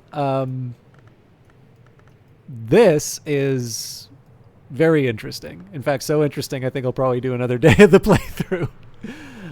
So let's think a little bit for the rest of the day. Let's, I guess I'll try and make a little bit of money, and then I can do some gardening, I suppose. Well, I guess we can get Blue Crown. Yeah, let's go for it.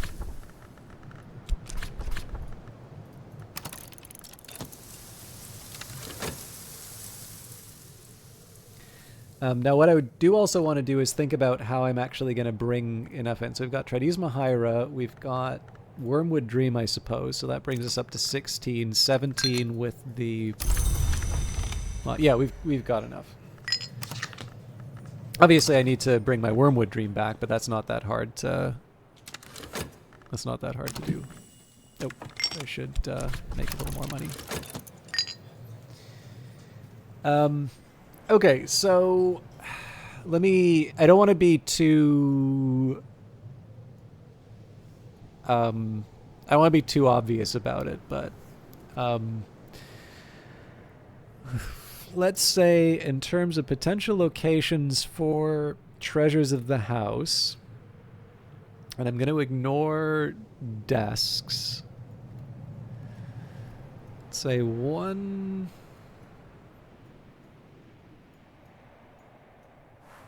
2, 3, 4.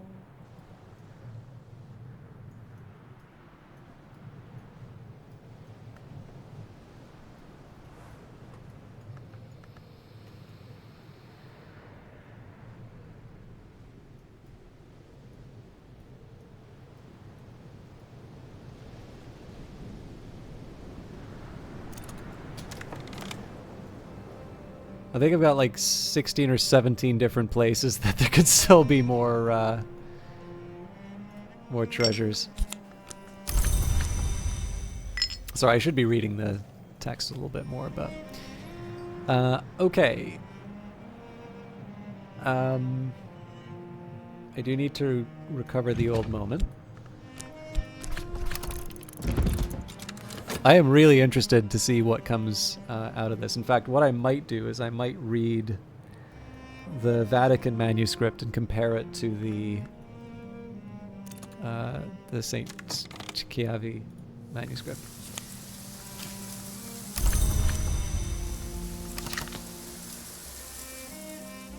I wonder if there is... So, I'll confess, like, this is one I probably would have missed if I didn't go so long and obsessively with this playthrough. I wonder if there's a more reliable... Well, actually, so this is an interesting question about the game, and I'm not particularly bothered if it turns out this way, but I can see how people would be bothered by this. Like... Is it a bad thing that you might get unlucky with your manuscript draws and not get the one that sort of cracks open the puzzle for you, right? Because I can definitely see there being playthroughs where people don't find the second edition of the Cosley book, or like Towards a Fundamental Aesthetic, or where people don't find this edition of the 3 and the 3. And I know, one of the concessions made to sort of player requests was the idea of being able to resume a saved game so that you can sort of grind out all of the different endings. But, is that, like, even then, like, in that case, you're just sort of manipulating a save file as opposed to, like, taking the time and letting the random number, like, is it, I can see how, I don't agree with them, but I can see how some people would be put off by the idea that there's somehow content that you miss because of a random number. Because if you think of something like, Skyrim, that's going to be a game that essentially the world is on hold until you decide to engage with it. I don't know, I'm interested in, clearly there's a lot of games that do it that way. And that wasn't always true. So I believe one of the early Fallout games made it so that if you didn't do certain things within a certain amount of time, you would get a different ending. But it definitely does feel that the tendency for games have been to not lock people out of certain things. And again, it makes sense, right? You don't want to lock people out of content because you spend money making that content, right? Why would you do that? But there is something about choices having consequences. And again, to me, it's a reflection of the fact that everybody's time in Hush House will be different. And I think that's a really nice feature of the game. But anyways, I suppose for those of you that didn't find that, now you have another treasure of the house. Okay, I did say I wanted to read the 3 and 3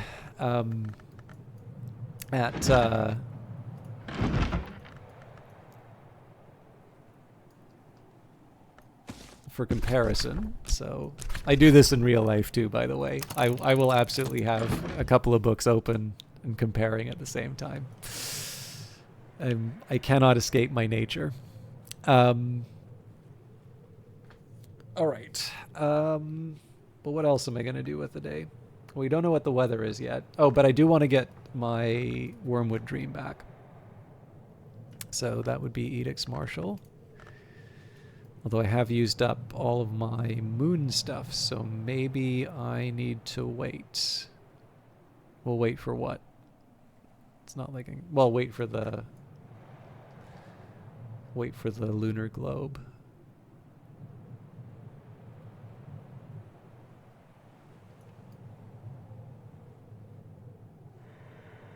I could use an ink, I suppose. Or I could read a book.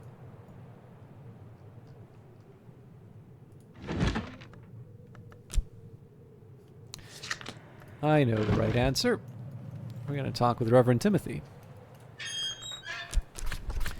Reverend Timothy's door is always open to me. Timothy will offer help for free as a friend. Reverend Timothy always jumps at the offer of my company. So the reason why I did it that way is that on the other hand of the... I may not run... I can't remember if it was this or the YouTube playthrough, but I actually think No, it couldn't be the YouTube playthrough, so it was this one. I think I actually found something I wasn't supposed to see. It sort of makes sense now, but I think I actually saw something I wasn't supposed to see when I was trying to show off something to someone, and nobody seems to have commented on it. So, but there's something I might want to experiment with. Reverend Timothy is always happy to chat. But yeah, I may wait till I may not go to the end of the day.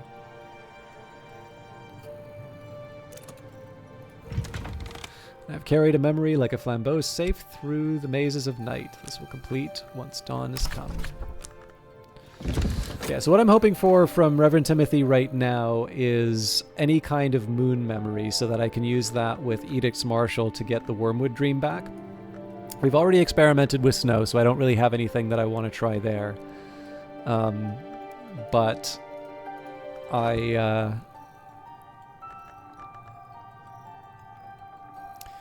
don't know.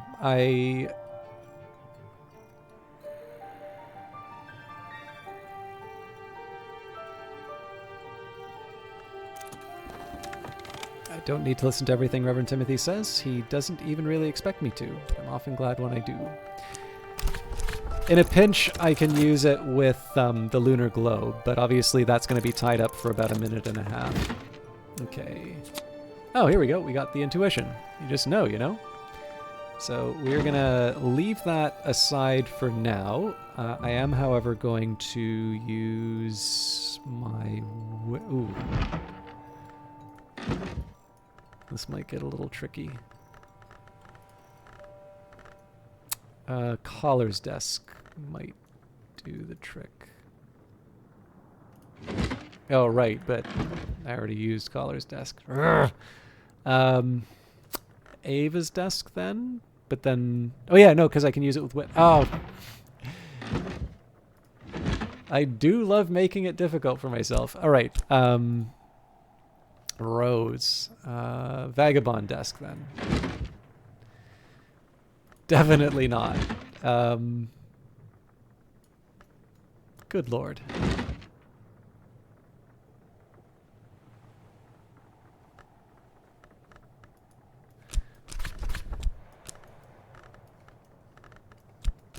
There we go. Oh, but I need... It's 10. Good lord, I really, really need to start paying attention more. Okay,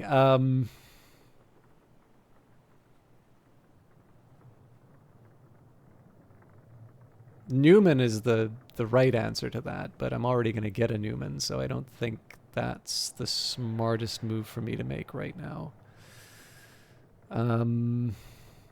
I think I'm just going to settle... Well, I don't have the old wound.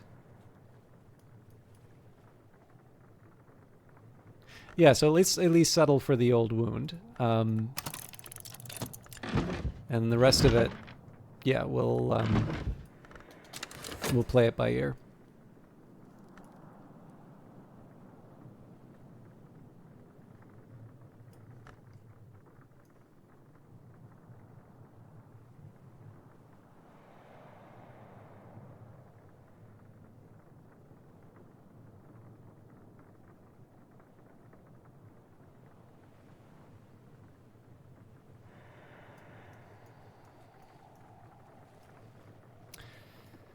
So we're 27 seconds away from unraveling the mysteries.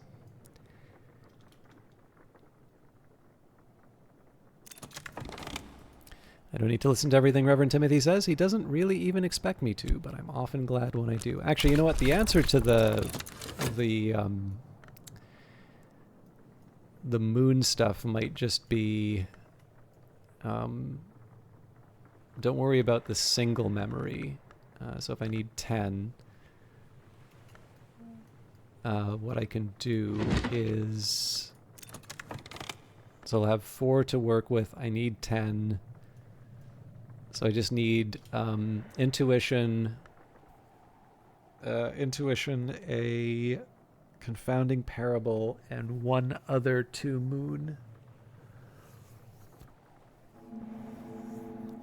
And that would take me where I need to go. But again, we're not rushing to make this happen. It is nice to have the old wound, though. Oh, there you go. There's my extra. A moon if I need it. Okay, so let's read the Vatican manuscript first. So, The 3 and the 3 Vatican Manuscript, a church-authorized version of an older text. This book describes the chancel and the calyptra, 2 triads of hours with subtle, far-reaching powers and responsibilities. It clearly has been reworked to fit church doctrine. The deepest knowledge is forbidden to all mortals, except those who seek it beneath the watchman's tree. It is Calyptra that planted that tree, but it is the chancel, the cruciate, that has elected Calyptra. Who then elected the cruciate? Or is, as the saying goes, is this, as the saying goes, a matter of Janus? The sister in witch is cruciate, but the witch in sister is not. Even those powers that demand conjunction are not always conjoined. When the sister is nowhere, does this mean nowhere sits in crucium?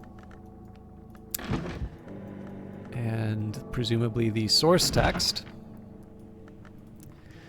The Three and the Three, St. Chiavi manuscript. This book describes the operations of the Chancel and the Calyptra, two triads of hours with subtle, far-reaching powers and responsibilities. Of all the extant versions, this one has best survived the interventions of the Calyptra, and it has a Newman, which is already noteworthy. Certain knowledge cannot be learnt by any entity below the rank of No, outside the covenant of the Watchman's Tree. The enforcement of this rule is Calyptra. The three who enforce it are Calyptra also. It is said that Janus elects Calyptra, and that the Chancel is the judgment of Janus, that Janus is the wound in the law. The Watchman's Tree is a compromise. If Calyptra could end it, they would. If the Watchman could end Calyptra, he might. Between their planes conflicting, sparks illuminate the angles of unmade law. Newman 3 rules. Man, that is a great looking icon. The hours are bound by their own edicts, even the Chancel and the Calyptra. That is why their deepest rules are secret. In certain histories, if we know those deepest rules, we know that even the Chancel and the Calyptra may not do. Any librarian can use this to establish a history and complete the game, but the revolutionary can win a particular victory. Okay, the hours are bound by their own edicts, even the Chancel and the Calyptra. That's why their deepest rules are secret. In certain histories, if we know those deepest rules, we know what even the Chancel and the Calyptra may not do. So that's 5 Heart, 5 Moth. I'm definitely adding that to my list.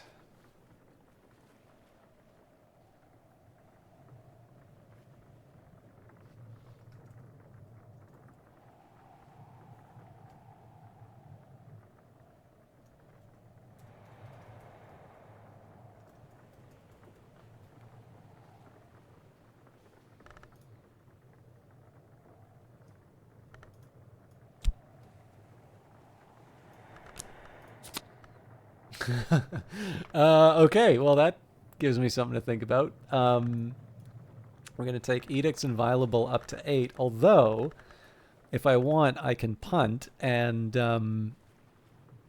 put in Pearl and Tide. I'm really tempted to do that actually.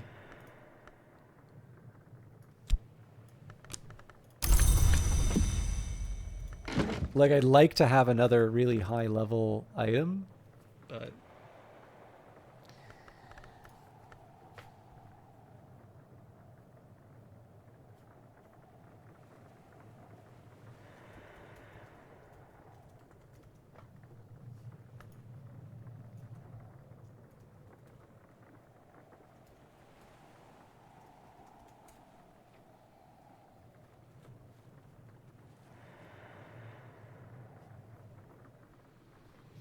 okay.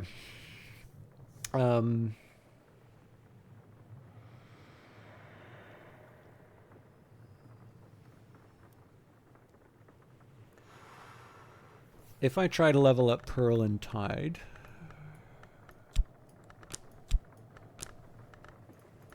I can use the Gossip for that. Okay, yes.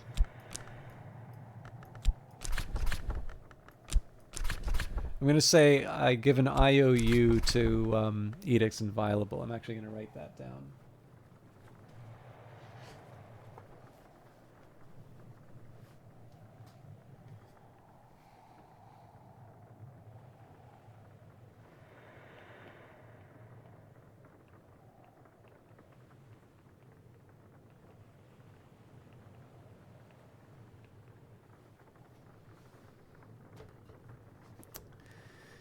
Okay, with that in mind, there's always more to learn. Improve this skill to level 2. This will increase its aspects, which will help with crafting and make it suitable for higher branches in the Tree of Wisdoms, if you haven't already committed it.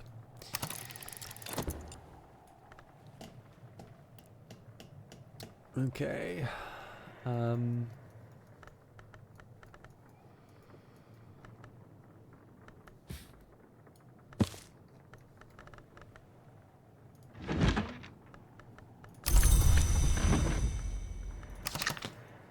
Now, Edicts Inviolable. I'm almost done Winter.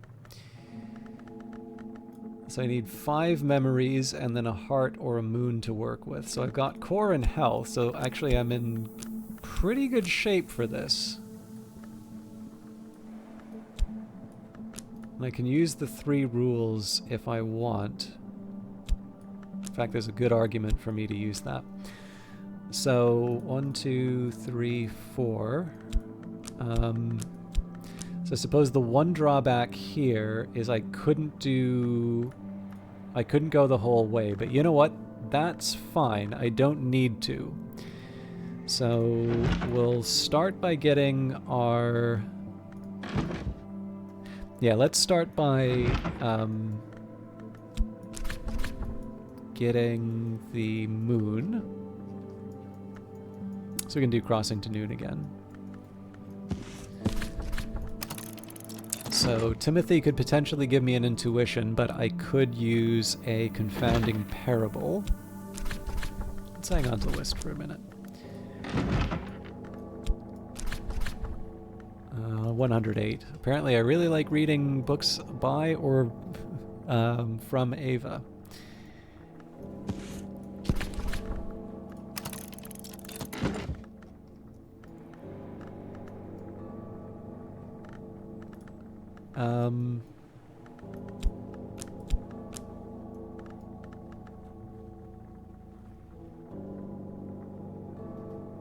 Could get a storm as well. Cheerful Ditty should do the trick, though. So you can read the Perugian Diaries again. And then we keep talking with Mr... Well, okay, hang on. So I'm getting 1, 2, 3... 3 of 5 required memories. I could use the old wound, too. Yeah, okay, that's fine. I just wanted to make sure I wasn't, like, giving up something that I would use with, or, like... I didn't want to be overeager in terms of some of the stuff that I was pursuing, but we'll be able to talk with Reverend Timothy, and we're still leveling up Pearl and Tide. Now, I'll show you specifically why I leveled up Pearl and Tide, because this means that Friday's probably going to be really interesting.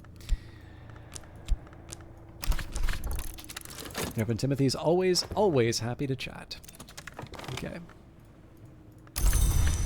So, we don't have any skills currently occupied. So, I am going to... So my plan for the last little while has been to commit languages to certain branches in the Tree of Wisdoms.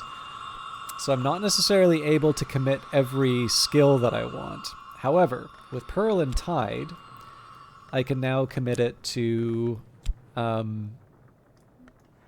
I can find out Nyctodromy, right? So what remains, the sea, whale road, salt realm, moon way. Anything given to the waves may find another home. Unless its home is the sea. Nyctodromy shows us the way across the sea and the way home. And then we have what returns. The sea accepts every gift it is given, and sometimes, now and then, those gifts are returned. The Red Grail slew the hour named Tide, and what remained was given to the sea. So perhaps one day that hour might return. This is life, and so this is Bosk. So I'm actually slightly more inclined towards the Nyctodromy answer, but you'll notice that every single skill that I have now has either been committed. So Ericapean, Glass Blowing, Vac Hyksos. Oh, my apologies. I would need to level up Killisimi as well. Actually, I think we already tested Killisimi. Oh, hey, Tikri. I found a big secret. I was very happy about that. I found it technically from the other, from the YouTube playthrough, but we found another. Okay, what do you know about the Chancel and Calyptra?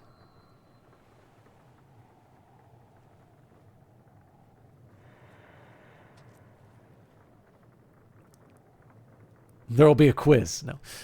So I think I actually already... Yeah, so for a few of these, I think I already sort of worked out which of the two I would prefer. But basically, for all of the individual skills that I'm going to be committing to the Tree of Wisdoms, I'm able to read their various entries. Okay. One of the this comes up a few different ways. So if you haven't gone to the chancel of the Abbey Church, there's a bit of a description there. But we found a book called The Three and the Three, a Vatican manuscript, a church-authorized version of an older text. This book describes the chancel and the calyptra, two triads of hours with subtle, far-reaching powers and responsibilities.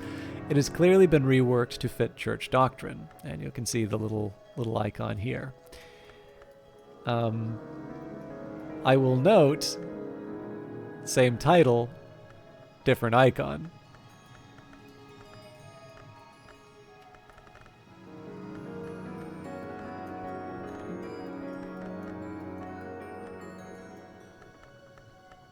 So, you know, little bit of lore fun.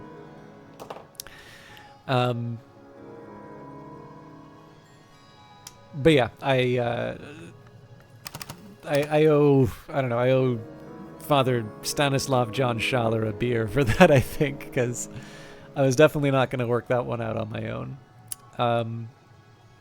But yeah, so I am sorry to do this to you, Kree, by the way, but I'm 2 hours late. One of the big things that I was doing over today was just trying different crafting approaches. And it's not bad because I've got a nice spreadsheet. So I've got one for edge, sky, heart, winter, and scale.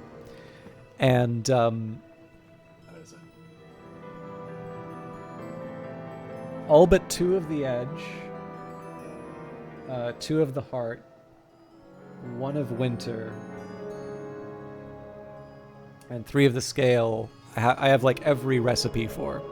And then some of those potentially, it's not that I don't have like the heart recipe, it's I don't have the associated recipe. So yeah, it took me a very long time to sort of get that set up and ready to go. It's one of the reasons why I went late tonight, but I do need to wrap it up.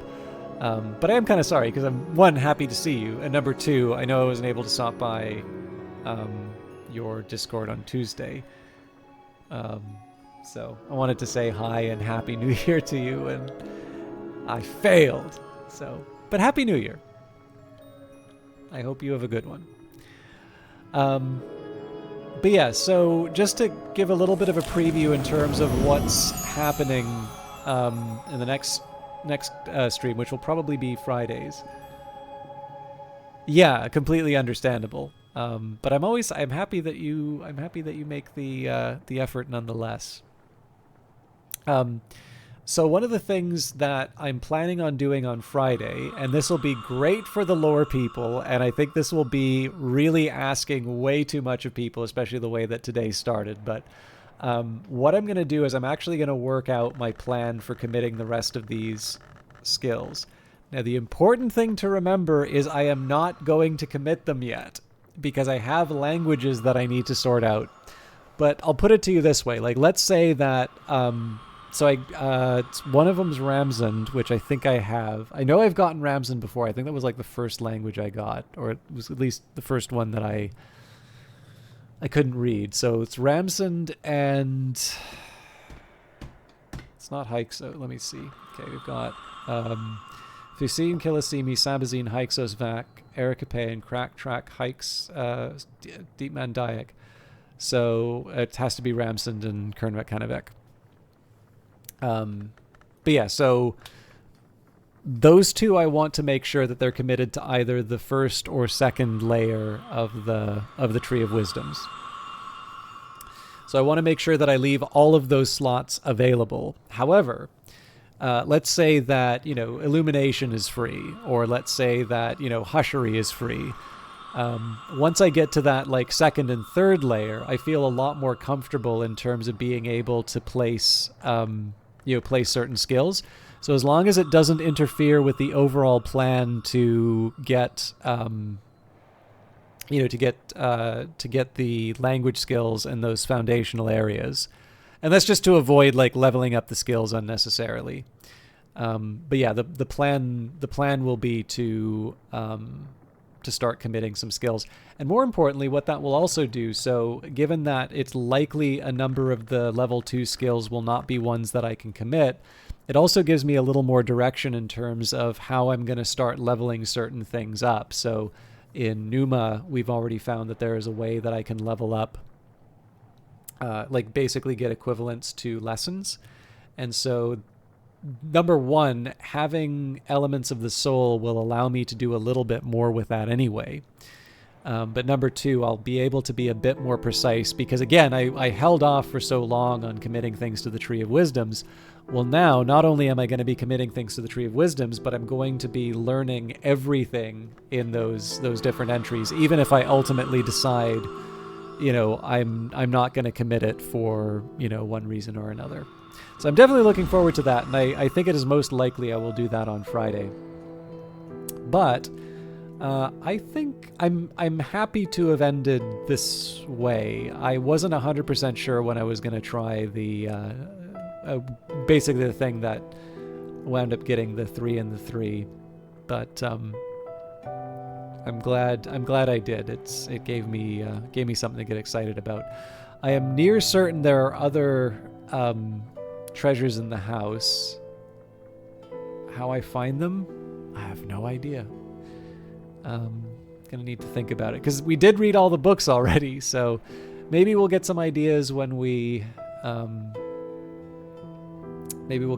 actually I should probably get my remaining memories before, because if I try and do this Friday, I'm gonna forget. But yeah, the main focus is definitely going to be on the Tree of Wisdoms, learning all of the different bits of lore that come from the skills, working out a draft, if not committing a few of those skills. I don't want to overcommit because it is still helpful for me to get certain lessons, and we are going to be spamming a lot of Numa.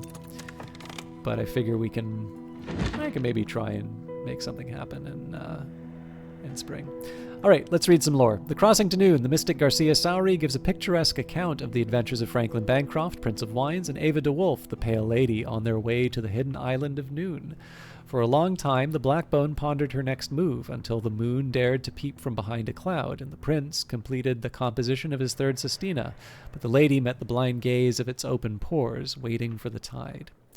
Garcia Sowry acknowledges in an epilogue that it is widely known that Ava, in fact, tragically drowned herself, that her twin infant granddaughters, without ever making such a journey. But he adds contemptuously, it is also widely known that the city unbuilt will so remain, that only one history is ever written, and that Janus is a Mansus prank. So there's the salt. I guess we'll put that there.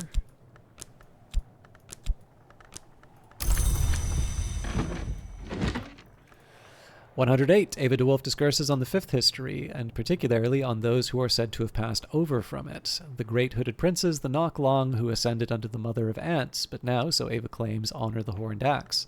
The great hooded princes call their library the Tomb of Lies, and this has given rise to a foolish tradition that the princes are habitual liars.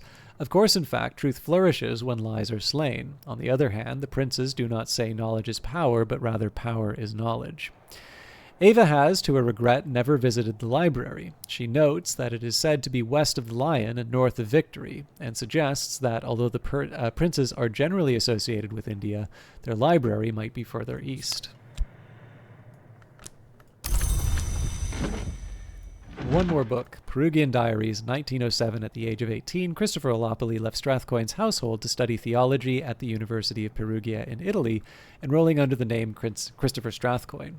For 4 years, since his adoption from a Bristol orphanage, Olopoli served as Strathcoyne's pupil and protege, but his relationship with this austere and secretive man was always complicated. His journal confides, "I still think Fraser's intentions are good, certainly he agrees, but I've never understood the final goal of his investigations. He was never prepared to enlighten me, and good intentions or not, I can no longer bear this dream of eyes. We have agreed to part almost amicably." Olopoli left Perugia in 1909 without completing his degree. He had long lost interest in his studies, and the latter half of the journal is concerned with his studies of Umbrian folk songs and notes towards his own compositions, which are of widely varying quality. One of the better ones, in the Marshes of Knight's Jest, he visited the site of the old Lake Fucinus near Ortuccio. This is a cheerful ditty, so we need 2 more for Edict's inviolable. Which technically could be the Newman and the Old Wound.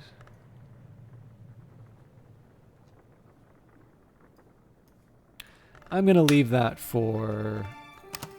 This is easier to figure out, so...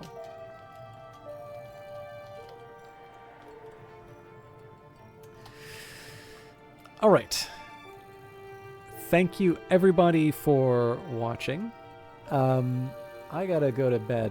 What time is it? Oh, good lord. Okay, it's not like super late, but I actually have stuff to do, so this is gonna have consequences. But I'm actually, so it would have been nice to host like Prosciutto Fist or Sweeps the Pillow Clean, but of course both of them are offline. So what I'm going to do is host Katiko, who is moving on from Resident Evil and instead is streaming a Soul Level 1 Dark Souls 3 run. Now, I've played Dark Souls 1 and 2. I have not played Dark Souls 3. She seems to have been stuck on this boss.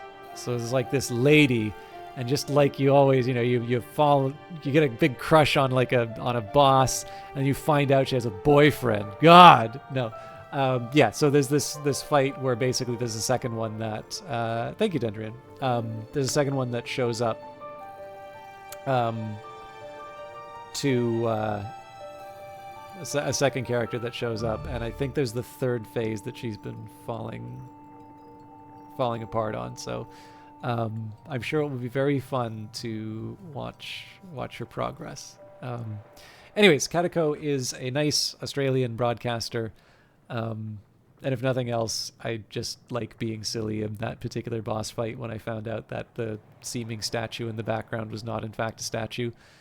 And she's the best available. What else can I say? Anyways, have a good night, everybody. I will be back Friday, almost certainly, with more Book of Hours, because we have a lot to get through. Take care.